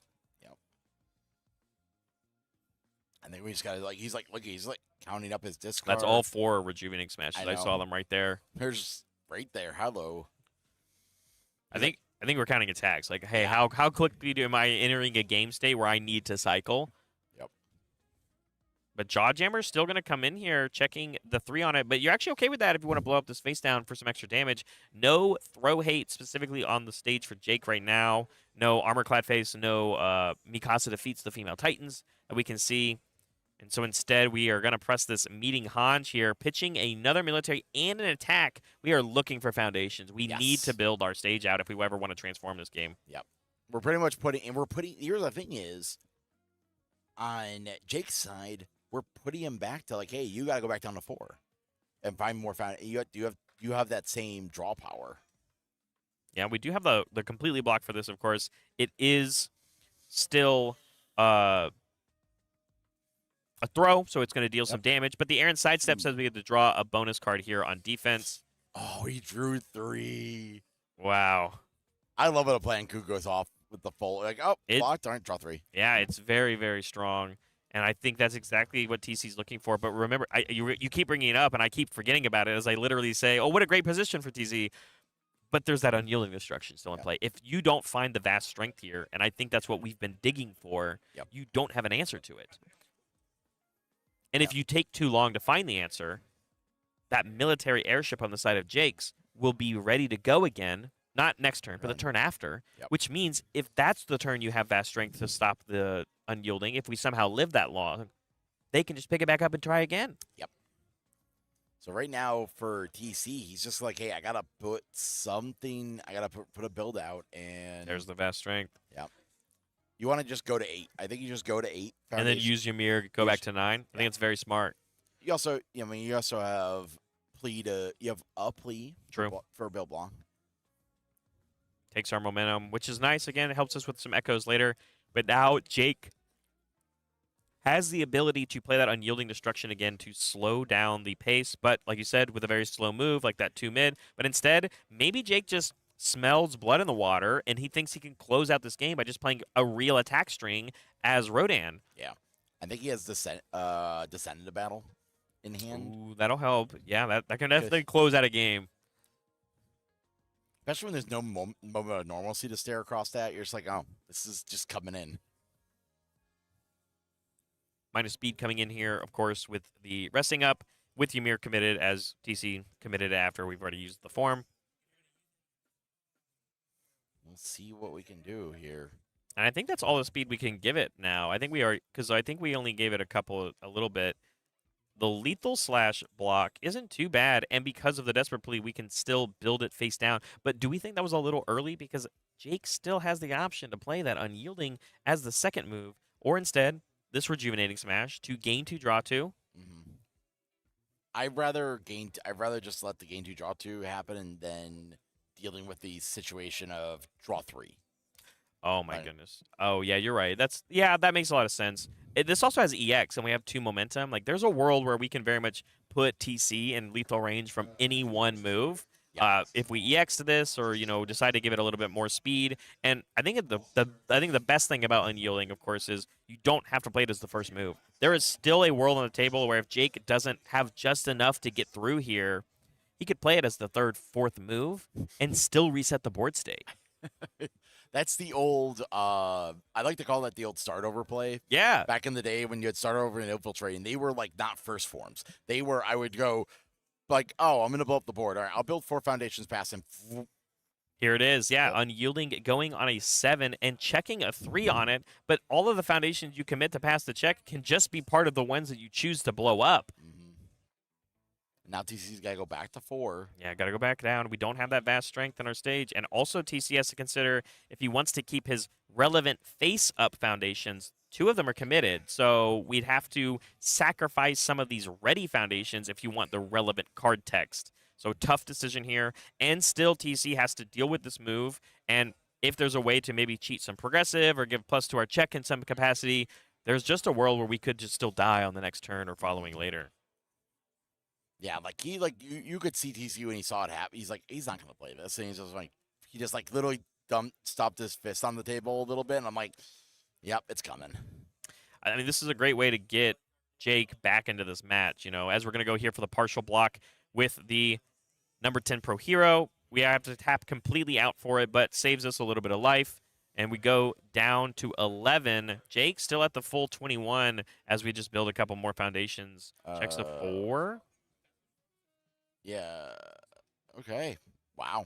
Yeah, the Science Bros on a 3, 4, 5, 6, right? Checked a 4 to tap our 2, 5, 6, and then doesn't quite get that last one as we pass back only with the Science Bros ready.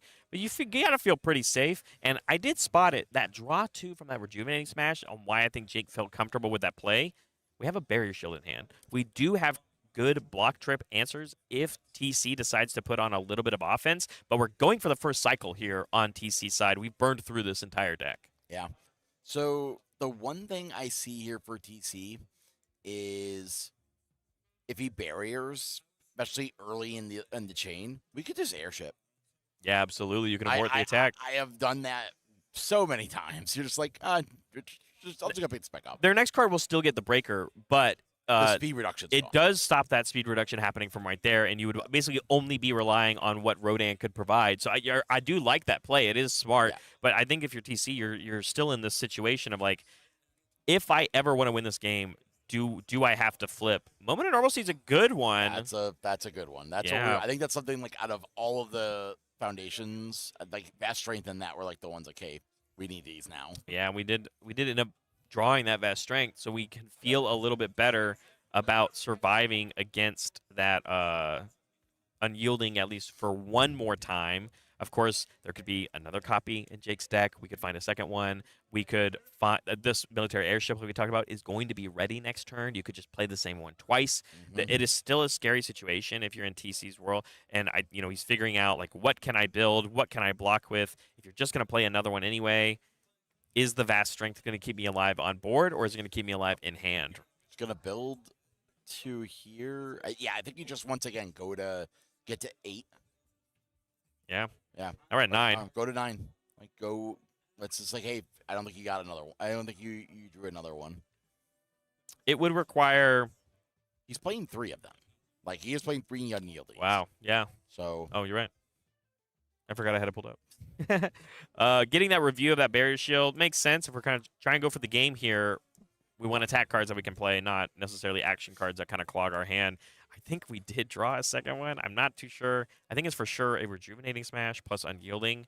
Yep. But I think, yeah, if you can just get a little bit of damage through, leading with the Unyielding isn't bad, especially now we have the Science Bros plus double incubating in our stage, which basically says +1 damage every time we press that incubating enhance, because the 1/1, the 1 speed will balance out the -1 that it actually gets. Yep.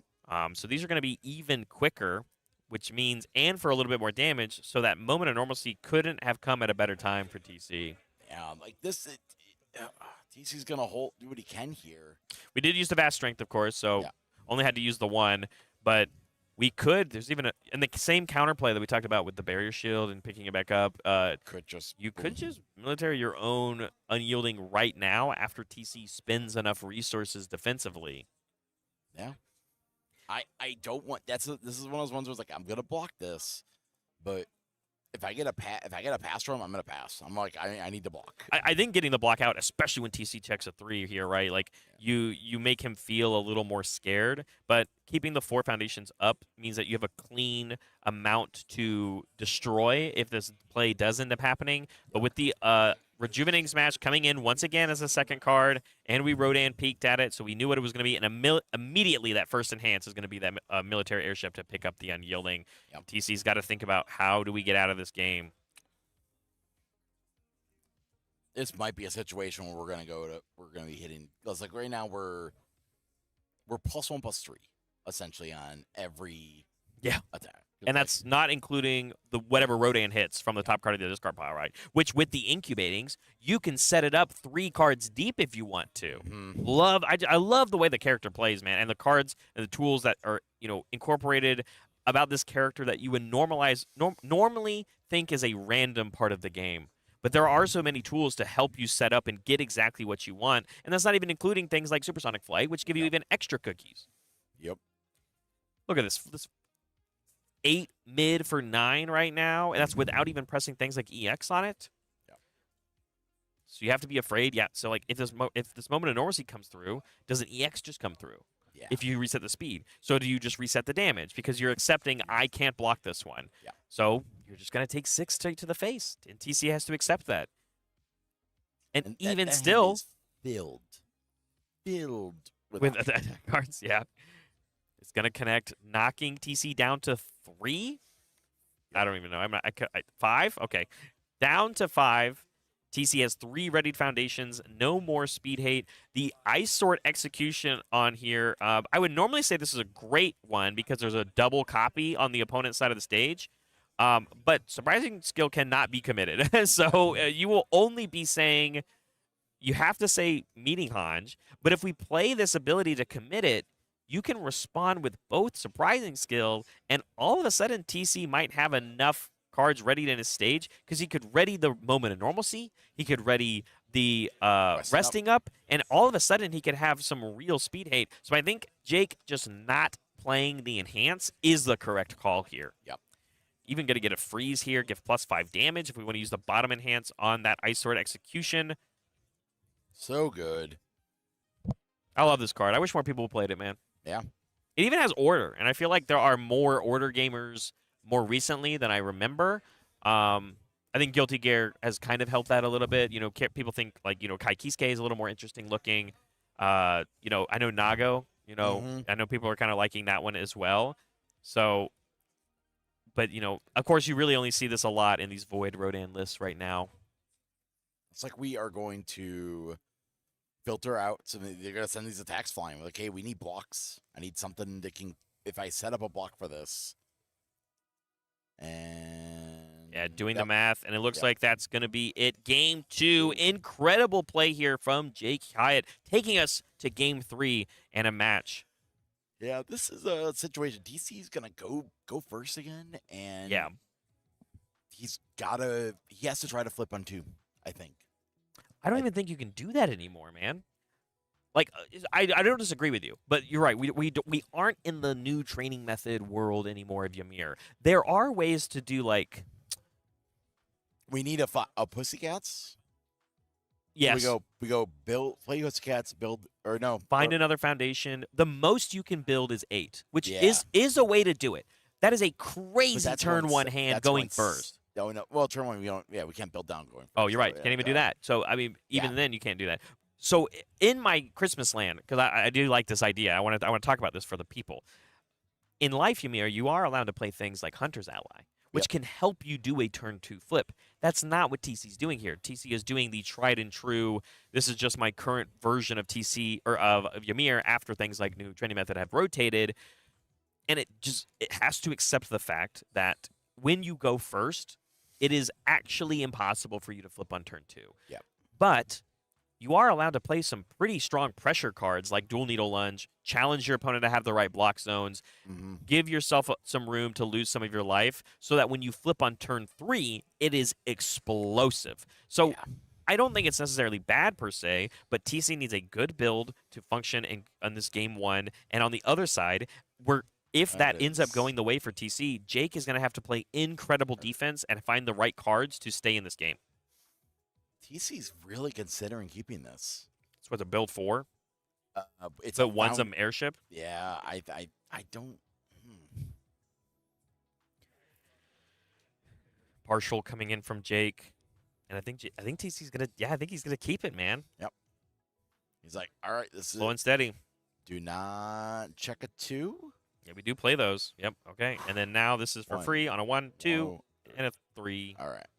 Builds them down safely. We get that military airship, and we check 1, so we don't want to see those for the rest of the game, right? Unless we're going to block with them. As we pass back to Jake, who has the opportunity, double incubating is huge. I even think that hacker extraordinaire is massive. Yep.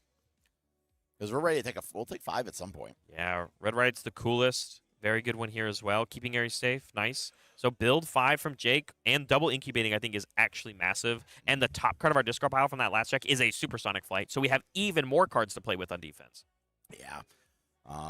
We should definitely get rid of one of these attacks. He's thinking about the Jaw Jammer. I think that's the... It's got throw, though. Like, getting a little bit of damage on the board, getting a momentum I think is pretty big. But regardless, we have to find more foundations, so that review makes a lot of sense. Going to get this meeting Hodge built down from our form ability, having the 4 foundations to play with. And draw 2 more. Yeah, and the second card here on a 5. Just a 4 and 5. Easy. Ymir, yeah, easy one. We see this all the time. That means any copies of Resting Up, like the one we just drew, are going to feel really nice when we build them and they commit for -3 speed. This are also the thing. It's going to be a situation where TC is trying to pressure. Like, we're like this. We're just filtering more. Yeah. Okay. I'm going to go filter out more stuff out of my hand. One of them being a lethal slash. I'm like, I need foundations. I want you to put on. You are playing this. Like, you understand this. Like, this Rodan deck is thick. There is. Yeah. Like, you're not going to win the mill-out game. No. But also, even though they're not playing the mill-out game, they're playing the line of we have this. They have to find a card, one of 3 cards in a 70+ card deck. Yeah. So it's like, hey, can you find it? Can you look through, do the peek around? Yeah, I think if you're TC, you have to play the game as if Jake won't find Unyielding Destruction quick enough. Yep. And even if he did, I love TC aggressively trying to find things like the Vast Strengths. Yeah. Because I think that is the way for TC to close this match out, and even connecting a little bit of damage here with that half block coming through. But not finding the Vast Strength means that we're just going to have to build out like the good old-fashioned way. As we are now, this will put us to the 8th foundation. Got to commit a couple for that one. Going for the 9th. Yep. He's just like, I'm going in. Build him down. He said, I have to play the game as if Jake will not find Unyielding Destruction in this exact moment. He didn't. I don't think he has it. And it looks like he didn't get it. Now, that doesn't mean he can't find it. He has one. Sorry, he had one. He does have one. I just saw I was like, oh, he didn't draw it. He already had it. So do you immediately slam it? And that is the play, Unyielding Destruction. And TC not too happy about it, obviously, as that was the key to success for Jake to win Game 2. Yep. And now with TC going first here, the good news here, this is the silver lining if you're a TC fan or you're rooting for Ymir. There's not a military airship on Jake's side of the board, so we can't pick this up. He's got another one, though. He does have another one. But we can find an answer. Yes. We can find the Vast Strength Yep. that, is all of a sudden in a game or a match that I thought was very one-sided is really coming down to the back and forth. Like, this is a aggro deck that has to build a stage out, gives enough time for Jake to find the answers, but TC can find the answers and find even more cards to interact with those answers. What 2 are we gonna do? Yeah, all right. Yeah, gonna get that block through. Gonna help us have at least 5 foundations, which feels really nice when you are playing against the Unyielding, of course. And then now the world's weakest hunter coming through on a 5 that checks the 3. Back-to-back 3s. Yeah, and we knew that was there, right? We used Rodan. Yeah. Yeah. You are. Maybe it was double 3s. And Yeah, we had maybe to it play was. this one to draw the other Yeah. 3 on the top. Yep. But you are staring at essentially -6 speed if TC chooses to use it. Yep. He has all attacks. Oh, no. Well, we need to I build think- a stage out. 5. Supersonic on a 5? Oh, okay. Okay, we have. I think Yep. that's it. That was our Making preparations, and that's all we now have as we bank the 2 momentum. TC at 15 on Ymir cannot flip over, cannot transform. And he needs foundations, or he needs to find a way to push through the rest of this 18 life when Rodan feels like they're vulnerable, because the only real defensive piece on the board is a readied incubating, and of course the tenacious ability on Rodan. Yeah, we're gonna get Pussycats on the board. Nice. Let's That'll help. Let's go find another foundation. Top 3. Vast Strength. That's immediately. He knows that is the key for his stage to stay safe here. Yep. And that's it. He feels more comfortable now to build out. And plus the +1 card in hand, of course. Yep. Feels a lot better. I think Desperate Plea I see. Counting our foundations. Don't want to lose to any weird deadlock, of course. I did see Try Gravity Beam in this list, so you don't want to, Stun 3. run into something like that. Planned Coup, once again, coming in here for a very strong defensive thing. And there's that Desperate Plea. Although it is on a 4, and we did check a 2. Yeah. We got some face downs. Let's use them. Build 4, pass. Setting our stage up to 10, plus a military airship ready to go.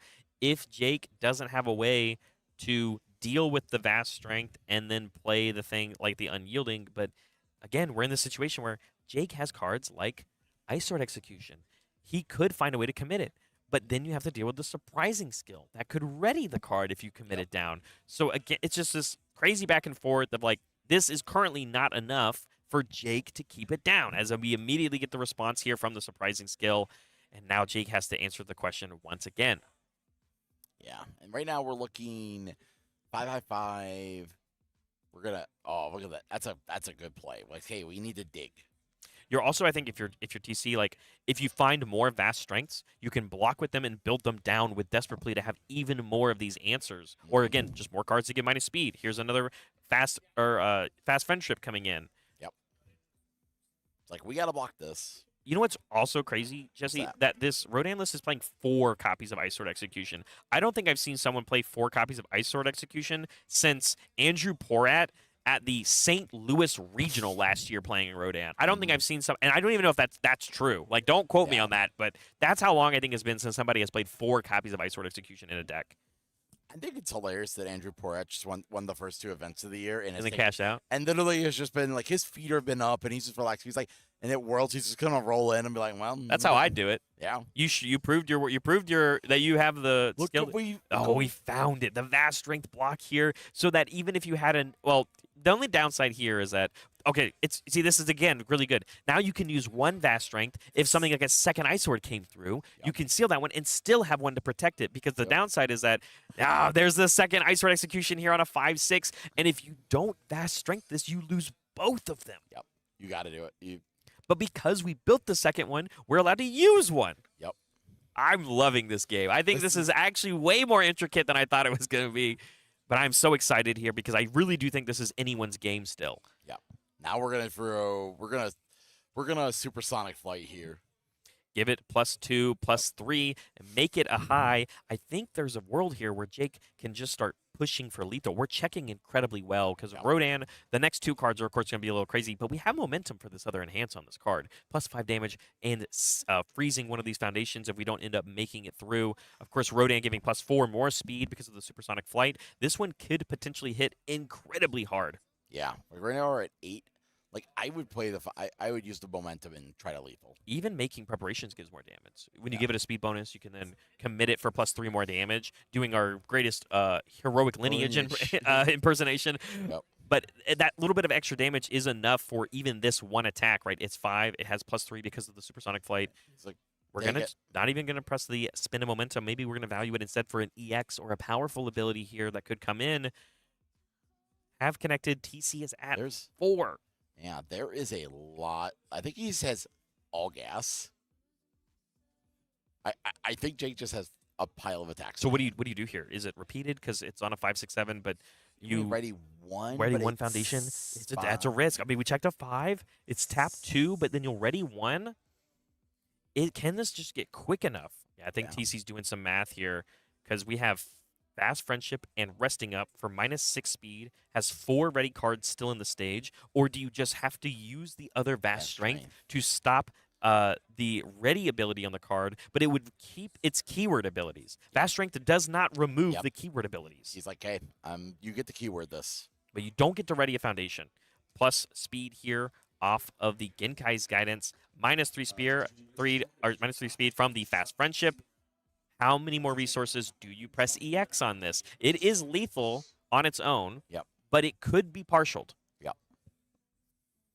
I think you double EX and then you just see. Yeah, like, hey, I would double EX, and he's like, hey, you got it. You got just the block. Send it. Going here for the ambush strike block. 5. Ambush thrust, sorry, which is a mid block. It is a partial. Yep. But because it's only 5 base damage, it is going to leave TC at 1. Try Gravity Beam. 4, 5, 6, 7.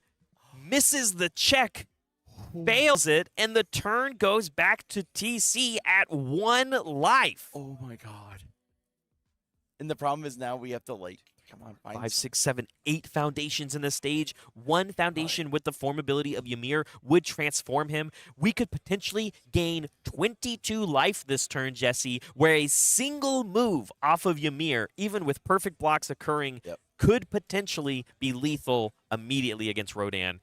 There's the transformation. We're coming in hot with a Tetra Terror. Although we check a 3 on it, we have momentum already for this Echo ability. We are challenging right off the bat. Jake, you have to have 2 high blocks or deal with this Echo ability. And all of a sudden, TC has a way to win this game. We have the attack, the Echo, we have multiple instances of line here. I think the hardest part about this is that TC was at 1. You can't pay the lose 3 life on the first one, and unless we gain a 2 more, you can't pay the cost on the Echo. Yep. It doesn't actually give you more moves, but it is 2 moves. Yep. So we'll go draw 1. Yeah, off the plan coup, it is draw 1, and it's a good one. It was a rejuvenating smash, but if you want to play that second, you can't echo the Tetra Terror. Yep. So we are gonna see all right. So we hit 1, so we get to draw 1 card, and then we cycle. So the draw was our last card. Yes. So No, we other plan coup. We started another plan coup. Oh, we played a second one. Okay, perfect. Okay, perfect. So we've milled 1, and it was not, it was a non-attack. Okay, not attack. I'll pull up a plan coup for the people at home. This is a card not many people play. No, they're definitely not. And even TC here is only playing 2 copies of it. But like you said, like turning a foundation in your stage after attack hits, you can potentially draw for every non-attack that you mill that way. We hit 3 cards. We drew 2. We Drew 2, yeah. One of this being this lethal slash. So we have a ton of cards at the cost of cards in our stage, and TC has to find a way to get through this defense. Obviously, the first Tetra Terra did land, I think is what happened, as now Rodan is at 13. Yeah. We are going to pay the Echo cost here, and it will be cheaper. It's on a 4. Yep. It checks. It comes with that extra 2 speed plus the 2 from Ymir. Yep. And then, again, every time we go to an enhance, Ymir gets to go, I'll gain a life. Yep. Give it more damage. Gain a life. Give it more damage over and over and over again. And if you didn't block the first one, well, the second one is even scarier.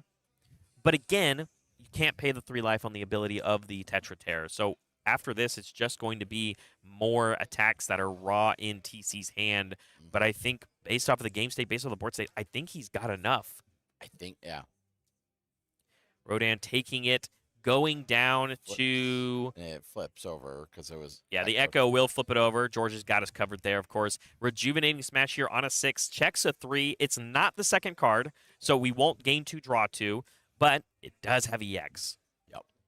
And this is where the thing is the hacker flipped the airship, and that's a tough situation now. It's like, okay, we have to just push. Yeah, we got EX here, EX3. Do we have something like a barrier shield? Do we have some way to get out of this? Incubating -1 more speed as we go to 5 mid. I'm at the edge of my seat. We are down to the wire with 8 minutes left in this round, and a rejuvenating smash block is huge. Sadly, it's not our second card that we've played this turn.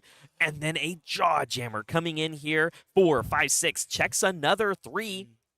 But this alone is going to be 4, 5, 6, 7, 8, 9, 10, 11 damage after the gaining the life from Ymir. Yeah. 11. Half of 11, though, is only 6, and Rodan is at 7. Blocking this is still staying alive. Yep. This is great. This is getting crazy. We need 1 more move from TC, basically.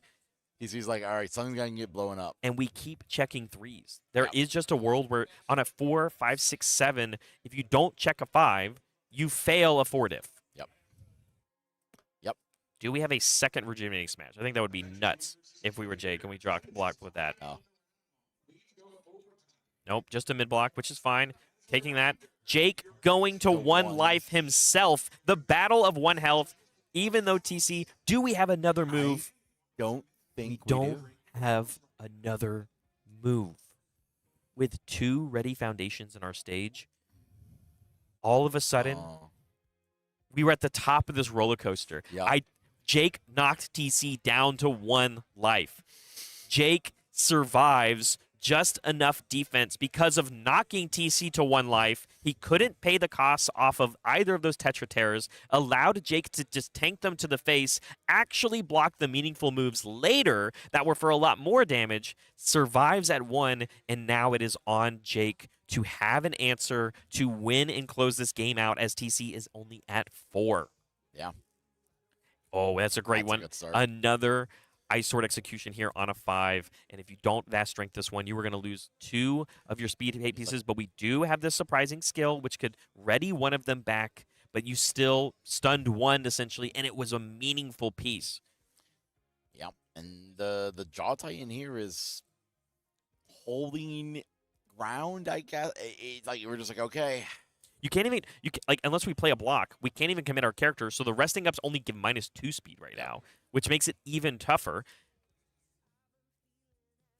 Still have cards like incubating to mess around with the cards on our discard pile, so that we can get a little. We have our. Doesn't your mirror? Doesn't the draw tie have like a minus effect? Yes, we do. We have the commit ability, which we are going to use here as well. But it's more of our minus speed that we can't now use later. Yeah. We're having to spend it all on the first move of the turn because of how much speed Rodan gives. But yeah, we are going to make our resting ups live, of course, and still get some value out of it. And with a 1 high block, essentially on a 5, and we checked a 4, so we're going to have to turn 1 more card sideways.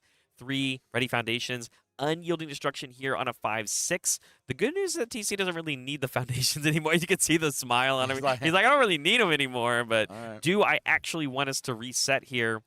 I think this is still going to help Jake get what he wants, which is getting more foundations off of the board here for TC, for Jake to play 1 more move. No, he's like, no, there's no point. If you want to press the button, press the button. No response. All right. Here's all these face downs. Yeah, and Jake's like, well, here's mine. Yep. Now you have to make a choice. You're only going to be able to keep one of these committed ones, and it will just be the ready resting up. Rest goes straight to the bin, and now we have to still deal with this as the supersonic flight being removed here for a +4 speed draws us a new card. And now this 5 mid for 6 is still scary territory that TC has to deal with. Do we even have a mid block? -3 speed here from the resting up. 2 mid for 6, 1 card in the pool, 2 cards in hand. You are allowed to partial this. It's not lethal on half, but with 2 ready foundations on the side of TC, 4 ready foundations on the side of Jake, any attack can still maybe solidify this game, unless that vast strength will significantly save you. Mm-hmm. Again, this is the battle of the undefeateds, and I don't think we could have gotten a better game. Getting the full block here with the wild Pussycats. And he says, please don't have 1 more. And even if you do, it can't be something that's so fast that my vast strength won't save me. I think it's... If it's just a Cinda battle, the base damage on a Cinda battle is nothing. Yeah. Which means the vast strength would win against it. I think we're in another situation where Jake doesn't have the kill. Oh, my God. Build 2, pass back. Can TC close this out on 5 health, but only 4 foundations against full readied stage on the side of Jake? Draws up for hand. We got a rejuve. I thought it was a Jawjammer. We have and a Jawjammer. We have 2. But we have an answer to it. We have an Armor Clad, which can kill off throw. That would normally kill Jake here. Yep. But because we built an answer to it, the only choice TC has is Jawjammer into Rejuve Smash, EX for the EX it, and then draw 2 more cards and pray, right? Yep. But there is speed hate on the side of Jake. Jake still has momentum. He has this Hacker Extraordinaire that can draw him a new card. He has even, I didn't even realize, we also built Mikasa defeats the Female Titan. That's another answer to something like Jawjammer. Oh, my God. TC is struggling. We didn't draw enough attacks. Is this even worth going in on? Can we just play strong defense? Yep. He's thinking about it. I think we go build it. I think we just go play this, and we go with this rejuve and see what happens. You would risk the rejuve on the 6, and maybe you check a 3? Would at this point. Okay. What are the 3 cards you commit if you check a 3?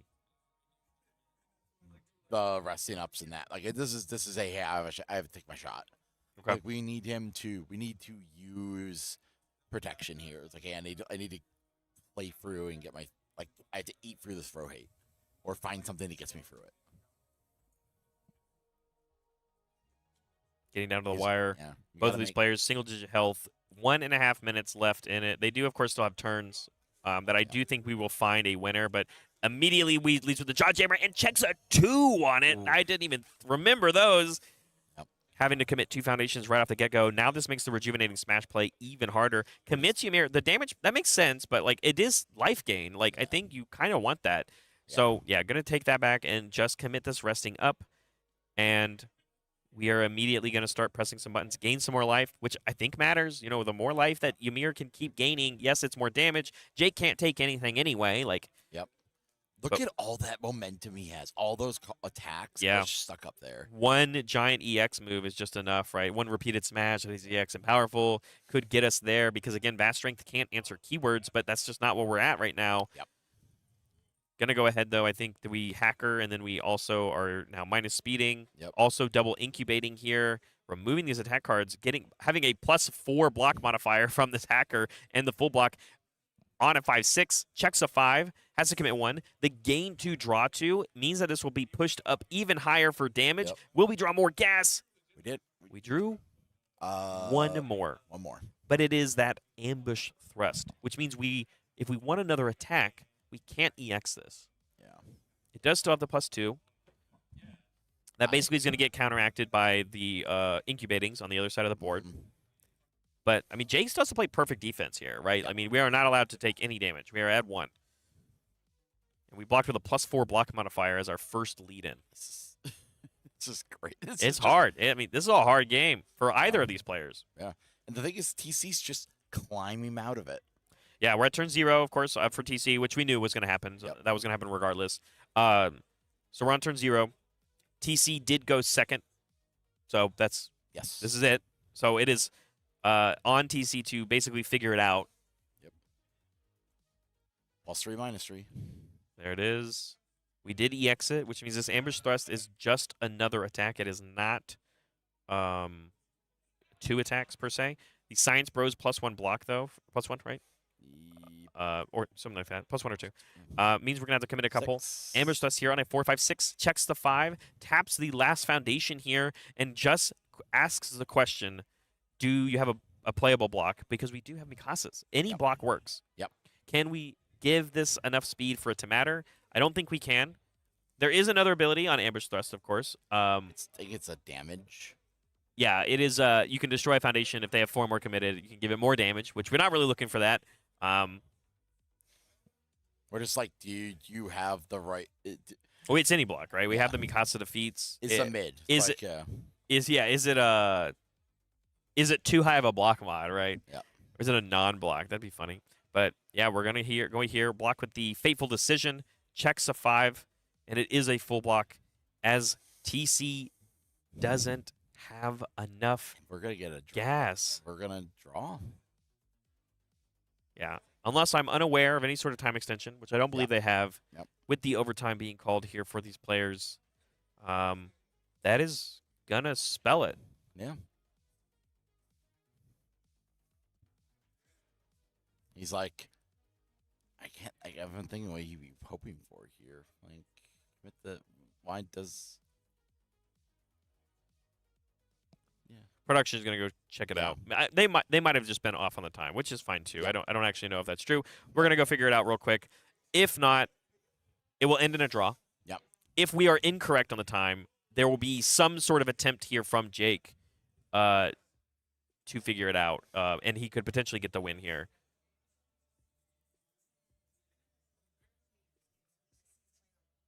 TC TC did go first. I totally forgot. Oh, Chad's blowing me up for sure, dude. Chad is blowing me up for sure.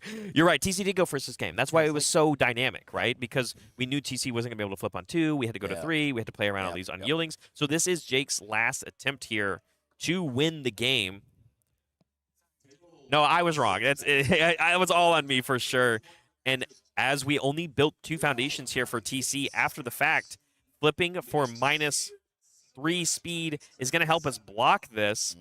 But if we have any more gas, and I see that rejuvenating smash, and it has EX, I can only imagine. But remember, we do have to find 10 now. We are no longer at 1. Yep.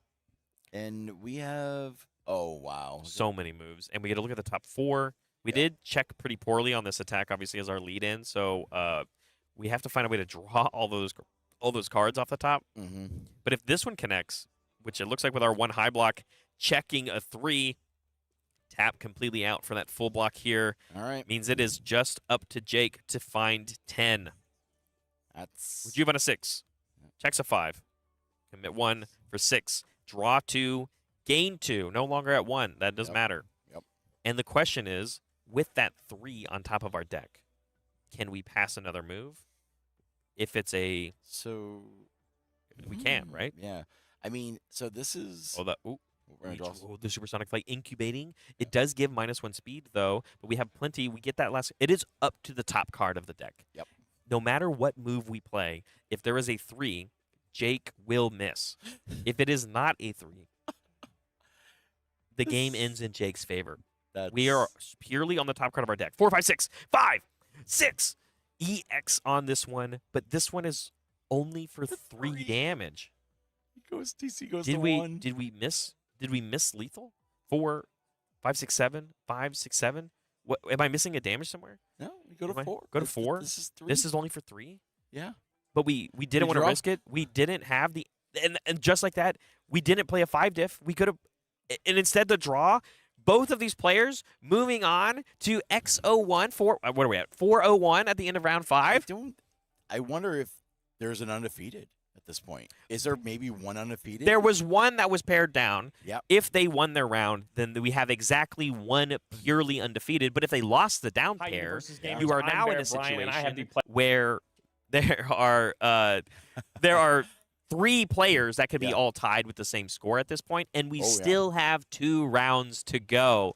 But that being said, we went to full time, so they're waiting on us. They're waiting on us. So we are going to cut away real quick. We've got some stuff for you guys to check out. So don't go anywhere, as we still have 2 more rounds for the Buffalo Regional coming for you all soon. See you soon.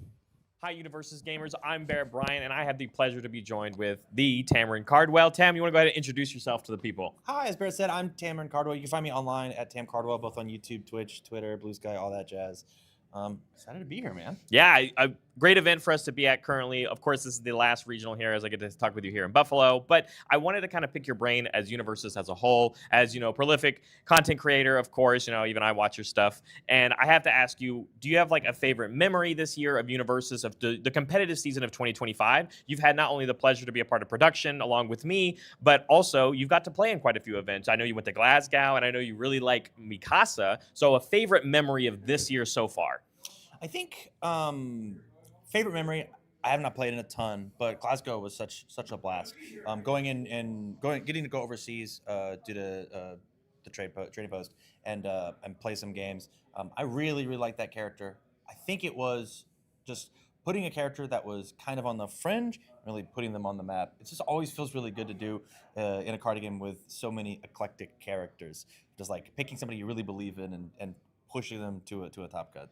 It's dope. So, with Worlds on the horizon, is there a character like Mikasa that you think would be a front runner to maybe even win the whole event? Obviously, I think that's what you would bring. Yeah. But if you were to pick one character in this current moment, obviously things will change. But do you think there's like a front runner going into the event? I think so. I think that the format is run rampant with Devil Jin and with Hanj. So out of those 2, I'm actually going to give the advantage to Hanj. I think that the game plan is very, very solid. Yes, she lost an important card, but I think that the game plan of play all my cool backups and then find checkmate is really, really strong, and they just do it the best. So then my last question for you is, I'll do a generic, pick your brain strategy question. If I'm a player that's trying to combat against those backup strategies, Tam, what do you think is a good piece of advice? Because I know we've talked about this ever since Louisville and, Zeke having a very strong performance and backup decks in general. I know you play with a lot of backups too when you're not playing Mikasa. What's a good answer to the people out there necessarily of this new card type that you think is a front runner to potentially win Worlds this year using backup strategies? How do you combat against them? My number one answer is to just do your homework. Don't disrespect what backups deck can do. And I mean all backup decks, not just Hanj, but we saw Zeke take down a tournament this year. We just got the Shadow Monarch bundle, and we have currently in round 4 at table 1, Sung Jin Woo. Like backups are coming. So they are manageable, but you aren't allowed to disrespect them. And every symbol in the game has some sort of answer to what's going on.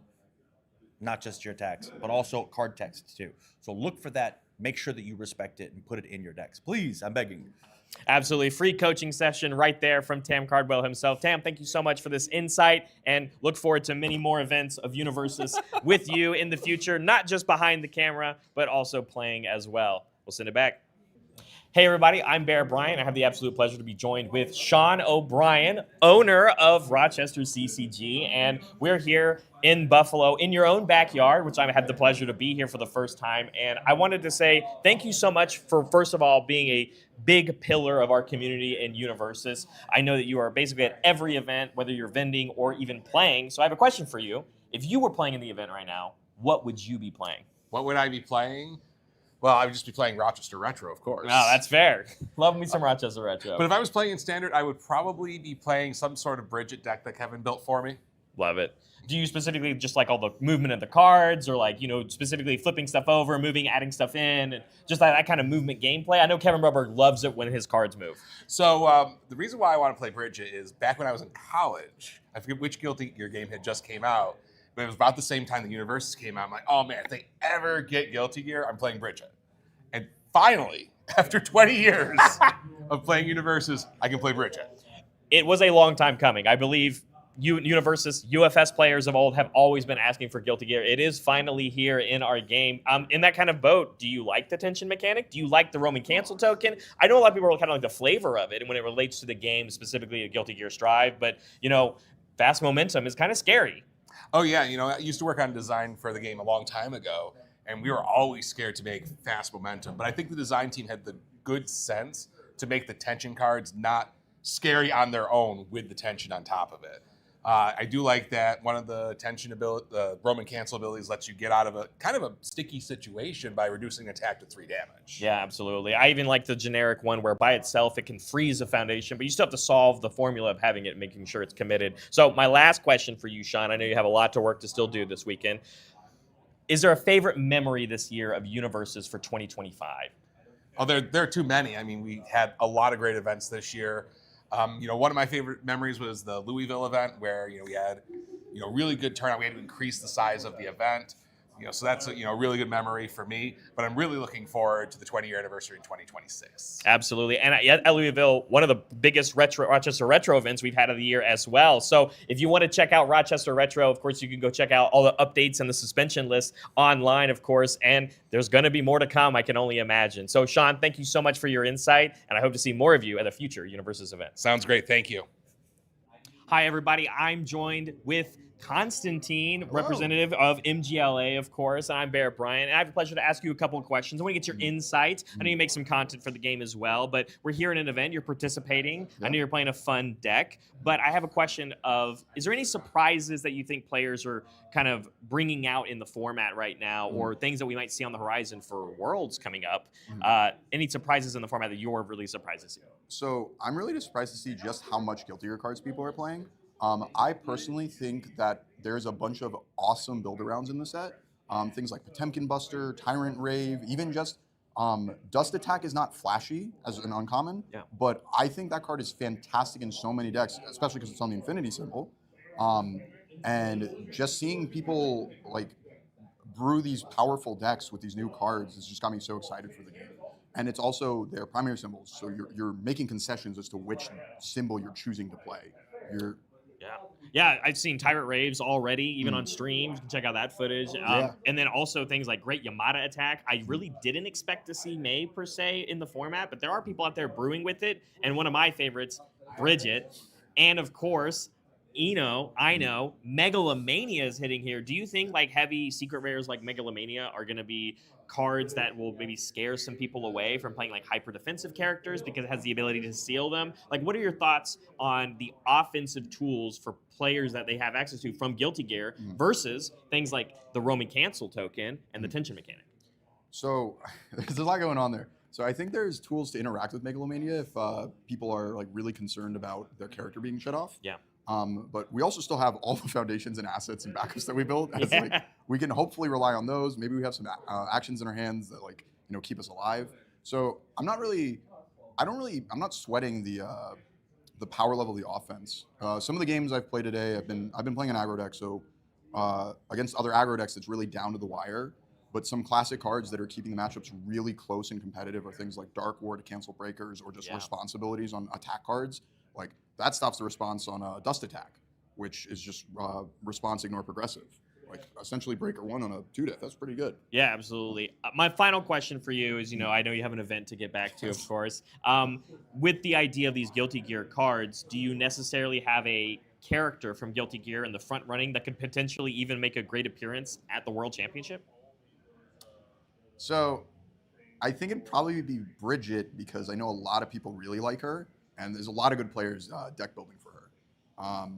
But I'm still really interested in Soul, like Soul Bad Guy. Yeah. He's so complicated that I just didn't put the time in. Maybe there's something there. So Yeah, absolutely. Of course, we'll have to see, and I can only imagine that Guilty Gear cards are not going to go anywhere in the format as they have just recently come out, of course. Do you have a favorite card from Guilty Gear? One card. Man, dude, you're putting me on the spot. It's got to be Heaven or Hell. Heaven or Hell is that I haven't seen anyone play that today, but like I keep thinking about it, just picking up the attacks in my hand. I'm like randomly getting. I don't know how much stats it actually gives, but like maybe 5/5, 4/4, like.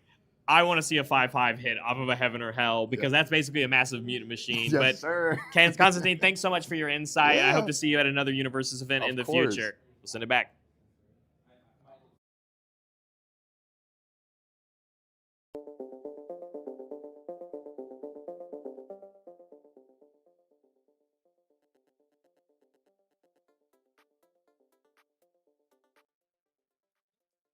Welcome back, everyone, to the Buffalo Regional. I am joined by Barrett Bryant once again, and we've got an exciting round 6 for you guys. We've got one of my favorite characters, both in fiction and in UniVersus in general, versus one of the surprising fan favorites, I'll say. There always seems to be people registering Zeke Yeager, Beast Titan, and he's always doing the wackiest stuff, Barrett. I can't believe people are still registering this character. I think I have been caught on camera saying that I don't think this character is very good, and every event I get proven wrong because they keep top cutting, they keep showcase. We've seen Justin Birch play this character and have success. We saw 2 of them top cut in Louisville, the breakout backup meta, and here we have once again at table 3. 2 incredibly powerful players playing this, and like you said, against Grog Strongjaw at my table 3. Where are we at right now? Yeah, this is pretty crazy stuff. This whole format has completely blown me away. And granted, we've seen a good mix of Guilty Gear characters and some tension attacks and things like that, but a lot of these decks don't seem like they were super impacted by Guilty Gear so much as the combination of people trying out new Guilty Gear cards with the previous ban list. I think the previous ban list is doing a lot of heavy lifting for this metagame. I couldn't agree with you more, honestly. As we're also paying attention here, this is a crazy large deck over here for it's the just Grog. triple sleeved. Oh, it is triple sleeved? Okay. Every time I say someone has a crazy big deck, they're like, it's only like 65 cards, and it's just like the poofiest sleeves of all time. Yeah, that's fair. But I could be wrong, though, because the lowdown I got on this deck in between rounds was that it has every piece of legal minus damage in it. Wow. I mean, that is one of the perks of the Earth symbol, which that is what this Grog deck is going to be played on. Going second here, of course, but we've got Zeke on the play here. And honestly, this is where this deck shines. I think why people really like this deck, it is a high variance backup deck is the best way I'm going to describe it, because if you find enough of the Jaeger's followers or these 1 difficulty backups and build them into your stage early, you don't really care about how many foundations you found in the beginning of the game, because as soon as you can transform as early as turn 2 with Zeke, you are no longer a 5-hander. You are going to draw so many cards off the top and transform, and you've hit this peak ability of Zeke Beast Titan now where you are giving stats, you're finally unlocking the potential of the character, and now any of these backups you find in your hand become extra card draw. Yeah, and I gotta be honest, I really thought that because Zeke Yeager Warchief gets to draw cards by sacrificing backups and things like that, I really thought he was going to end up replacing this character. Yeah. And then we saw them top together in the same event, be 3 of top 4 together in the same event. And so I was really, really surprised that it held on, but I was pretty much wrong about Hanji Zoe at this point, you know? So I thought losing 9 Titans was going to kill that deck. Losing 9 Titans should be a big deal to this deck and every Rock Barrage deck. But it turns out that the backup support between Falling Titans and Titan Pile and Beast Titans Rock Barrage all on this life symbol sort of package is just insanely, insanely strong. And then on the flip side, Grog Strongjaw, that was a deck I was about to play in Denver. I didn't get the chance That's to. right. But that was definitely my pick at the time. And I was really surprised that he fell off, that no one was playing him for the rest of the events. The metagame changed, and I was like, okay, he doesn't seem particularly well suited against things like Falling Titans. -2 damage to your attack that you will play ad nauseum. It doesn't really mean much. And now we're seeing him come back. And correct me if I'm wrong, but I think this is the 4-1 bracket. I can look it up. I won't even give you a lie. I will just tell you the answer because we have the technology here at this event. Do we? We do. Okay. I'm the man behind the I curtain. will never assume that we have the technology for anything at these events. That's fair. Okay, so we are at table 3. This is of course a Cole H versus Aiden L. Because the last thing I heard, real quick, was that Kyle from the Trading Post was the last undefeated or the last XO, I guess. Yes, Yeah, there was only 5-0. one 5-0 left, as we just watched 2 4-0 players draw with each other on round 5. So there's only one truly undefeated, and now we have this slew of 3 players that don't have a loss. Sorry, the 2 we just saw tie. One more, who is that is not accounted for necessarily, but we have Cole H here that are both against Aiden at 4-1, like you said. So we are at the X and 1, and these are make or break rounds for these players. We're only cutting the top 8. X and 2 is scary, all right? Because there will be quite a few of them, and as we keep scrolling, there are quite a few draws the further down you go. Yeah. And so, really quick, as you're scrolling past there, I see Ezra, who I got to talk to in between rounds during our fabulous B-roll footage. Thank you, Brian. And seeing him still XO1 as he was after round 2, very, very cool to see that. So getting to follow these storylines throughout the event has been super interesting, but we finally get some action here. We've got a couple of attacks coming in for our Grog player. Looks like we got a Potemkin Buster to start things off. Yeah, very, very punishable if you do not completely block it, of course. But it's still being a throw, and of course getting you that Roman Cancel token, and then afterwards being followed up by a Biting Dragon Grab. We are very much just playing a bunch of throws at this point. Speaks to my heart.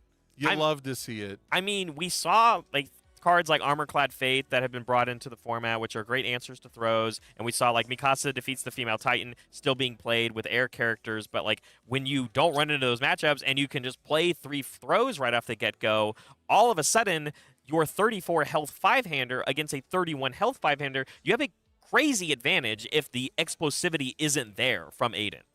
Yeah, absolutely. And we see another Biting Dragon Grab coming down. This card technically only has one ability, right? Yes. But it has 3 outcomes, or is it 3 separate things it can do?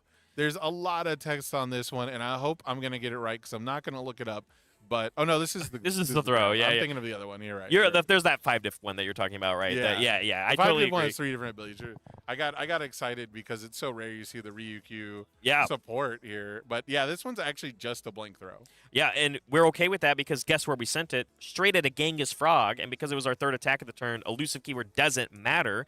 So we're not only going to cash in on this momentum because of us hitting backups and getting some of these off of the board. We killed off Hitch that got built by Aiden, and this is where I think I'm loving the control from Cole here of, hey, I'm going to keep swinging at these backups because I do not want you to transform as Zeke, where you need that 4 backup number to get that transformation off. And so unless we can build one at form speed or at a blitz and whatever to build one into our stage, we're not going to be able to transform this turn, and that is exactly what Cole wants to do, while also generating 3 momentum and a Roman Cancel token. But here is a way to get that 4th backup with a Hunter's Ally.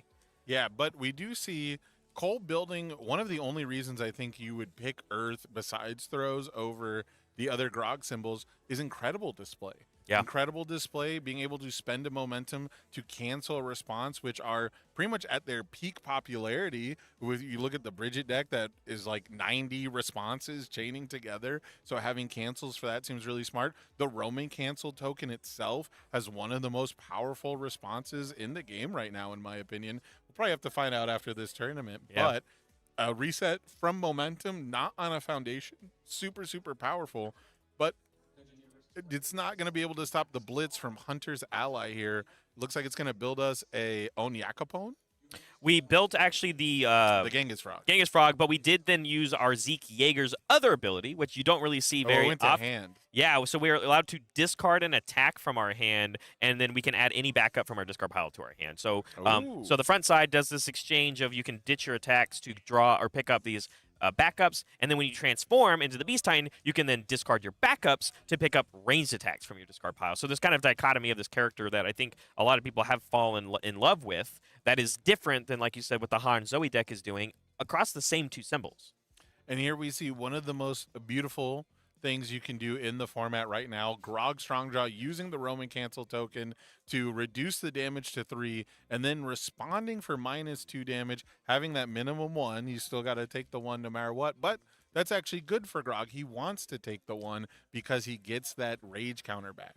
Yeah, that perfect threshold of if I can find a way to take 1 damage for every attack in the entire game, that's exactly how you want to play this character, because all of those rage counters turn into damage and drawing more cards. And I think that's the biggest thing I note about, you talk about, like, is this a world where Grog can exist? And when I look at Grog, and I look at, like, I'm going to bring her up again, Mikasa, Hizura's Hope, when you look at a 5-hander that is not actually a 5-hander, draws a bunch of cards with Correct. resources while also giving stats, the exchange for this character is you need attacks to land, you need to be able to find more damage reduction to take your 31 health and take it even further by using the responsibility on him, but you have to make sure attacks land on your side and on your opponent's side so that you can generate these counters, whereas Mikasa turns her stage into that advantage and cards in her Right. hand for the reveal. So similarly shaped, but different symbols to have access to, which I think is that strength of Grog. Yeah, and I do think that the response speed on the damage reduction is a big deal. Mikasa doesn't really have the damage reduction, and while she might have 4 more health than Grog, Grog will probably get more than 2 responses off.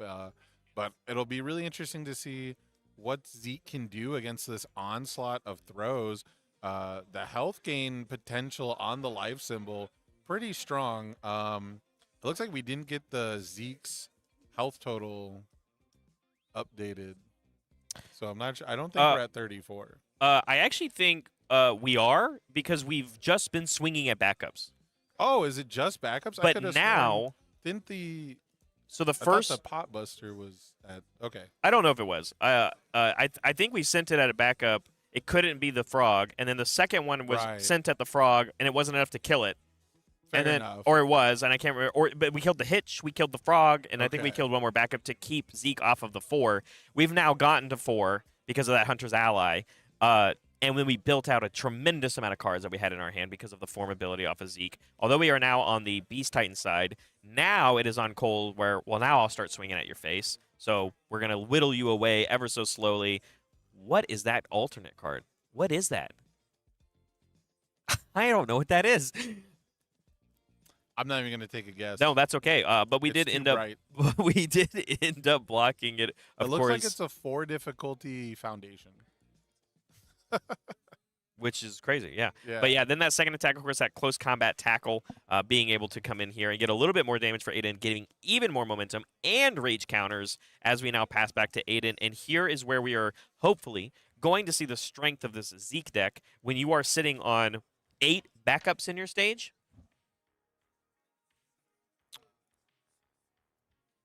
Yeah, we'll see if there can be some aggression from the Zeke here. So far, it has been all Grog. I guess he has just been aiming at the backups. I think you're right. I think that was the first time we actually swung in on the character. It's just they've been playing at such a pace. We've been talking about everything outside the metagame and Yeah. deck building instead of what's actually happening in the game is Grog has been playing whack-a-mole with these backups, but now there's no real benefit to doing it anymore, right? Now you have already transformed.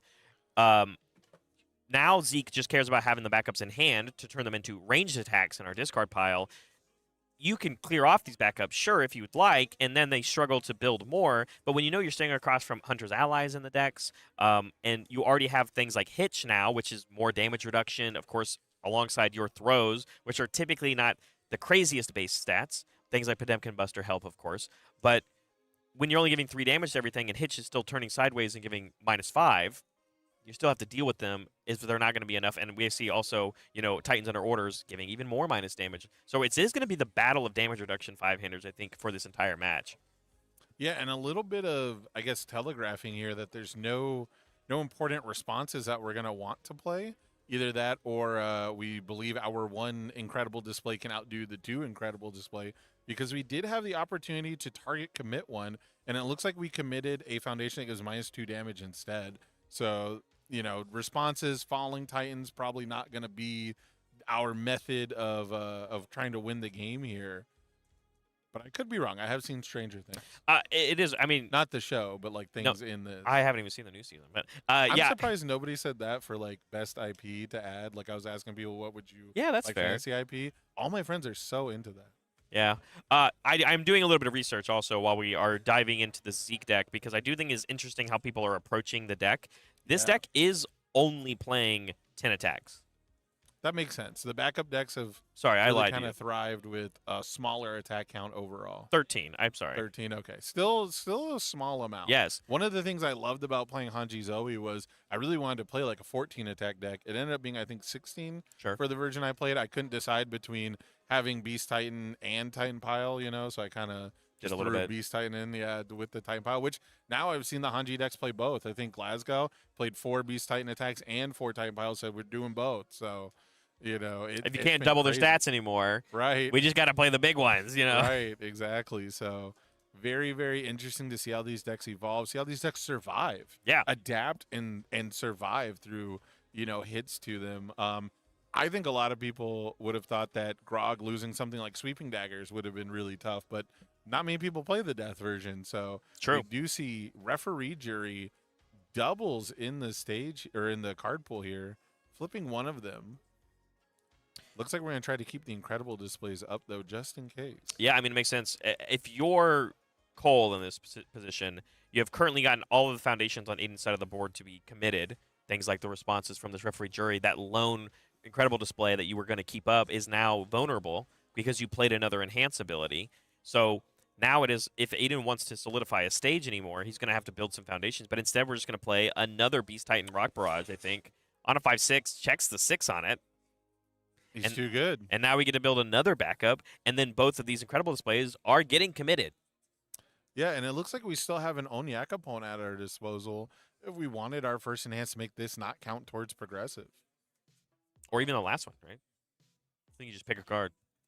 That's true. Yeah, either one. One of them does. Yeah, he picked this one. You were right. You were correct. So, yeah, and then here we have again. So because technically, just to be a nerd really quick, it is better to pick the non-active attack. Because if your rival has a way to clear this attack, they now get 2 for 1, right? They get the card that doesn't count and the current attack aborted. So for those of you watching at home taking notes. I did figure it out. That shiny Pearl card is one of the attacks that we were playing in this deck. It is Political Strife.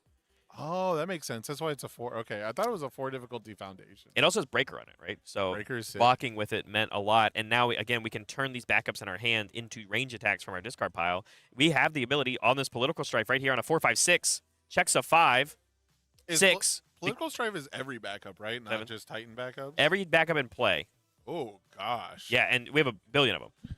Plus, remember the 3 damage from... It was on a 4/5. Sorry, I was wrong with the math. 4/5 because one of them ignores. We have a Genghis Frog in our stage. Plus 3.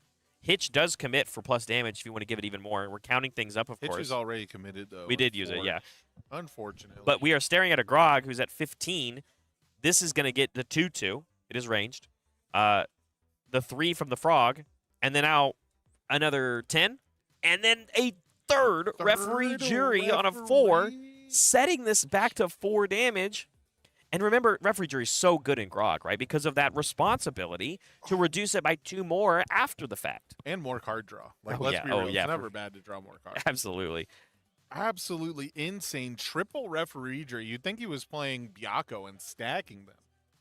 Even gives the chump block away. I guess when you draw as many cards as Grog, you go through your deck so quickly.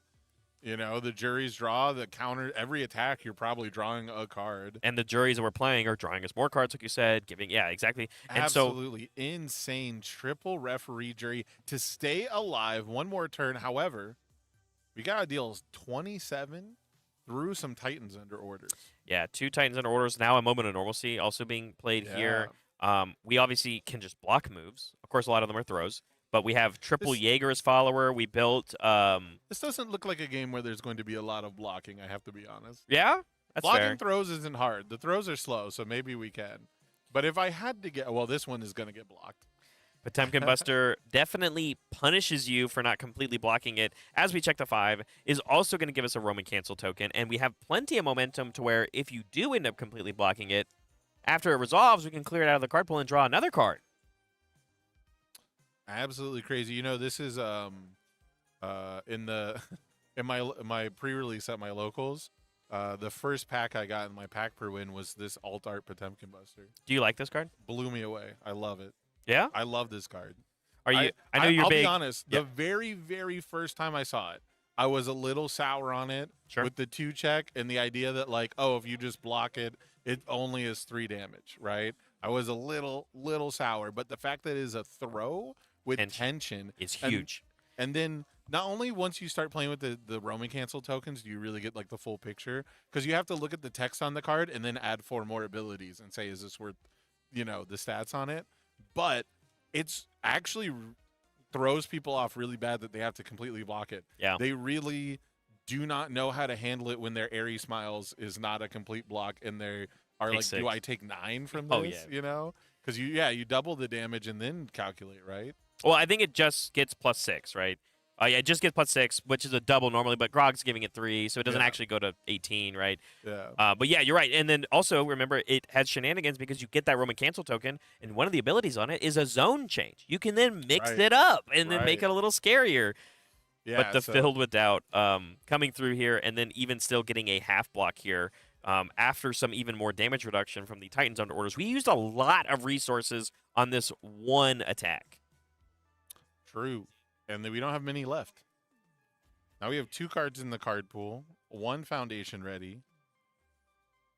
Yeah, and by the way, that Filled with Doubt did get canceled by this committed Incredible Display. So we did lose that access to the card. It's why we did that extra exchange. It's why we have that Roman Cancel token. And just like that, we're going to do the clear and draw a bonus. Gargantuan Grapple now coming out, which also has the ability to gain some extra keywords if we'd like, if we spend a momentum for it.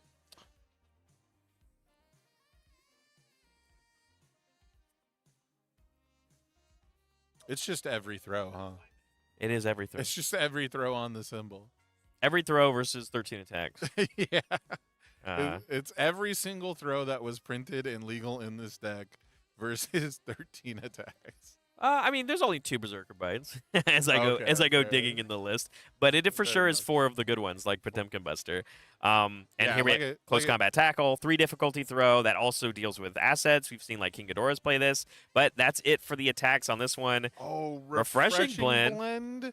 Yo, this is one of the if there was a reason to play Earth Grog, this is actually the reason. This is the card that lets you spend momentum to potentially start gaining health while taking damage. If you can reduce down to 1 while gaining 2 health, you're actually +1 and you still get the counter. You still get to draw cards. I might be getting converted from a death symbol purist as far as Grog goes. I think I can't disagree with you, man. I think there are so many powerful cards on the Earth symbol, but in the world of AOT with 3 sets not receiving the support, people have not been paying attention to it. And you have powerful characters like Grog that you were even convinced to want to play at the beginning of this year. We've gone almost a year later now, as we're approaching into 2026. Now we're, the 1-year anniversary for Hex in our game is March, right? Yeah. We're coming and approaching into it where you have and to this take is the part where you're going to give us the super reveal of the next Critical Role product that you totally know about, and I'm not just making up. That'd be really cool, but sadly, no. Well, one time I can't get a UVS employee to tell me things in advance. But instead, I mean, we are sitting at round 6 at the Buffalo Regional, the last regional of the year for the 2025 competitive season. Grog Strongjaw, full circle. Right. With the same year that this character came out, sitting here at table 3 and putting on a very strong performance, putting Zeke Beast Titan to 2 life, and has to play very good defense, of course, as a political strife being played here, but really this close to taking game 1. Yeah, and this political strife does get the Onyak Capone. It won't count towards progressive difficulty, and we just discard a backup to pick up what I believe was a Falling Titans, which means I think this is the one avenue. You can see Cole's face. I think this is the one avenue that Zeke has to put this game away here. Yeah, damage reduction is great, but when you are giving -2 damage from your character ability, but staring across a Genghis Frog, how much are you actually mitigating? We Ready have the incredible display, which can deal with the response, but you're staring across an opponent's incredible display, so you'll need both of your incredible displays, and that will take up almost all of your momentum that you've banked.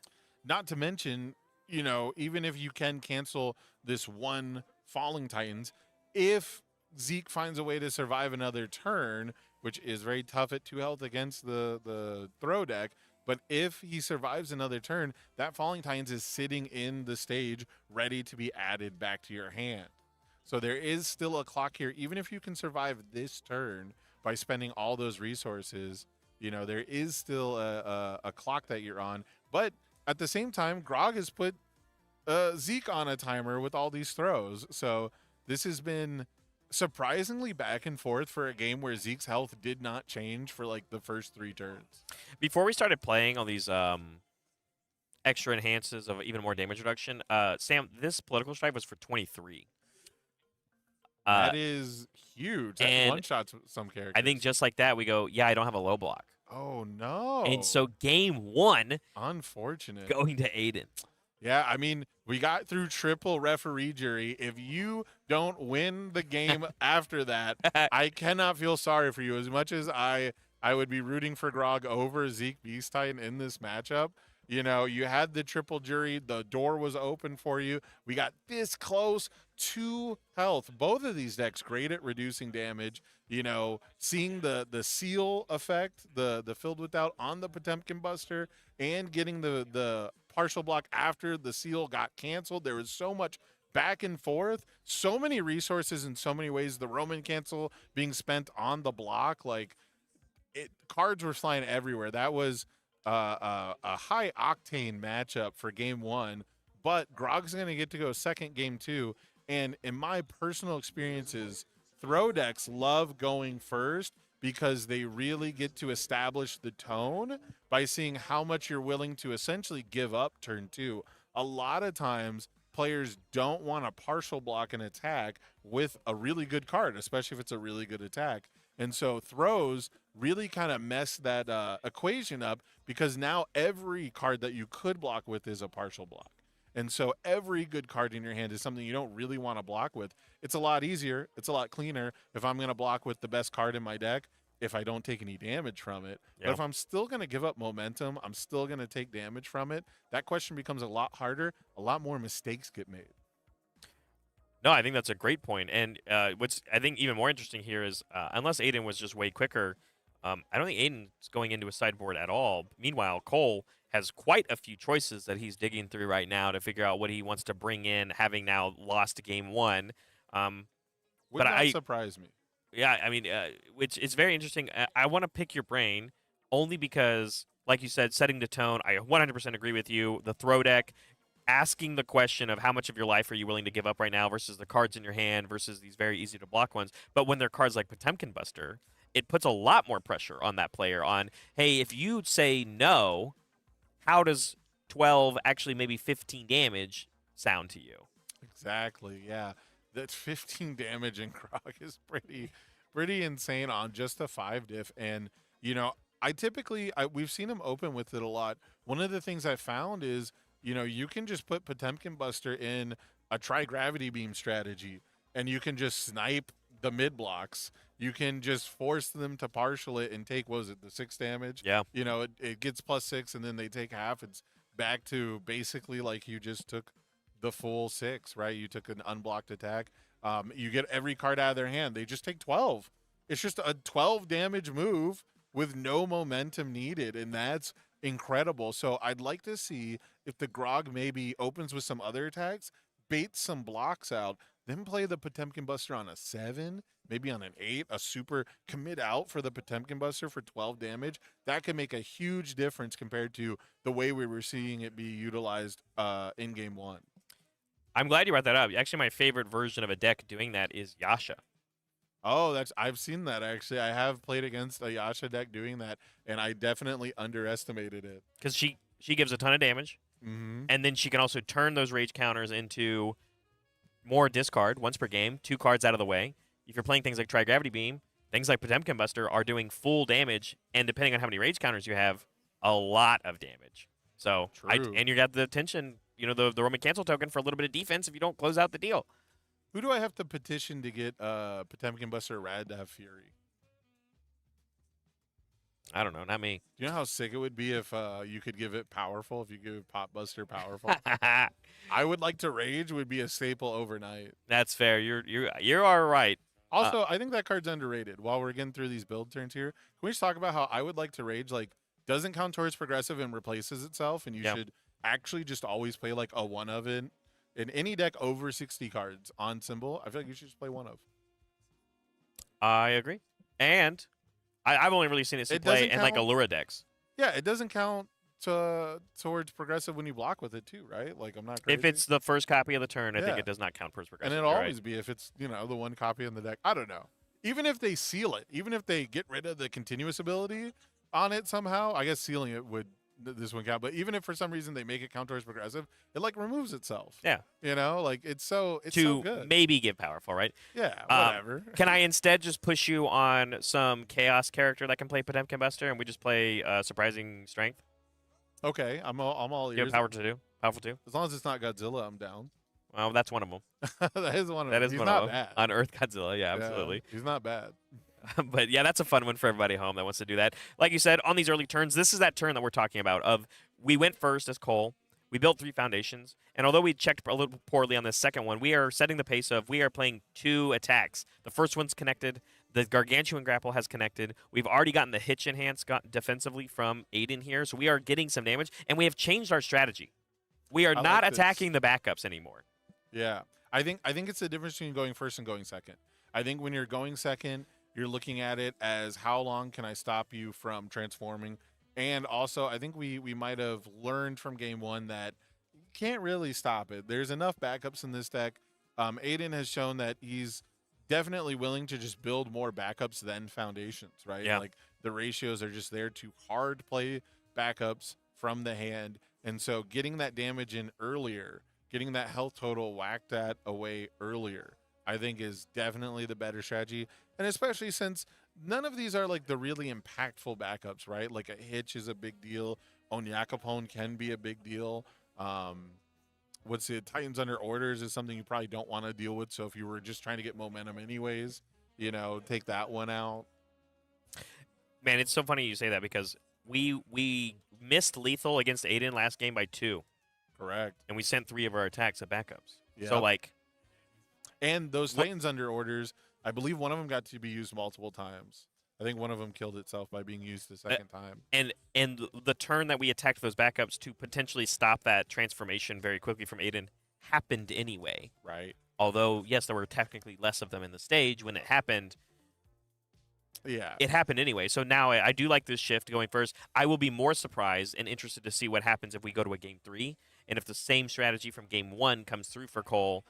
But we have to see, of course, how that is going to go. As the transformation from Zeke has now already happened, we drew a ton of cards. We were trying to establish our stage. But checking that 3 on that Beast Titan Rock Barrage to get to the 4th backup is going to make checking and trying to build these foundations a little scarier. But, again, when you're only playing 13 attacks, you can get away with it. Yep, we made it through the turn without failing a card. We do have pretty much everything committed, though. I mean, the Jaeger's followers can provide a healthy amount of defense. There's 4 of them in play, so it's -2. Yeah, sorry, there's a hitch hidden. Sorry, yeah, 4 of them in play. They each give -2 speed, right? Yeah. So you have -8 speed across the board. I think we built a Knight's Rest earlier. We saw that in the Sungjin Wu deck do amazing. A lot of work. Yep, the -2 speed then ready it allowed us to just barely block a huge phantom threat from Deku that got sealed. So it lost flash, and then we did -2 speed, ready the Knight's Rest with the backup, sacrifice the backup, commit everything. Now we see the block on the Potemkin Buster. So I will say Aiden has done a really good job of not getting caught by that Potemkin Buster. But again, Barrett, I have to ask, if the Potemkin Buster was the second attack played here, would we have gotten a little bit more mileage? Would our rival still have a mid block? Also, when do we start changing the zone? When do we start doing that? Right, use the tension to. That's what I'm saying. I think we did that in the last game, and they blocked with a 1 high. Oh, then we felt bad. Yeah, so maybe we're going, okay, the life symbol, not the one. Not the one to change the zone on. And we also life symbol has things like Syndicate Target, right? Onyakapon's a 1 low that you can add to your hand with Zeke Yeager's ability. So that is one thing that's really underrated about this character is the ability to discard a backup or an attack and then add the other card type of the correct block zone is something that was super, super powerful through most of, and to this day it still is, of UniVersus' history, the ability to never have the wrong block zone. Yeah. Or I shouldn't say never, but usually it's once per turn. Overhaul always has the right block zone. Yep. Hiroshima 1 always had the right block zone. I think it was twice per turn, right? He could debuild himself from stage. Yeah. So, those abilities, and Momo too, once per turn, just have the right block zone, were paramount to being one of the best characters in the format. And that's something this Zeke Beast Titan can do. Mimic. Commit. Pick Yep. up one. Even before that, right? Cross turn. Go pick up the right block mod. Not just sculpt your hand, but aggressive. That one's not quite as on demand, but you're not wrong. But it happens, You're not wrong. It was like that. You're right. But we did play 3 throws, knocking Aiden down to 12, and then attempted to build afterwards. Not really checking super hot, though, of course, after playing all those attacks. So although we progressed our damage and our momentum game, our stage is still pretty unhealthy and completely vulnerable to now this offensive turn coming here from Aiden. As the Hunter's allies coming through, we're going to be able to build some ally. A Jaeger's follower. We love those ones. We're going to have all the friends. We are lucky it was not a Genghis Frog. That is true. We have not found one of those yet.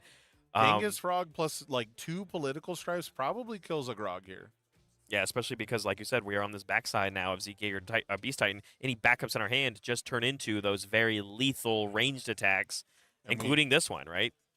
And we also see, we're going to be able to discard a backup to go get one. I think there's already a Falling Titans in hand. And with the no progressive, we don't have any bonuses to our checks, though. Yeah, that's the hardest part about this deck is it's not doing what War Chief does. It's not even doing what Hanj can do of tapping your backups and then getting rid of them. You have to play them on raw 6s, sometimes 7s if you let in with a Beast Titan Rock Barrage. That I would say is probably the biggest downside. Right. Because he does still supply stats at some point. And here we're going to see it on a 6, and we've already confirmed our check with the ability of these Jaeger's followers. So that's the way that you answer the question that we just asked of how do you pass all these checks? Well, you just take a look at the top every single time. And it looks like that 5 or that 6 on top is going to be good enough. Rodan, eat your heart out. And I think it's also why we see for strong cards that I see people playing, not just at this event, but in general nowadays, things like One Man's Inferno having a lot more range in this format because of the way that characters like Rodan stack their deck. Or we've seen Crystal Lens in the character breakdown again, coming out of the woodwork all the way from a year ago where Travis wins with it at the Nationals last year. Things like One Man Infernos matter against not just those decks, but things like Jaeger's followers. Yeah, I mean, it's so funny when cards like that become relevant, right? Yeah. It's so funny. I think it was the Unyielding in the last round, right? Where it's like, this card kind of disappeared. Everyone was belly aching. It was the end of the world. The sky was falling, but not because of Falling Titans, but because of Unyielding debuild, putting you in prison situations or other things that I didn't listen to. But it went away, and now we're seeing a deck that you would typically try to use it against, like Rodan, utilizing it, unfortunately, against the character who's probably the weakest to it, which was Ymir. Yeah, that needs to be at that 9, and having lost a lot of tools. Yeah, it was ironic to see Rodan do it, and then it was so ultimately perfect that it was against the character that probably needs to transform the most at 9 Foundation. So, and I think it was at 9 specifically that Ymir kept getting hit with it. So, absolutely bonkers stuff. And speaking of bonkers, we got another Falling Titans coming down here. Number 3, I believe. Yeah, guaranteeing the 5, committing 1. We've got 2 more cards we can commit. Finally having the Milla bad check. So it'll be interesting. Do you do the second Jaegers here? I think you don't. I think you just know the ratios on your deck, right? But obviously Aiden knows better. He's the one playing the deck. And, you're in such a pretty good position of being able to continuously threaten this that this one resolves. It's not getting blocked, obviously. We've tapped completely out. All we have used so far is a defensive ability of the Jury. Mm-hmm. And so now the question is, if we play this next one, we're going to tap our last foundation here. We can still tap Zeke, but we have no more confirmations of checks. But there's a world where another one gets played after this. Yeah, and if this is at 8 damage, we can use Hitch for +4, put it up to 12, and then Grog's response doesn't save us anymore. Correct. And it looks like we're going to go get the Political Strife, which, if we can check it, is going to be game either way. And we can still clear this out of our card pool, and that's going to be on a 4 because this Hunter's Ally just ignores Progressive anyway. It is quickly showing a scary situation. Oh my gosh, the hand of Cole is so many Potemkin Busters, as I think we are trying to be draw. Looks like we're finally getting that defensive roaming cancel token, actually only taking 3. Just kidding, Grog says I take 1. Go down to 8. But that was something that we probably really needed to use against this Political Strife that we saw get picked up. And instead... Well, I mean, I don't think we had an option, right? If we can't block, yeah, we can't rely on the Grog because of the Hitch. So Aiden's just sequencing this beautifully here. I think all he really has to do, I think he's trying to decide if he wants to add Falling Titans back to hand or not, and I think you do. I think you. It would lose a backup though, which is technically a damage off a Political Strife. So do you just go for it on a 5? Do you just play on a 5? True. And of course we do. We're gonna have so few attacks in our deck, and now we'll get even more bonus damage. It gets the 2/2, of course, from Zeke, and now it's gonna get the +4 from the Blitz, presenting 7, 8, 9. That's exactly what we needed. No juries in sight. I think it's off by 1. Is it off by 1? 9, and then the -2 from Grog, right? Would put it. Oh, it starts at 3. Yeah, it's 3 base. I thought it was a 4 low 4. Oh my gosh, Grog is gonna live At 1 once again. Well, on then the answer, Barrett, was to play the Falling Titans, commit Zeke, and then play the Strife. That is also true. Oh my god, how many times has someone lived at 1? Today alone, I've seen it happen 4 times. Oh my goodness. The question is, can we send this back? Can we do 12 damage with our throws? Immediately slams a Potemkin Buster as the shifts are coming down here from Aiden, and he says, hey man, how many mids do you got? How many mids do you got? And if you do completely block them, here's my Roman Cancel token. To clear it, draw a card, still take half. 15 damage Potemkin Busters coming through here. And I know that there's another one in his hand. I saw it. It was the most explosive hand I've seen so far today with a double Potemkin Buster. I mean, Sam, I think we're getting a game 3. I think we're getting a game 3 too. This is absolutely insane. I thought for sure Aiden. I was talking about how well he was sequencing. Yeah, it. He was good. It was very good. But we just had to take a tiny bit more risk. We just had to take a little bit more risk. Commit the Zeke. Is there something wrong with Zeke being committed? Do you lose the 2/2? No, you just lose the enhance of which pitching. we already had it in hand. Yeah. We did see the fill without come through, of course, though, but we did try to buff it up a little bit more. We're even now seeing the pickup ability from the shifted Falling Titans. We have a high block in our hand now, which I think is the only card left in our hand. I believe so too, yeah. So this partial here makes sense because it's not going to get the bonus damage from the Potemkin Buster. Well, it gets it if it's not completely blocked. Yeah, but it's sealed now. So this is like sealed. the most You're right. minimum damage we Sealed, can take. Yeah. It's too many things. Yeah, I agree. But Potemkin Buster has like 4 routes, and sealed is the 4th one. Potemkin Buster number 2, though. 0 cards in hand. Game 2. Cole, you have a good reason to be excited. Going to Grog Strongjaw. We have a match with 19 minutes left in the round. Absolutely insane plays here.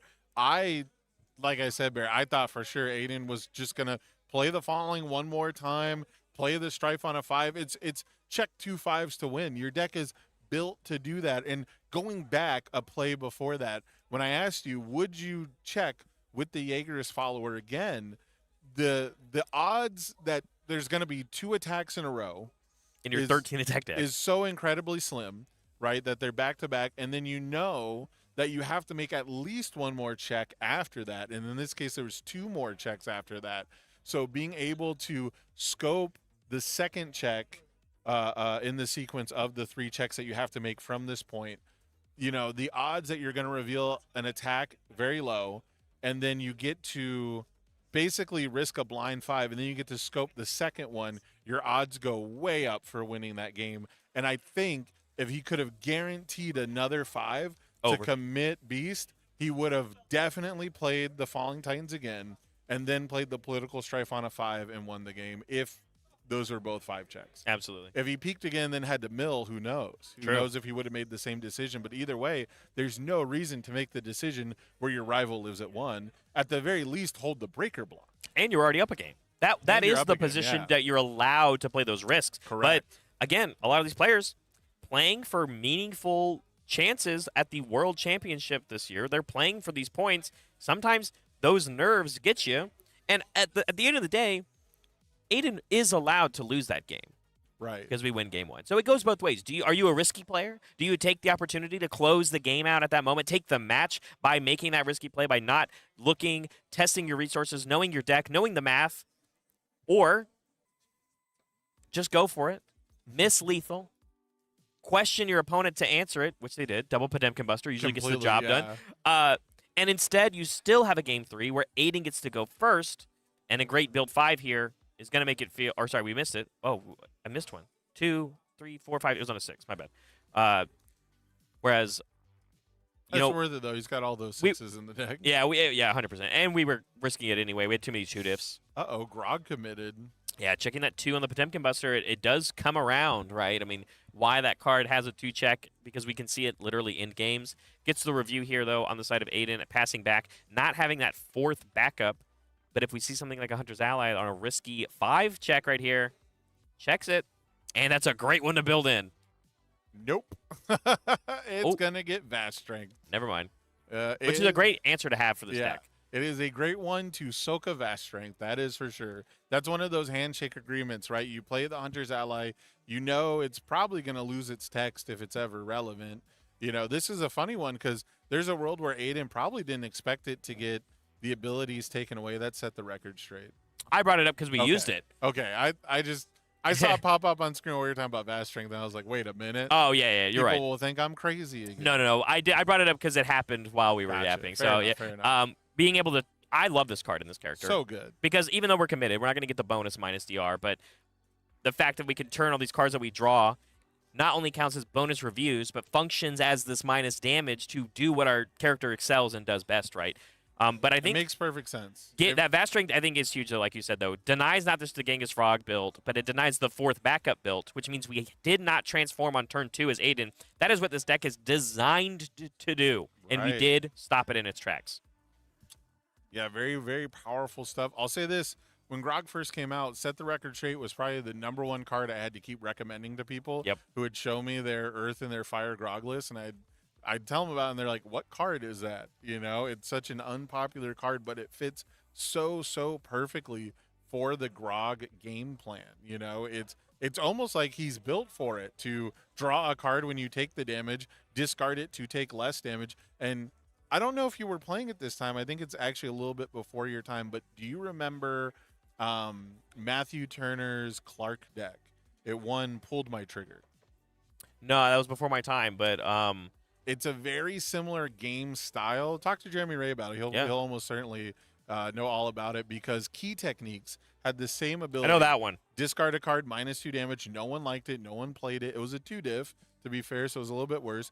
But Clark had the ability where when he takes damage, he gets to draw a card, and he gets to commit a rival foundation. Oh, that's pretty good. Yeah, so it's very much Hood. It's like the Hood response. Yeah. And so only he didn't have to commit his own foundations. So the only way for the Clark deck to get, foundations it doesn't want to draw out of its hand while getting value for it was that Key Techniques, and it was an insane amount of damage reduction for 2014 when it won. And at the time, anti-stun effects just weren't very good. They weren't that popular. So you basically had to give up your best foundation to ever deal damage, and also know that your rival is going to be reducing the damage of every single attack you play by at least 2. And it was incredibly, incredibly strong and oppressive. And it's so cool to see the echoes of that deck that won a world championship for the teams format here basically 10 years later. Yeah, giving I guess you could say, giving Cole here a very strong-jawed chance with the tenacious damage reduction that he has in the power of Grog with that combination. Playing a little bit of catch-up, of course. We are approaching Game 3 for Cole the same way we approached Game 1.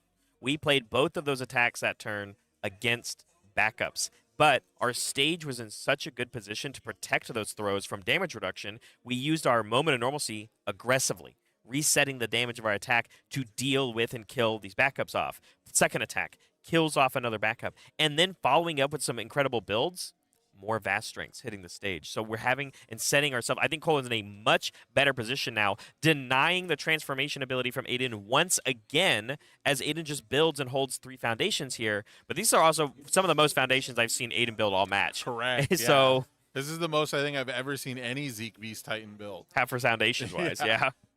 Which, now that I think about it, Aiden might be the only person I've ever watched play this deck. We had it on stream during Wubb's climb for his win in Louisville. He had to play against one, I'm pretty sure, and we put it on stream. But was that not Aiden? Wait, you're right. I think it was Aiden. Yeah, you're right. It was Aiden. I thought because Aiden's friend, Aiden's other local, I believe, was the other Zeke Yeager at that tournament that was just bubbled out of the top 16 of Louisville. And they both have been working on this character and playing this character quite a bit. So, yeah, I guess you're right. It was Aiden. You're right. That was on me. It was Aiden. It was Aiden the whole time. It was like you pulled the Aiden mask off and Aiden's under there. Yeah, Scooby-Doo mask. Absolutely. So, yeah, you're right. I mean, Aiden having great success with his character, really knowing the ins and outs, and maybe the change to playing more foundations, maybe shifting the way that this game is going to be played, because guess what? The opponents, the players of UniVersus have leveled up their gameplay on how to play against these backup decks. You, as the backup deck, have to adapt and change to that as well. So now we've seen the most foundations ever from it. We see the hitch for the moment of normalcy once again. Yeah. Berserker Bite. Killing off the Jaegerist followers. Berserker Bite on a 5. We're going to check a 2, unfortunately. And there's going to be a lot of damage reduction. A lot of fake health is getting committed there. Yeah. I think that was, at least 6? 2 pull from danger and a tough skin, right? So that's tough skin, yeah. That's -1, yeah. That's 7 health we just technically dealt. Yeah, to kill a hitch. Yeah, if we win next turn, if Zeke Beast Titan kills Grog next turn, it'll be very interesting to know if 7 fake health would have changed it. Ooh, sacrifice for the cause, hitting the stage for the first time this match for either player, since they technically could both play it. Not only does turn the card advantage into your hand on this opposite axis that we talked about for the set the record straight, but it also cancels a damage reduction ability. Yes. Which is very good for what we're seeing in this back and forth matchup. And again, hopefully, Cole maybe keeping Aiden off of another chance to transform here. Checks a 3 on this Beast Titan Rock Barrage.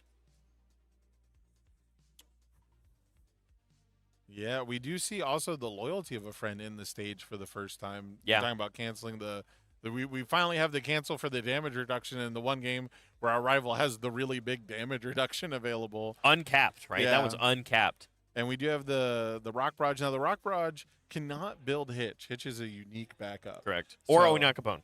Yeah, or Onyakapone. So those would be your typical targets, but not going to be the case here. So we'll need a Hunter's Ally to get one of those two, but we are going to get +1 to our backup count. And Cole's doing a much better job, it seems, of denying the transformation this game. I wasn't a huge believer in the strategy, but I totally understand why it's appealing. I understand why it's especially, can we just point out Potemkin Buster, the unblocked clause, perfect for swinging it backups through DR. Kills anything. Kills any backup, right? Yeah. And it even stops, again, that other weird line of text that Potemkin Buster does have. It stops any abilities that would occur during the damage step. So if your opponent is also playing Roman Cancel tokens, correct, yeah, you can deny, your opponent can't play that one to set its damage to 3 to maybe save something like a backup, but not necessarily seeing a ton of these tension attacks in the backup deck because there's a very tight space for these type of archetypes. But here we see Hunter's Ally. This is getting our 4th one. Yeah. So all of that work we've done, although, like you said, the game state for Cole has completely shifted compared to Game 1, our stage looks way better than in the context when Aiden was eventually able to transform like he is now, and we have 4 momentum to sit on. So there's a world now where, obviously, Cole will shift his focus of these attacks now starting to swing at Aiden, and with high-impact cards on our stage, like to set the record straight for more DR, triple pull from danger. Dramatic exit now? Yeah, we've seen trying to exit as well for this minus speed. We have extra tools on Cole's side of the board. Hopefully now, when we start swinging with these extra throws, we can deal with this 34 health maybe at a more efficient pace. Yeah, but that dramatic exit is it's probably going to be an offensive threat here. Yeah, I want to talk about it because Grog has this big, beautiful stage, but if we dance our way into deadlock, we've seen the +2 speed for each backup become something incredible. And now Grog's not typically trying to block, but when you've got this many cards in stage, it behooves you to completely block one attack. Yeah. You know, that's more damage reduction than Grog provides or any of these cards individually. Granted, you'll probably flip some of them before you do it. So it'll be really interesting to see if like something as strange as a speed manipulation ability is actually the deciding factor against two basically damage reduction decks. Yeah. Potemkin Buster does get blocked, still gets some damage through, of course. 15 damage throw, or Get the not tension 15. token. Gets the tension, Or the moves Roman on, cancel token. moves on to this Gargantuan Grapple, and you're so right, because I totally forgot about the Deadlock ability on the Loyalty of a Friend. That can go... Oh, is it Loyalty of a Friend that's a plus speed? Well, Dramatic has plus and minus speed. Plus is minus. But there is also the Deadlock That's ability true, yeah. on Loyalty of a Friend. I mean, Dramatic Exit's really good when you're in when your opponent's in deadlock too. Yeah, so plus this one. But my fear then is if you have these extra tools that help give the speed to your attacks, which is a different axis. Right. It's Obviously not what you would expect to be what beats a Grog, but you also don't expect Grog to have 10 foundations in stage. And is it also maybe scary to do that kind of play on something like a political strife? That you want to give a bunch of speed to this high damage move when you're playing against a deck that's playing 4 referee juries, has this Roman cancel token. Right. Like when does that game of giving speed to your moves by committing your foundations that would normally help you pass checks, but we also have a tattered costume in our stage that can deal with a referee jury, but how many incredible displays are we now building here? And these cards do kind of non-bow with Falling Titans, right? Which we saw be pretty integral. It's not the most powerful attack in this matchup, I wouldn't say. You're definitely looking for the political strifes of the world out there, but I think it's going to be interesting. I think we should pay attention because Grog has gone into deadlock now, right? This is 4, 5, 6, 7, 8, 9, 10. Yeah, we're at like 12, 13 foundations. So seeing another unique get built. When do we consider the possibility that Cole actually could like deck out Aiden, and you're also a low attack count deck, so those flips to cycle could potentially be game ending for your low attack count decks with enough defense, right? Am I wrong? Is Loyalty of a Friend not unique? Loyalty is. I think he built 2. Oh. Is there 2? I think there's 2 in his stage. It definitely is unique. So, yeah, I guess I'll have to figure that one out. Or was it just a different card? I guess I can't see it. Is there 2 Loyalty of a Friend in his stage right now? It's unique. Loyalty. Gargantuan Grapple here coming down for Grog as we are eventually... Again, no backups got built here on extra for Aiden. I'm trying to check into the stage too. It looks like that looks to be like a Driven by Retribution. There it is. Nice. Okay, yeah, got it caught up. So yeah, that one of those has to go away. Can't have 2 of those in the stage as it is unique. There is a Driven by Retribution though. Yeah, we did build one of those. That is a good card. And I saw like, wait, that's a 3-diff, you know. So but the Gargantuan Grapple, of course, we're going to go ahead and get a huge amount of damage reduction, and we're going to use the Hitch. And holding on, I think, still to our Sacrifice for the Cause. I don't think we even used it to respond with. So just being okay with getting damage reduction. And then we're now doing the Battle of Incredible Displays. Yep, my incredible for yours. To attempt to cancel the Driven by Retribution. Cancel gets canceled. Driven by Retribution is still going to occur. It's going to remove that attack and then debuild one of these vast strengths here from Cole's stage. And then you're still playing on Progressive, of course. We saw Driven, of course, really, I think, shine in Atlanta, when people were starting to respect it, and also playing it in the aggressive fire characters like Porco. I think the biggest misread on it is that it's a specific tool to counter specific strategies. And while it might be one of the only tools to counter things like Equipment Heist and Falling Titans, it is just really, really good when you take a small amount of damage. Yeah, 100%. You know, debuild your rival, deny them momentum is already baseline insanely good to get a targeted removal piece during your rival's turn, and even better, it doesn't go to the discard pile where they can just Hunter's Ally it back like we've seen plenty of times. That is honestly the biggest annoyance factor for me with cards like Hunter's Ally and Beast Titan's Rock Barrage is you can spend all this time killing the backups, and then they'll just have it back on their turn like we saw Aiden did to transform. You know, that is so frustrating to play against, but what's also frustrating is when your rival plays only throws. Yeah, but I mean, damage reduction, of course, being a good strategy against those things, but blocking with things like Syndicate Target don't feel as good when you have to take the extra burn and then still also have to block these moves. Speaking of having to now block with one of these key cards here for this deck to close out this game, Falling Titans, losing that in our hand, gonna have to find that again when we cycle. Going down to 1 card for Aiden, 12 health. Committed a lot of resources here. Yeah, 1 in hand. Sorry. He's at 2 cards in deck. He's about to cycle. Yeah. So as long as the attacks, we're counting attacks over on Cole's own side, as he's also getting relatively low on his deck. And once he cycles, he won't have targets for his character ability to discard and add back to hand, and that could be absolutely huge. However, time's about to run out. I can't remember who went first. This is Cole. Aiden went first right? Because Grog pulled it out in game 2. So if Aiden passes, so if Cole here ends his turn, Aiden is probably only getting 1 more, and it's the next one, right? Having gone first. Yeah, so these are going to go to the discard pile. We're going to have to go through some serious, game pieces here of like not only readying or reviewing and drawing cards. We're going to have to cycle. It's going to take a couple of extra minutes. Oh, he had more than 2. Wow. Oh, wow, that was way more. He had a whole hand, yeah. Oh, wow.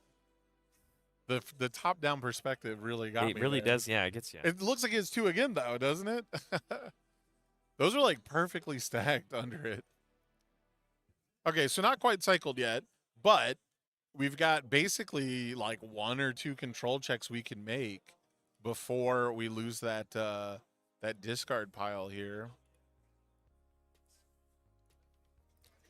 You basically, it almost feels like you have to find the 1 card.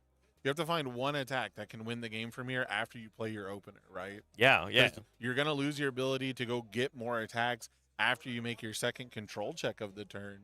Unless we're wrong again and there's like 5 more cards again. That would be pretty funny. Well, and remember, too, it's tricky because they specifically have to be backups in your hand to pitch, to pick up the attacks. True, it has to be that duality of those card types that the character does. And right, as soon as we head to a cycle, it's not just that your discard's empty. I think there is a true risk when you play these low attack count decks. Yes, statistically, lower chance of you removing attacks when you do this. But if you do hit them, you don't have a lot of tools anymore to close the game out. That is very true. Back in the day, again, Boomer story, we used to remove our hand to get a mulligan. Yeah. And people would play like 5, 6 attack decks, and you would open 4. And you'd say, well, I cannot afford to mulligan 4 copies of this card. It was actually some of the most devastating stuff. And I think that might have been part of the reason for the kind of insane rule to remove your hand for a mulligan, was to prevent really degenerate strategies from trying to do stuff like that to get out of the few bad hands they could get like that. So really interesting to look back and see that that was just normalized for so long. It took like 4 years of me playing the game before we got like a normal mulligan like other games. It took until My Hero, didn't it? No, sorry, the remove changed. Sorry, the second player one did change though in the My Hero era, right? It took until My Hero for us to get player 2 buffs. Partial, to get player 1 to take away player 1 advantage. But overtime, I believe, has been called now as on the top. This is Aiden's final turn to potentially get through 22 life. The first attack being this Hunter's Ally immediately gets vast strength here, which means this is just going to be it's going to be a 6 high for 7 after we give it stats, of course, with our character, and then whatever else we decide to do. Yeah, you can see Aiden trying to figure it out here, trying to put it together, discarding the Genghis Frog. Like I said, this is one of the hardest decisions because you're basically thinking to yourself, what is the 1 attack I can use to help me out in this situation?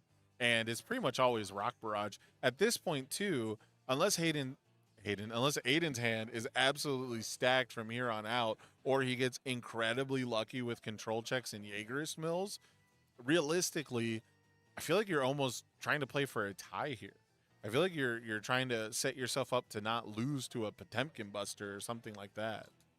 Yeah, I think that's the scary part for Aiden here is that you're the one at 12. You're the one that went first. If you overextend and whiff here, you set yourself up to actually lose the match. Right. There is a real strategy in overtime And- where Sorry, No, X1-1 you're right, yeah. is way better than X2 right now. Correct. So yes, 100% there is a play here to don't overextend here. Get a couple resources out of Cole. Maybe he doesn't draw the moves that you're wishing. Maybe you just find the good defensive pieces. You sit on those, right? And you play to live.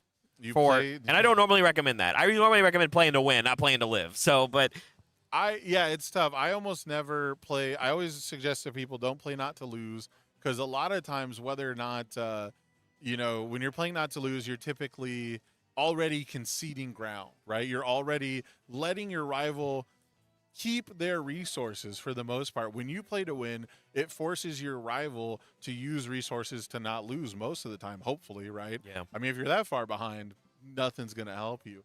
But when you play to win, it forces your rival to make tough decisions like blocking with their attacks. Like we saw him block with the Falling Titans. I bet a Falling Titans would feel pretty good here compared to most attacks. Here's that extra layer, right? The cycle has come through. We did our remove 10. Regardless of what those cards were, the discard pile is empty. So that option of do we get to play cards and pick up attacks in our discard pile, the answer is not currently. And we are even finding right now, as we are using Jaeger's followers, looking at the top card of our deck, and we're getting rid of 5 checks. Right. We are looking for something else. We are doing the big dig. The big dig. I like that. As my dwarven clan would say, the big dig. We're trying to find through the rock and the stone. This is maybe a path as well. I think getting that Another vast terrain. Getting that Genghis Frog into our discard pile, I think, function as a potential backup to build with a Hunter's Ally, maybe that we could play later. But now we have a Beast Titan Rock Barrage. You said this was the key of, I believe it is. Yeah, the Beast Titan Rock Barrage. Obsidians are hard. That was a key for Aiden to hopefully win this game. Getting Vast Strength is a really good answer on the other side of the table for Cole. Not even feeling like we have to block anything yet. And I can only imagine, when do we maybe start seeing things like Referee Jury come out, but you're also staring across the table from this tattered costume. You have to just block with them. Second Rock Barrage coming in, 5, 6, 7, checks of 5. Taps are 2. We don't have any more confirmations for the Jaeger's followers, but we're going to build an extra one in. And do you use the Jaeger's followers effect to get the guaranteed look? But if it's a 3, is it devastating, or do you use it something to ready something like the Night's Rest? That's a very good question. I think readying the Night's Rest is the better call here, specifically because whatever you play on this progressive is above a 5. So just having a 5 is not as good as the chance at a 5 plus an additional resource. Does that make sense? Yeah, I Did understand. explain Yeah. that well? Like Okay. the foundation, you turn a backup into a resource to pass a check. Remember, we can also commit our character. We've already figured that out. The resources actually guarantee passing checks. You're already probably relying on top of the deck if you see a 3 and have to mill it, or like if you don't actually see what you need. We did peak though, and so it's one of those things where it also depends how many more checks do you need to make. I'm assuming that Aiden has to make multiple checks, right? So having multiple resources to be able to commit alongside the multiple checks is much better. But if there's only 1 check left and you've got this many resources, scoping it out does make sense. Also, trying to mill another target to potentially add to our hand. Cycle comes through here for the side of Cole. Aiden getting even deeper in the tank. So this Rock Barrage obviously resolves. We selectively committed, I can only assume, either the Moment of Normalcy or the Sacrifice for the Cause. But now a Driven by Retribution from Cole's own, taking advantage of this hitch that's in the card pool on a Political Strife. 4, 5, 6, 7, checks a 6, 7. Political Strife being very big here. Pretty good, but losing the hitch is a massive. Yeah, that's 5 damage we lost. 1 from having a backup, and then 4 more, right? Hitch is max 4, max 5. Max 5, actually 6 damage. Yeah, we lost 6 damage. So 3 base damage, gets the 2/2, goes to 5, 6, 7, 8, 9 damage. Cole's at 11. This is not lethal. there has to be more. Will we check well? And we're going to put it back to 5.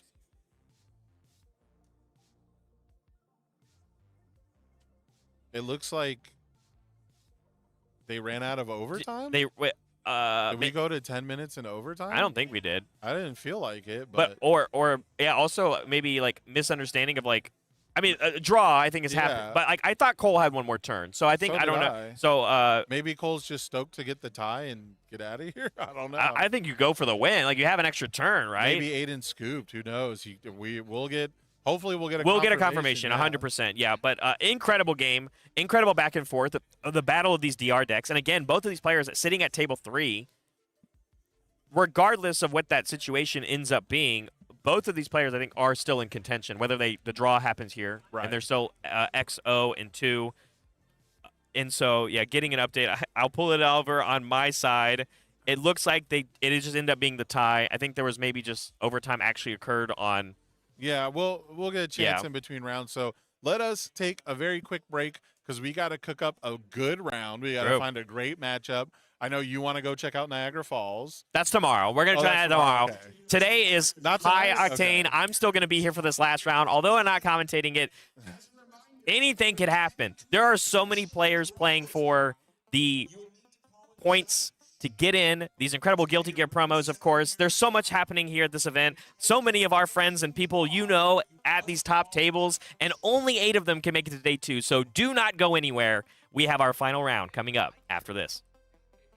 Hi, UniVersus gamers. I'm Barrett Bryant, and I have the pleasure to be joined with the Tamarin Cardwell. Tam, you want to go ahead and introduce yourself to the people? Hi, as Barrett said, I'm Tamarin Cardwell. You can find me online at Tam Cardwell, both on YouTube, Twitch, Twitter, Blue Sky, all that jazz.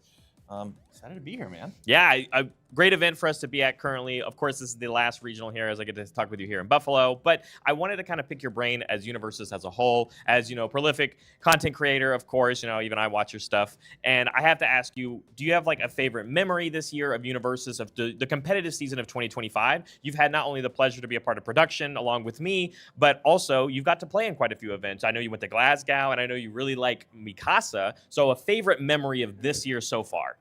I think favorite memory. I have not played in a ton, but Glasgow was such a blast. Getting to go overseas due to the trading post and play some games. I really like that character. I think it was just putting a character that was kind of on the fringe, really putting them on the map. It just always feels really good to do in a card game with so many eclectic characters. Just like picking somebody you really believe in and pushing them to a top cut.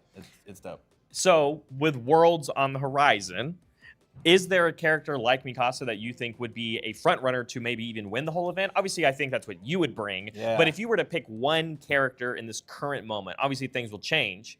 But do you think there's like a front runner going into the event? I think so. I think that the format is run rampant with Devil Jin and with Hanj. So out of those two, I'm actually going to give the advantage to Hanj. I think that the game plan is very solid. Yes, she lost an important card, but I think that the game plan of play all my cool backups and then find checkmate is really strong, and they just do it the best. So then my last question for you is, I'll do a generic, you know, pick your brain strategy question.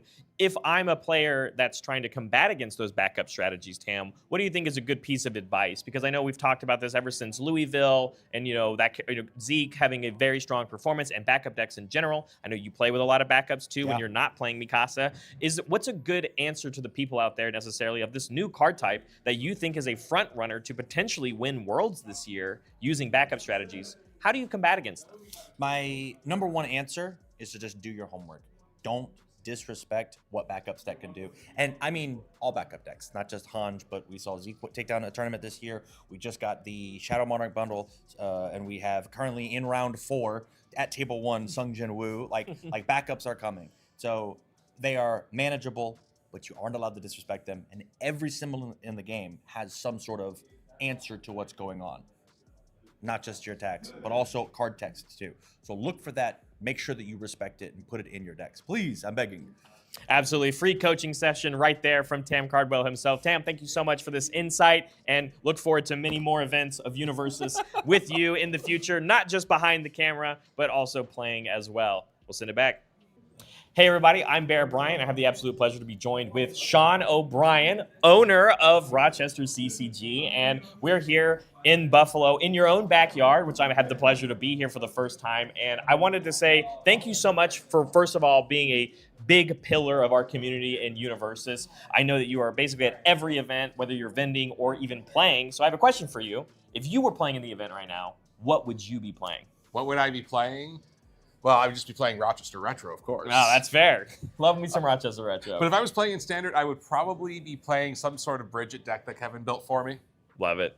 Do you specifically just like all the movement of the cards, or like, specifically flipping stuff over, moving, adding stuff in, and just that kind of movement gameplay? I know Kevin Rubberg loves it when his cards move. So the reason why I want to play Bridget is back when I was in college, I forget which Guilty Gear game had just came out, but it was about the same time the UniVersus came out. I'm like, oh man, if they ever get Guilty Gear, I'm playing Bridget. And finally, after 20 years of playing UniVersus, I can play Bridget. It was a long time coming. I believe UniVersus, UFS players of old have always been asking for Guilty Gear. It is finally here in our game. In that kind of boat, do you like the tension mechanic? Do you like the Roman cancel token? I know a lot of people are kind of like the flavor of it and when it relates to the game, specifically a Guilty Gear Strive, but, fast momentum is kind of scary. Oh yeah, I used to work on design for the game a long time ago, and we were always scared to make fast momentum. But I think the design team had the good sense to make the tension cards not scary on their own with the tension on top of it.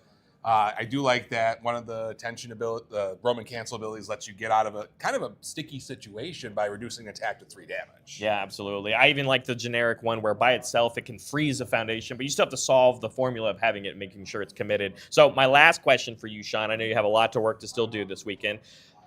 Is there a favorite memory this year of UniVersus for 2025? Oh, there are too many. I mean, we had a lot of great events this year. One of my favorite memories was the Louisville event where, we had, really good turnout. We had to increase the size of the event.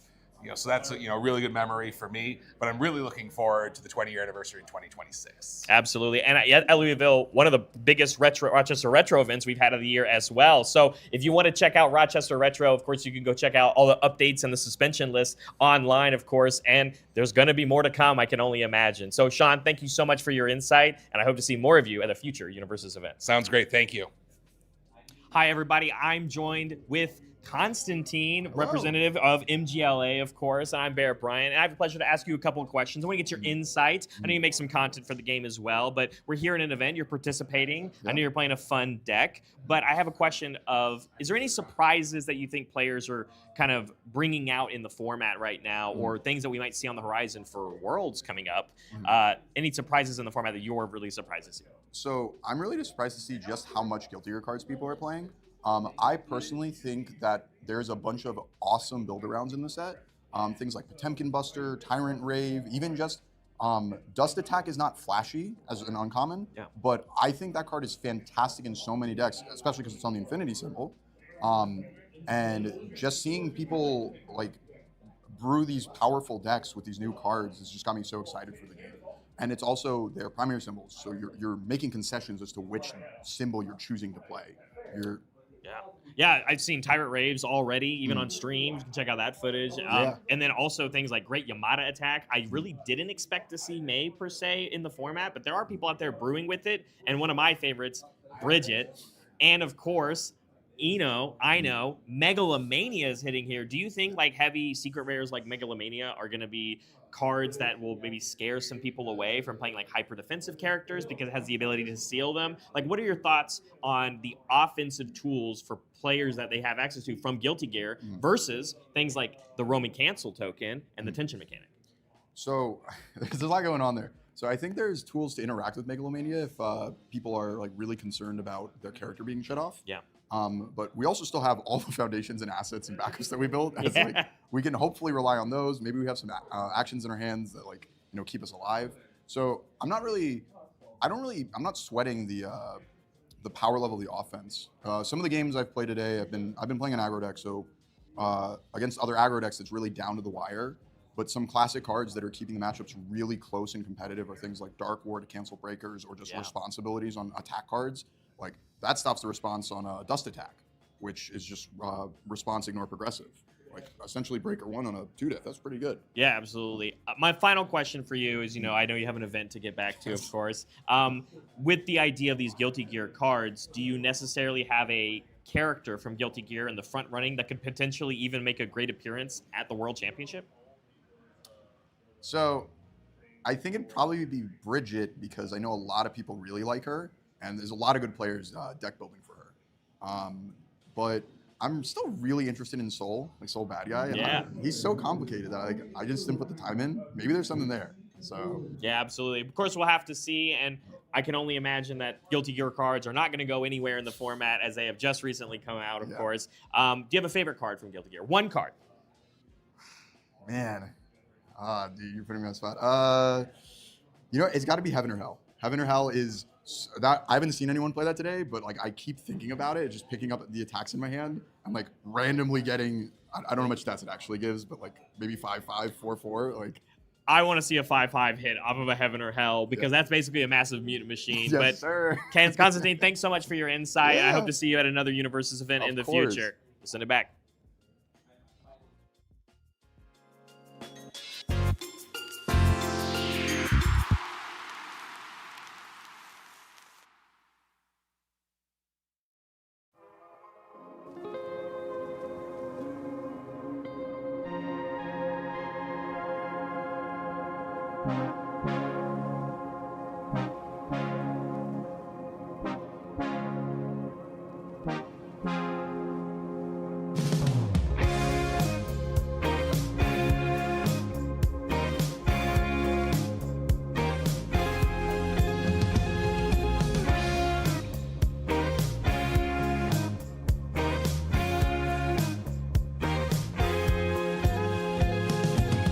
I wanna start off something new.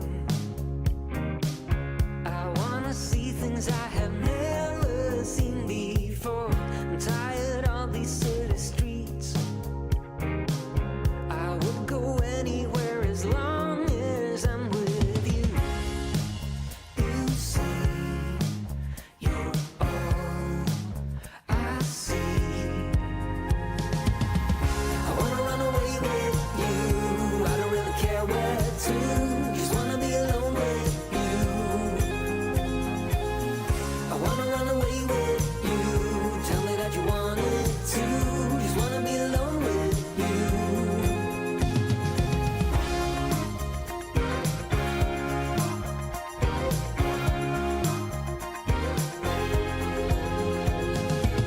I try my best to concentrate. I try my best to keep my mind and my head straight. I've been feeling as of late that all I wanna do is go out somewhere new. As long as I'm with you. I wanna run away with you. I don't really care where to. Just wanna be alone with you.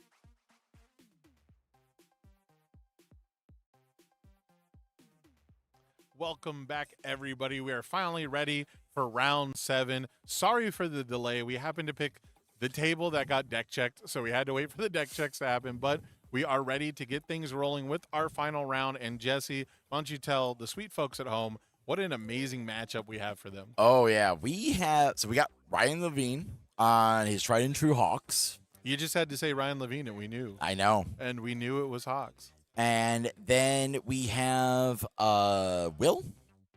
Well, we have Mikasa. My apologies. I have decided to move stuff around on my phone, and I completely forgot this. Yeah, so we're going in with this like the Mikasa Ackerman, Hiruzu's Hope. We're going in. We are trying to build. We're trying to blow up. We're trying to play as many attacks as we can. This is a deck that's become a staple in the format. I'm happy you always see it around because it went from kind of like this like casual, random, obscure deck, and now it's like a thing. And I'm like, yes. Yeah, it was kind of like a weird rogue deck that did wacky, lose all your foundations things. We haven't really seen too many different styles on it other than play all the attacks, destroy all the foundations, and then rebuild. So I'll be interested to see if we're all in on that strategy, or maybe we cooked up something different. But Mikasa has definitely seemed to benefit from the most recent ban list and has blossomed into a huge meta threat. Mm-hmm.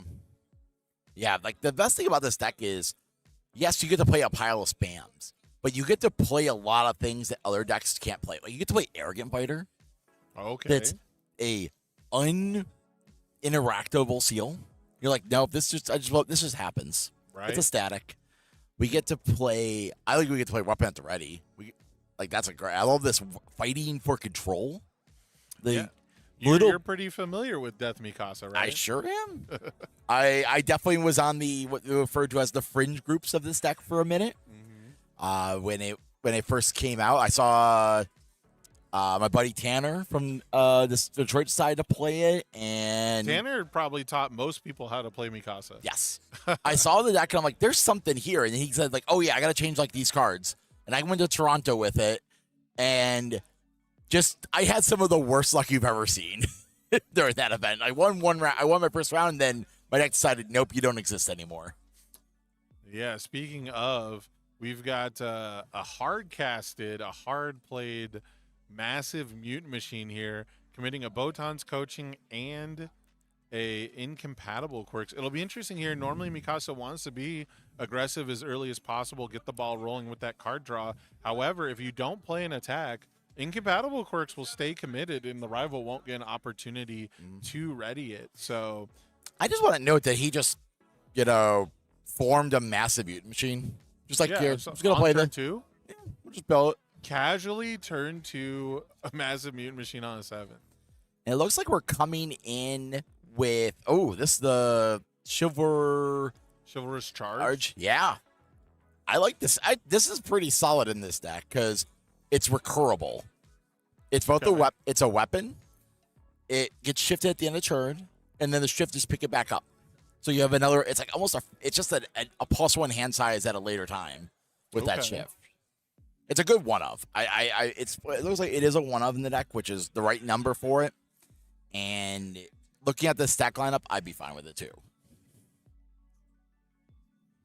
Looks like we don't get a weapon revealed, so no bonus damage. Mm-hmm. And I believe, is this a partial? Yes. Oh, maybe we did get the weapon reveal. It was at 10 damage. Yeah. It was just very fast. Yeah, I got +3 from the. Well, I got +3 from From itself. Yep. That puts it at 7, and then I had to get +3 from, I guess, Mikasa, and I just missed it. Because we do have a weapon. We have a +3 weapon in hand, so I must have just missed it. Some players make a big flashy motion out of revealing cards. Some players just flip it over. Some players will just say, "I'll show you the same card again," and not even actually reveal it. What I'll do is, sometimes I'll just do is if I keep revealing cards, I just leave them facing them next to it until I add another card to my hand. I'll just do like, oh, no, I'll flip it over. I can't remember. There was some game I played where you had to leave some. You had to reveal something like every time you did a thing. Yeah. And we would play like multiplayer commander style, and I would just sit there with it backwards in my hand. So I'm just looking at the card back, while fanning out my cards, and I'm just like, I can just point now and just say it's happening. Well, we'll go get a feathers. Because why not? Hawks get his feathers. Hawks get a free feather.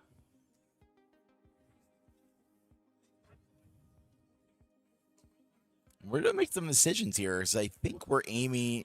Looking at that hand, we've got a couple of options. I don't think this is a string out turn. I think we got some plays here. Let's see what we got on. I like this. That's a replicate his research? Yeah, destroy, add a scheme from discard pile to hand. Yeah, that's not a bad line here. Enhanced sacrifice. Yep. Sacrifice. Yep. So we're going to get in there, and then we're just going to poke. We're like, here's the feathers. I don't care what you do to it. I just want to do some enhances here.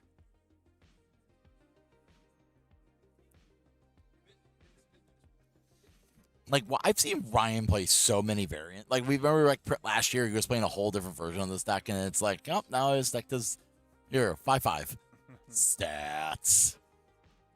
I mean, what else are you going to turn Mutant Machine sideways for? Yeah, exactly. Like, the fact that you just go, build, here's a 1, it's coming in for 8 damage. It's like, all right, back to printed. No. Looks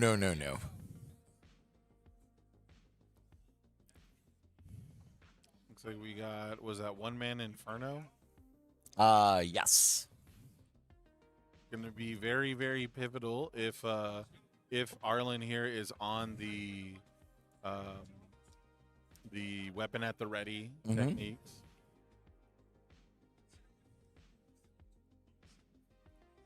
Oh, we had is that pizza? Not pizza party. That is the one. Oh, yeah, that's setting the standard. Yeah, setting the standard that makes all your Hawk's feathers 4/4s. Yeah. To begin with. Not bad. Very, very big part of the combo. We now have our third hacker extraordinaire. So Mikasa can never expect to have a face-up asset. I don't even know if. Oh, we're playing one airship. Yeah, that one airship if it gets built. I mean, I guess you're also giving up potentially 3 momentum for other shenanigans that the Hawks deck might be doing. Ooh, we took it as momentum because we can spend it immediately with our. That's true. With our hacker extraordinaire. So, yep, we're reading cards here. Got ourselves a reader. Gotta read. Here we go. Dual needle lunge. Coming in hot. 3 high for 5. It's got EX2, but no momentum. We can pay 3 life and send dual needle lunge to our momentum after it resolves. And then it's got a weird ability once it's in momentum to make the rival mill 2 cards, which could come in clutch if we force Ryan to cycle and lose his discard pile and not have access to those Hawk's feathers at the start of his turn. Mm-hmm. Why not? Like, hey, if they're close to doing it, I'd do it too. All right, we're gonna start doing the Mikasa things. We're gonna those useless foundations are now just draw 2 cards. All fine with that.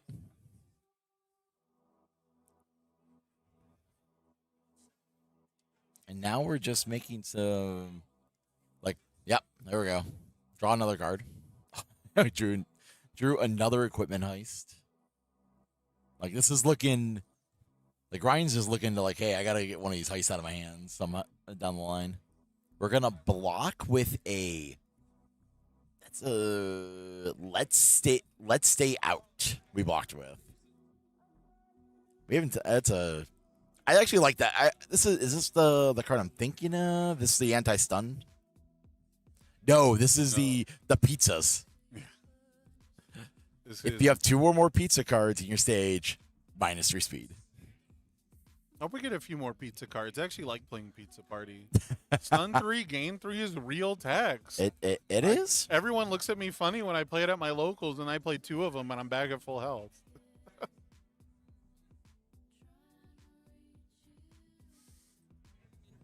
Also, it was really, TMNT is such a cool set for UniVersus. One of the best things it did, though, was we had a record number, at least for me personally, I experienced a record number of UniVersus-related pizza parties. Oh, yeah. Yeah, we had the one in Albuquerque with the cool chili pizza. There's actually a second one in Albuquerque at the Content Creator Summit. They got us pizza.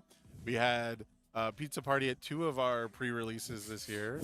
I had a pizza party on stream. I did a pizza party as a stream goal for the first community event I ran of the year. So yeah, I was doing pizza parties left and right. I think that was when TMNT was announced. I did a pizza party as a stream goal. Ooh, I like seeing that removed here for costs on this. Oh, Quenma's task. Quenma's task. This gets fun.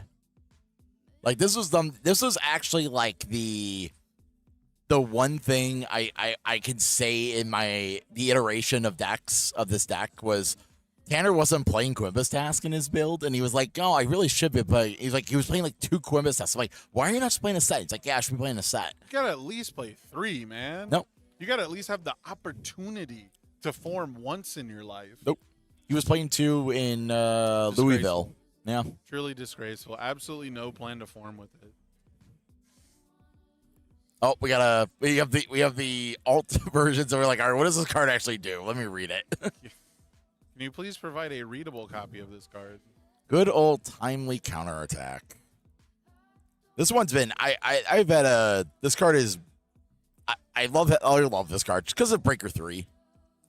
Like stats or whatever. Breaker 3 though. I think that was Carson Panos' favorite card in Standard. When I asked him for the B-roll footage, neither of us could remember the name at the time, but he's like, "It's the Breaker 3," and I'm like, "But not Big Fist Bash, right?" Because he was talking about playing an air deck, and I could not, for the life of me, remember the word timely. I knew it was a counterattack, but I couldn't remember which counterattack. All right, so we're going to have -2 speed. We're also starting to making Ryan have to, burn through his hand here, which I'm fine with. I think that's the right line here. Yeah, thinking about the normalcy, opting not to go for it. Ooh. 3, 4, 5. Ooh. I believe that's is that pristine swordplay, the 3 check there? Yep. That's the fancy pristine swordplay, which huge part of this deck. Ready an asset, sacrifice an asset for big damage. It looks like we're starting some Luna Tejas. Luna Tejas. Tejas, yeah. Tejas is Texas. Yeah, Tejas. I believe this is Moon Scissors. Moon Scissors? Yeah, that's about right. Well, we're coming in here. This is the finish line of this deck is when you start throwing these. Or if like, hey, I know I can push some free damage. It's also just good at equalizing momentum. You're like, do you want to stop? Do you want to lose some momentum and maybe not block this? Yeah, great against Roman cancel tokens, right? If you need 2 of them to do the defensive fixture, and you got to lose half your momentum, that means it rounds up, right? So you need at least 4 to even be able to posture that. On top of that, this easily gets to below 4 difficulty all the time in this deck. Mm-hmm. We're going to block with the feathers. Just to get a block off. All right. Take down to 12. Like, this is what the deck's supposed to do here. Chunky turn. But now we have to, it's like we just got to back out and build, which is perfectly fine here. Yeah, I mean, you're still almost at full health. 32 out of 35 is very, very healthy number, very high number. Obviously, Equipment Heist and Massive Mutant Machine, Can definitely count to that number, but it is a decent enough buffer that it might require one extra attack than it normally would. That's true. It looks like we have one mutant machine out. I think Ryan plays 3 in his build for Massive Mutants. Yep. He is playing 3. He's also got a team, Dr. Ichigaki as a target, an airship. I always like the airship target. A Dodie. We got a couple of lines here. And I think Ryan's, I think we're going to start it off here. Yep. He's like, is this good? -2 to the check. That, I completely agree with this. Yeah, not a bad use of the fighting for control. Because, most of these are 1 difficulty attacks here, so. Withdraw and discard. I think we got. Yep. So, yes, draw and discard.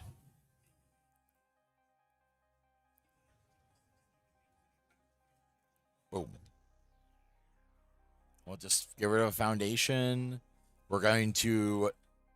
What is this? That's the Genkai Foundation. The final test. Yep. Draw 1 if you have discarded a card. And here we go. We're starting off strong. We've got ourselves a Featherstorm.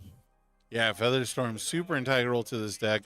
Going to make all of our feathers not count towards progressive for the rest of the turn. And it's going to give +1 speed to all the attacks while it's in the card pool, which, of course, will trigger the Hawk's response to give it another +1 speed if you so desire. So we're going to start eating our board here to ready up Unstable. Incompatible courts. Sorry. I knew what you meant. Yeah, so the first card in our card pool doesn't count towards progressive. The second card in our card pool is going to make most of our cards not count towards progressive. Yep. The real question is just going to be when do we press the buttons here? Because we also have the feather controls as well. Okay. So this is going to be interesting. He's like, all right, I have stats. Because if I remember correctly, this is the other part of the line is we can use feather control to add we'll just loop feather. We're going to loop the feathers on top of when we're just picking these feathers up. They're cheap. It's like, all right, I'll pick it up, do this, pick it up, do this. I'm like, all right. And stats. It's like, is this the one to respond to? Yep. It's like, nope, I'm just going to take 1. That's the thing. You put it back to print it. It's like 1. Or no bonus.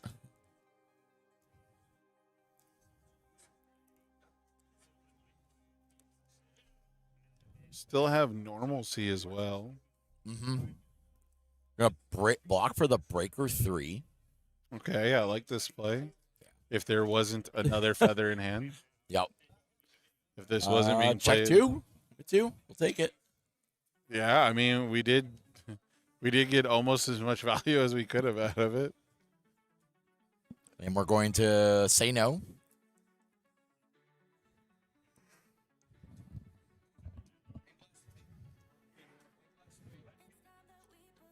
So what will the third attack be? Do you think it'll be... Oh, no, this is the third attack. I apologize. Yeah, this is our third attack. Yeah. What do you think the next attack will be? Do you think we have more feathers in hand, or do you think we're going to use feather control and pick up a feather? Yeah, okay. And just keep going with the feathers. I don't think we need to play anything else yet. We could also use... That makes sense to avoid the progressive as long as possible. He also has Big Fist Bash if he needs to, but I think we do that at the end.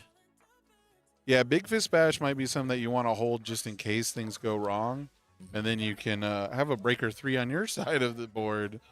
But then again, your rival also has Dark Ward.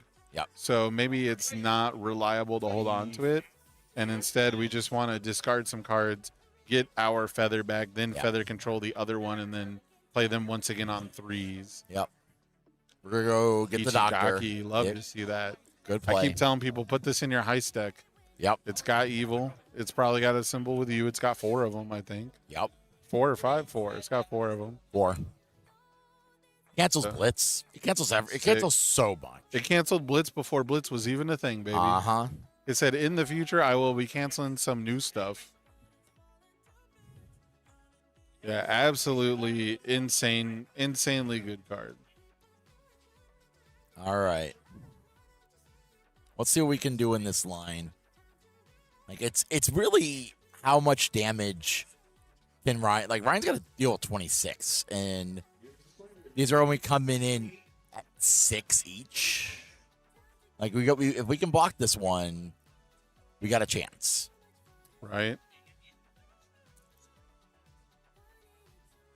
Yeah, it's going to take something really strong from Mikasa here on defense to put a wrench in this plan, essentially. Yeah, we're going to pitch up. We're just going to burn a block, go to 21. He's like, all right, let's keep going. Oh, no brakes on this train. No brakes allowed.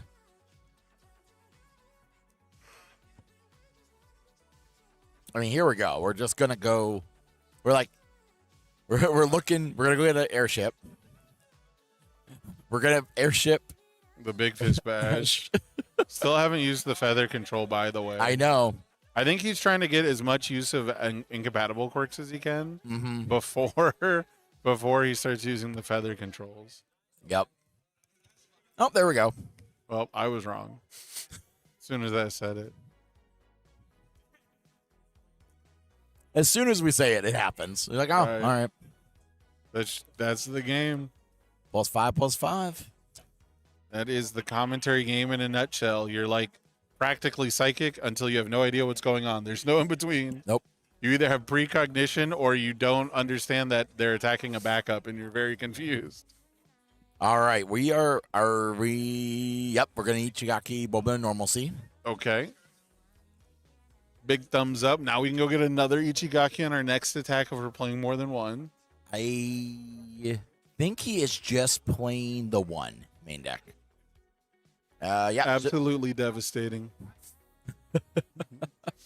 I mean, at some point you have to get the actual mute machines to win the game, right? Yeah. We're going to go get the Cerritos. Like, I can't tell if Ryan's concerned that he can't finish the Mikasa off, or it's sometimes I see the evil plan. I'm like, are they just not know that they have lethal? They just do the thing that they're playing here. It's like we're just I think he's playing it right so far. I think he just wants to see all of his options. Yeah, he's definitely not turboing through these. Yeah. Oh, I think we wanted an extra card in hand. Okay, I think I see what's going on. Yeah. Okay. He wanted an extra card in because he wanted to try to kill with the big fist. Okay, but we got there either way. We got there either way. Yeah. Little drawn out, but mind your P's and Q's, dot your I's, cross your T's, and go the safe route instead of sitting here making right. Let's take a look here while we're in between. Seeing if any matches have finished up. Oh, okay. We got like table 7 and 8 have just finished. With Paul B beating Nick Reagan, pretty much taking Nick Reagan out. Ryan Kogod has won his table 8. But 6, 5, 4, 3. No reports yet. They're still going. And we're just about a little past the 30-minute mark. Yeah. So it's still quite a climb here for these positions. All right. Let's look at these side. Let's go to the sideboards here. Let's go peeking around. On Ryan's side, we've got Zorb Energy Strike. I personally think is a solid play here because if Picasso doesn't immediately use the dual needle lunge, that's just damage. It's all stats, and also the block flip. It'd be pretty solid. Of just on several of the on several attacks here. Ice Sword is not a bad finisher, but probably not needed. I don't think we're playing control lines. Bill without, I always play Bill. I mean, why not at this point? We're playing only one Bill without in the side. That is, I like it. It is there for exactly one one interaction and one interaction only. Yep. Going on the other side here with Mikasa's sideboard, we've got Fashion Icon, which is like, hey, we're gonna do some speed reductions. Why not? I also like Hero's Upbringing. In this could be a Hero's Upbringing could be in this situation, especially with so many repeatable effects. Like, why not seal out a character or seal out or you can even better seal the card pool, because what can happen it's like, oh, I'm gonna seal your card pool, and they're like, oh, there goes my attack that has a response when it resolves. But we also get to seal the equipment ice. Oh, true. I mean, not many seal people. The static on is it a blitz or is it a static on the turtle's attack setting the standard? That's a blitz. It's a blitz. Okay, so it doesn't work on that, unfortunately. No. I was thinking if you could get rid of like a continuous on something like that, that's huge. Yeah. Turn them back into 1/1 space.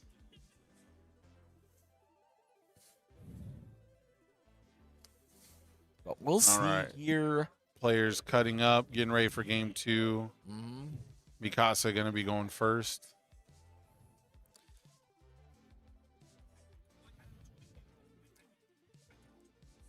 Let's see. I want to take a look at a couple other things while we're. Let's see what we're looking at rankings wise for these two shows. I believe Ryan is sitting. Where was I was looking earlier. I'm gonna search it. Search. Ryan's at 106. So a top 8 run would be pretty solid for him.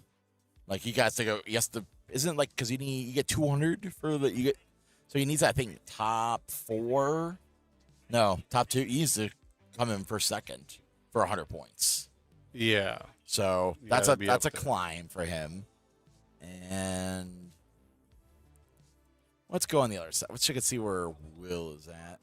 And Will's at 126 as well. Like, same thing. So these guys could both, by going into entering top cuts, puts them in the contention to to grab extra points and possibly go right to day 2, which is very important. Like, hey, I want to skip the grinder tournament.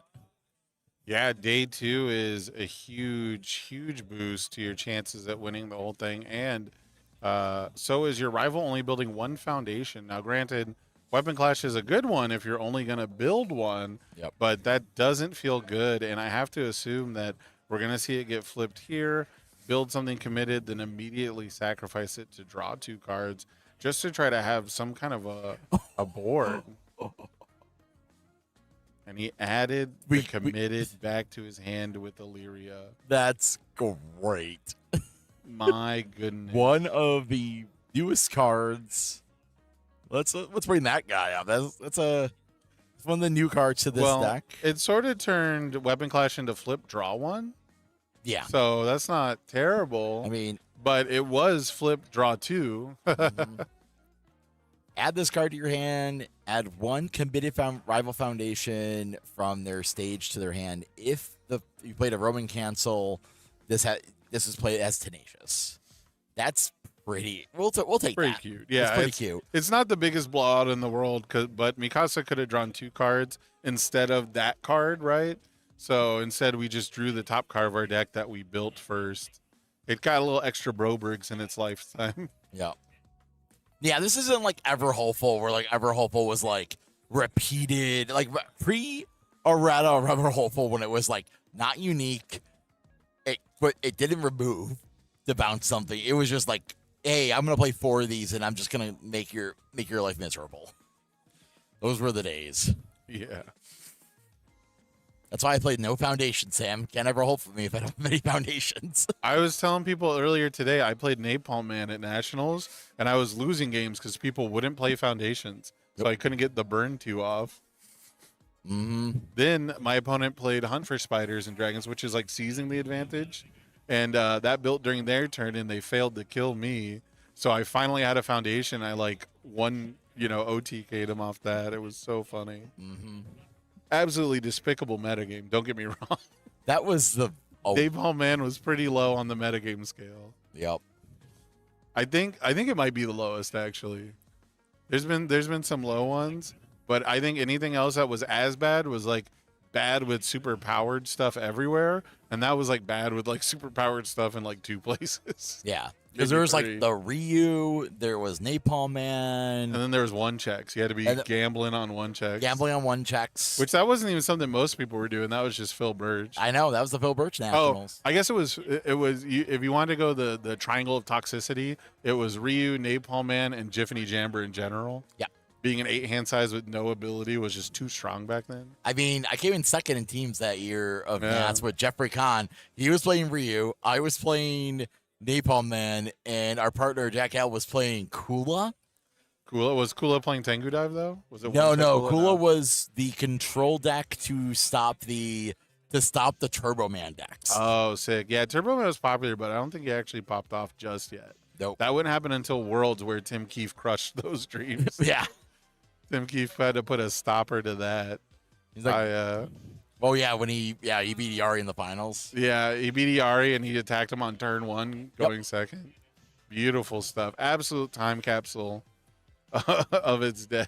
All right, let's get back to this match here. It looks like we had some Chivalrous Charge pokes on top of a good build out. So we have some defense. We have some plans now. We also have Forcing Surrenders. So. Yep, Forcing Surrender, a big deal. Big deal against this deck. Yep. That's gonna do is Ryan. Oh wow, he just came in. How much targeted commit? Okay, well there's one. We just checked it. I was gonna ask, how much targeted commit do you think Ryan has in this deck? 4 cards like Forcing Surrender, 4 cards like Dark Ward even. And we see the showdown for like a defensive version of it, but I don't think we've seen too many answers to foundations outside of that King of Illyria play. Yep.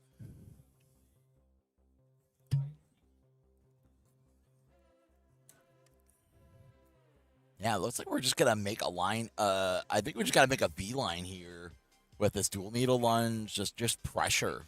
Like Ryan's only got 3 foundations ready. I think this is the spot where you're just like, hey, I'm gonna pressure you as much as possible.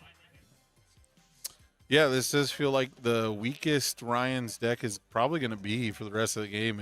It's only going to accrue more resources in stage, and it's only going to have more opportunities to draw powerful action cards like Fierce Wings and things like that. So, yeah, it looks like we're going to block with a Feather Sword Slash here, and then that dual needle lunge is getting cleared.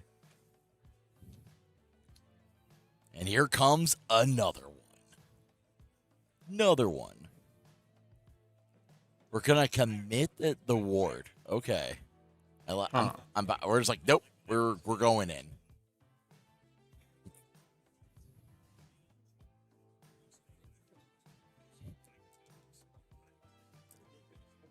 So we're just we're pressing all the buttons. I like this point. I'm ready for the I'm ready for the enhance to pick up Igris. Right. You're just like, hey, I got another attack for you. We'll see what Ryan comes up with on this. Like he has options. He doesn't want to block with that Saiyan Sander, but he may need to at some point. Especially on the low if we come in with that, if we pick up Shiver at some point, but nope, we're gonna TRS now. This is just brutal. Like, this is what this deck does. When this deck goes off like this, I just love watching it. It's like, everyone says, oh, this is kind of like Dirtily. I'm like, no, this deck's just doing things here. And we're just going to enhance. Yep, we enhance with Feathers to get -2 speed. And then do the swap. And we'll give it some damage. Get a little poke in. Yeah, Ryan's health total getting dangerously low here. Not sure if Throw Hate was on the shopping list when we went deck building. He's got another one. We could always play another one.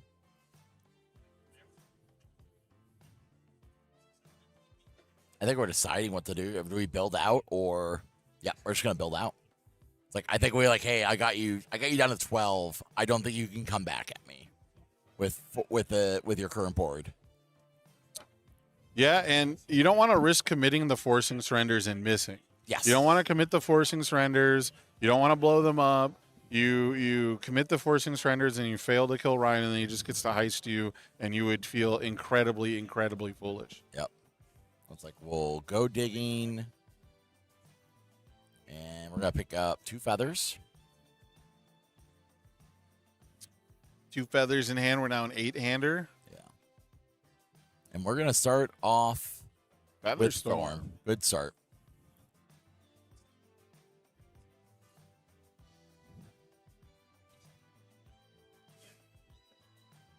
Like this might be the damage line. We might be doing Storm into setting the standard, and then pressuring with the feathers, and just trying to do a chip out here. Okay. We're gonna offer the discard draw.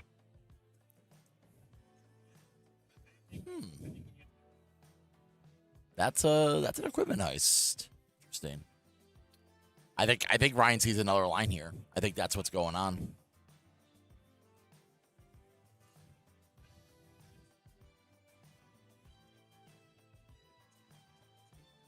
Let's see. We go for the block here. We get the we got Weapon the full block. clash +3 high block. I think that's. Is that not weapon clash? That's Aaron's sidestep. Oh, that's Aaron's sidestep. You're right. I'm sorry. Yep. The foil got me real Yeah, bad. the foil on that card is so hard. So it catches the light really bad. We're gonna form draw. The final test. And here comes setting the standards. Now we gotta read. Because no one knows what this card does. This is the only deck I've seen it in so far. Yeah. So I'm gonna bring it up here because this is a good choice. This is a good one for the viewers to be aware of. This is a 4/4 low for 4 blitz. The speed and damage value of each other attack you play this turn becomes 4. Yeah, this is the card I wish Splinter could play. Oh my god, if Splinter could play this card, it'd be so cool. Yeah, because you already want to put like 1 damage, 0 damage moves in there. Yep. But I guess he'd be too strong if you could undo that that sort of restriction, that sort of synergy. But yeah, that's the card I always look at and I go, oh, this would be perfect for my Splinter deck. Oh, this doesn't work. It was a little weird he didn't share the good symbol with the turtles. I will say that. I will agree. I'm glad he had air, but could have been air good. Well, I think that's what Michelangelo's symbols. Yep. Forcing surrender used as a block here. Now we've got weapon at the ready as a block. Mm-hmm. And now here comes another feather. This one's also going to be 6 for 4. He's just going to take it. Yep. Simple enough. I like it when the enhanced steps are quick. I like it when both players are like, this is everything that's happening. Yep. So this is on a 5 because the feathers don't count. And it gets -1 difficulty for having 3 cards in our own card pool. Yep. And it starts at 4. And then it gets the bonus from Big Fist Bash. Yep.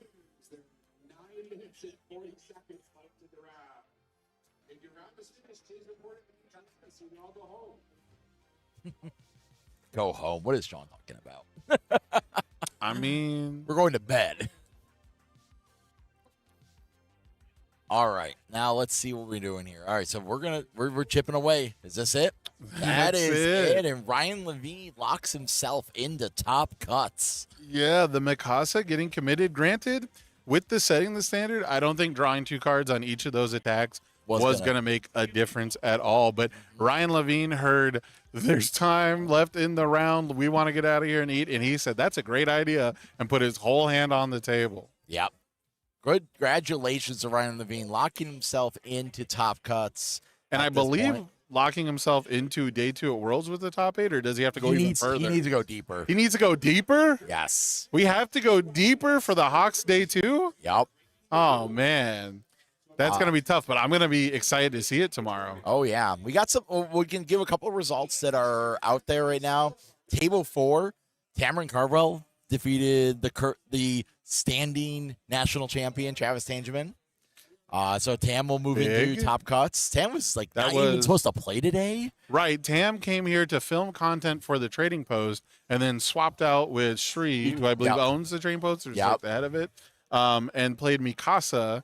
And so that's Mikasa over Crystal Lens, for those who are curious at home. And then it looks like Constantine defeated Cole at table 6. And I believe that's the other one of the big ones that was in contention. Yeah. I don't know what Constantine was on this weekend.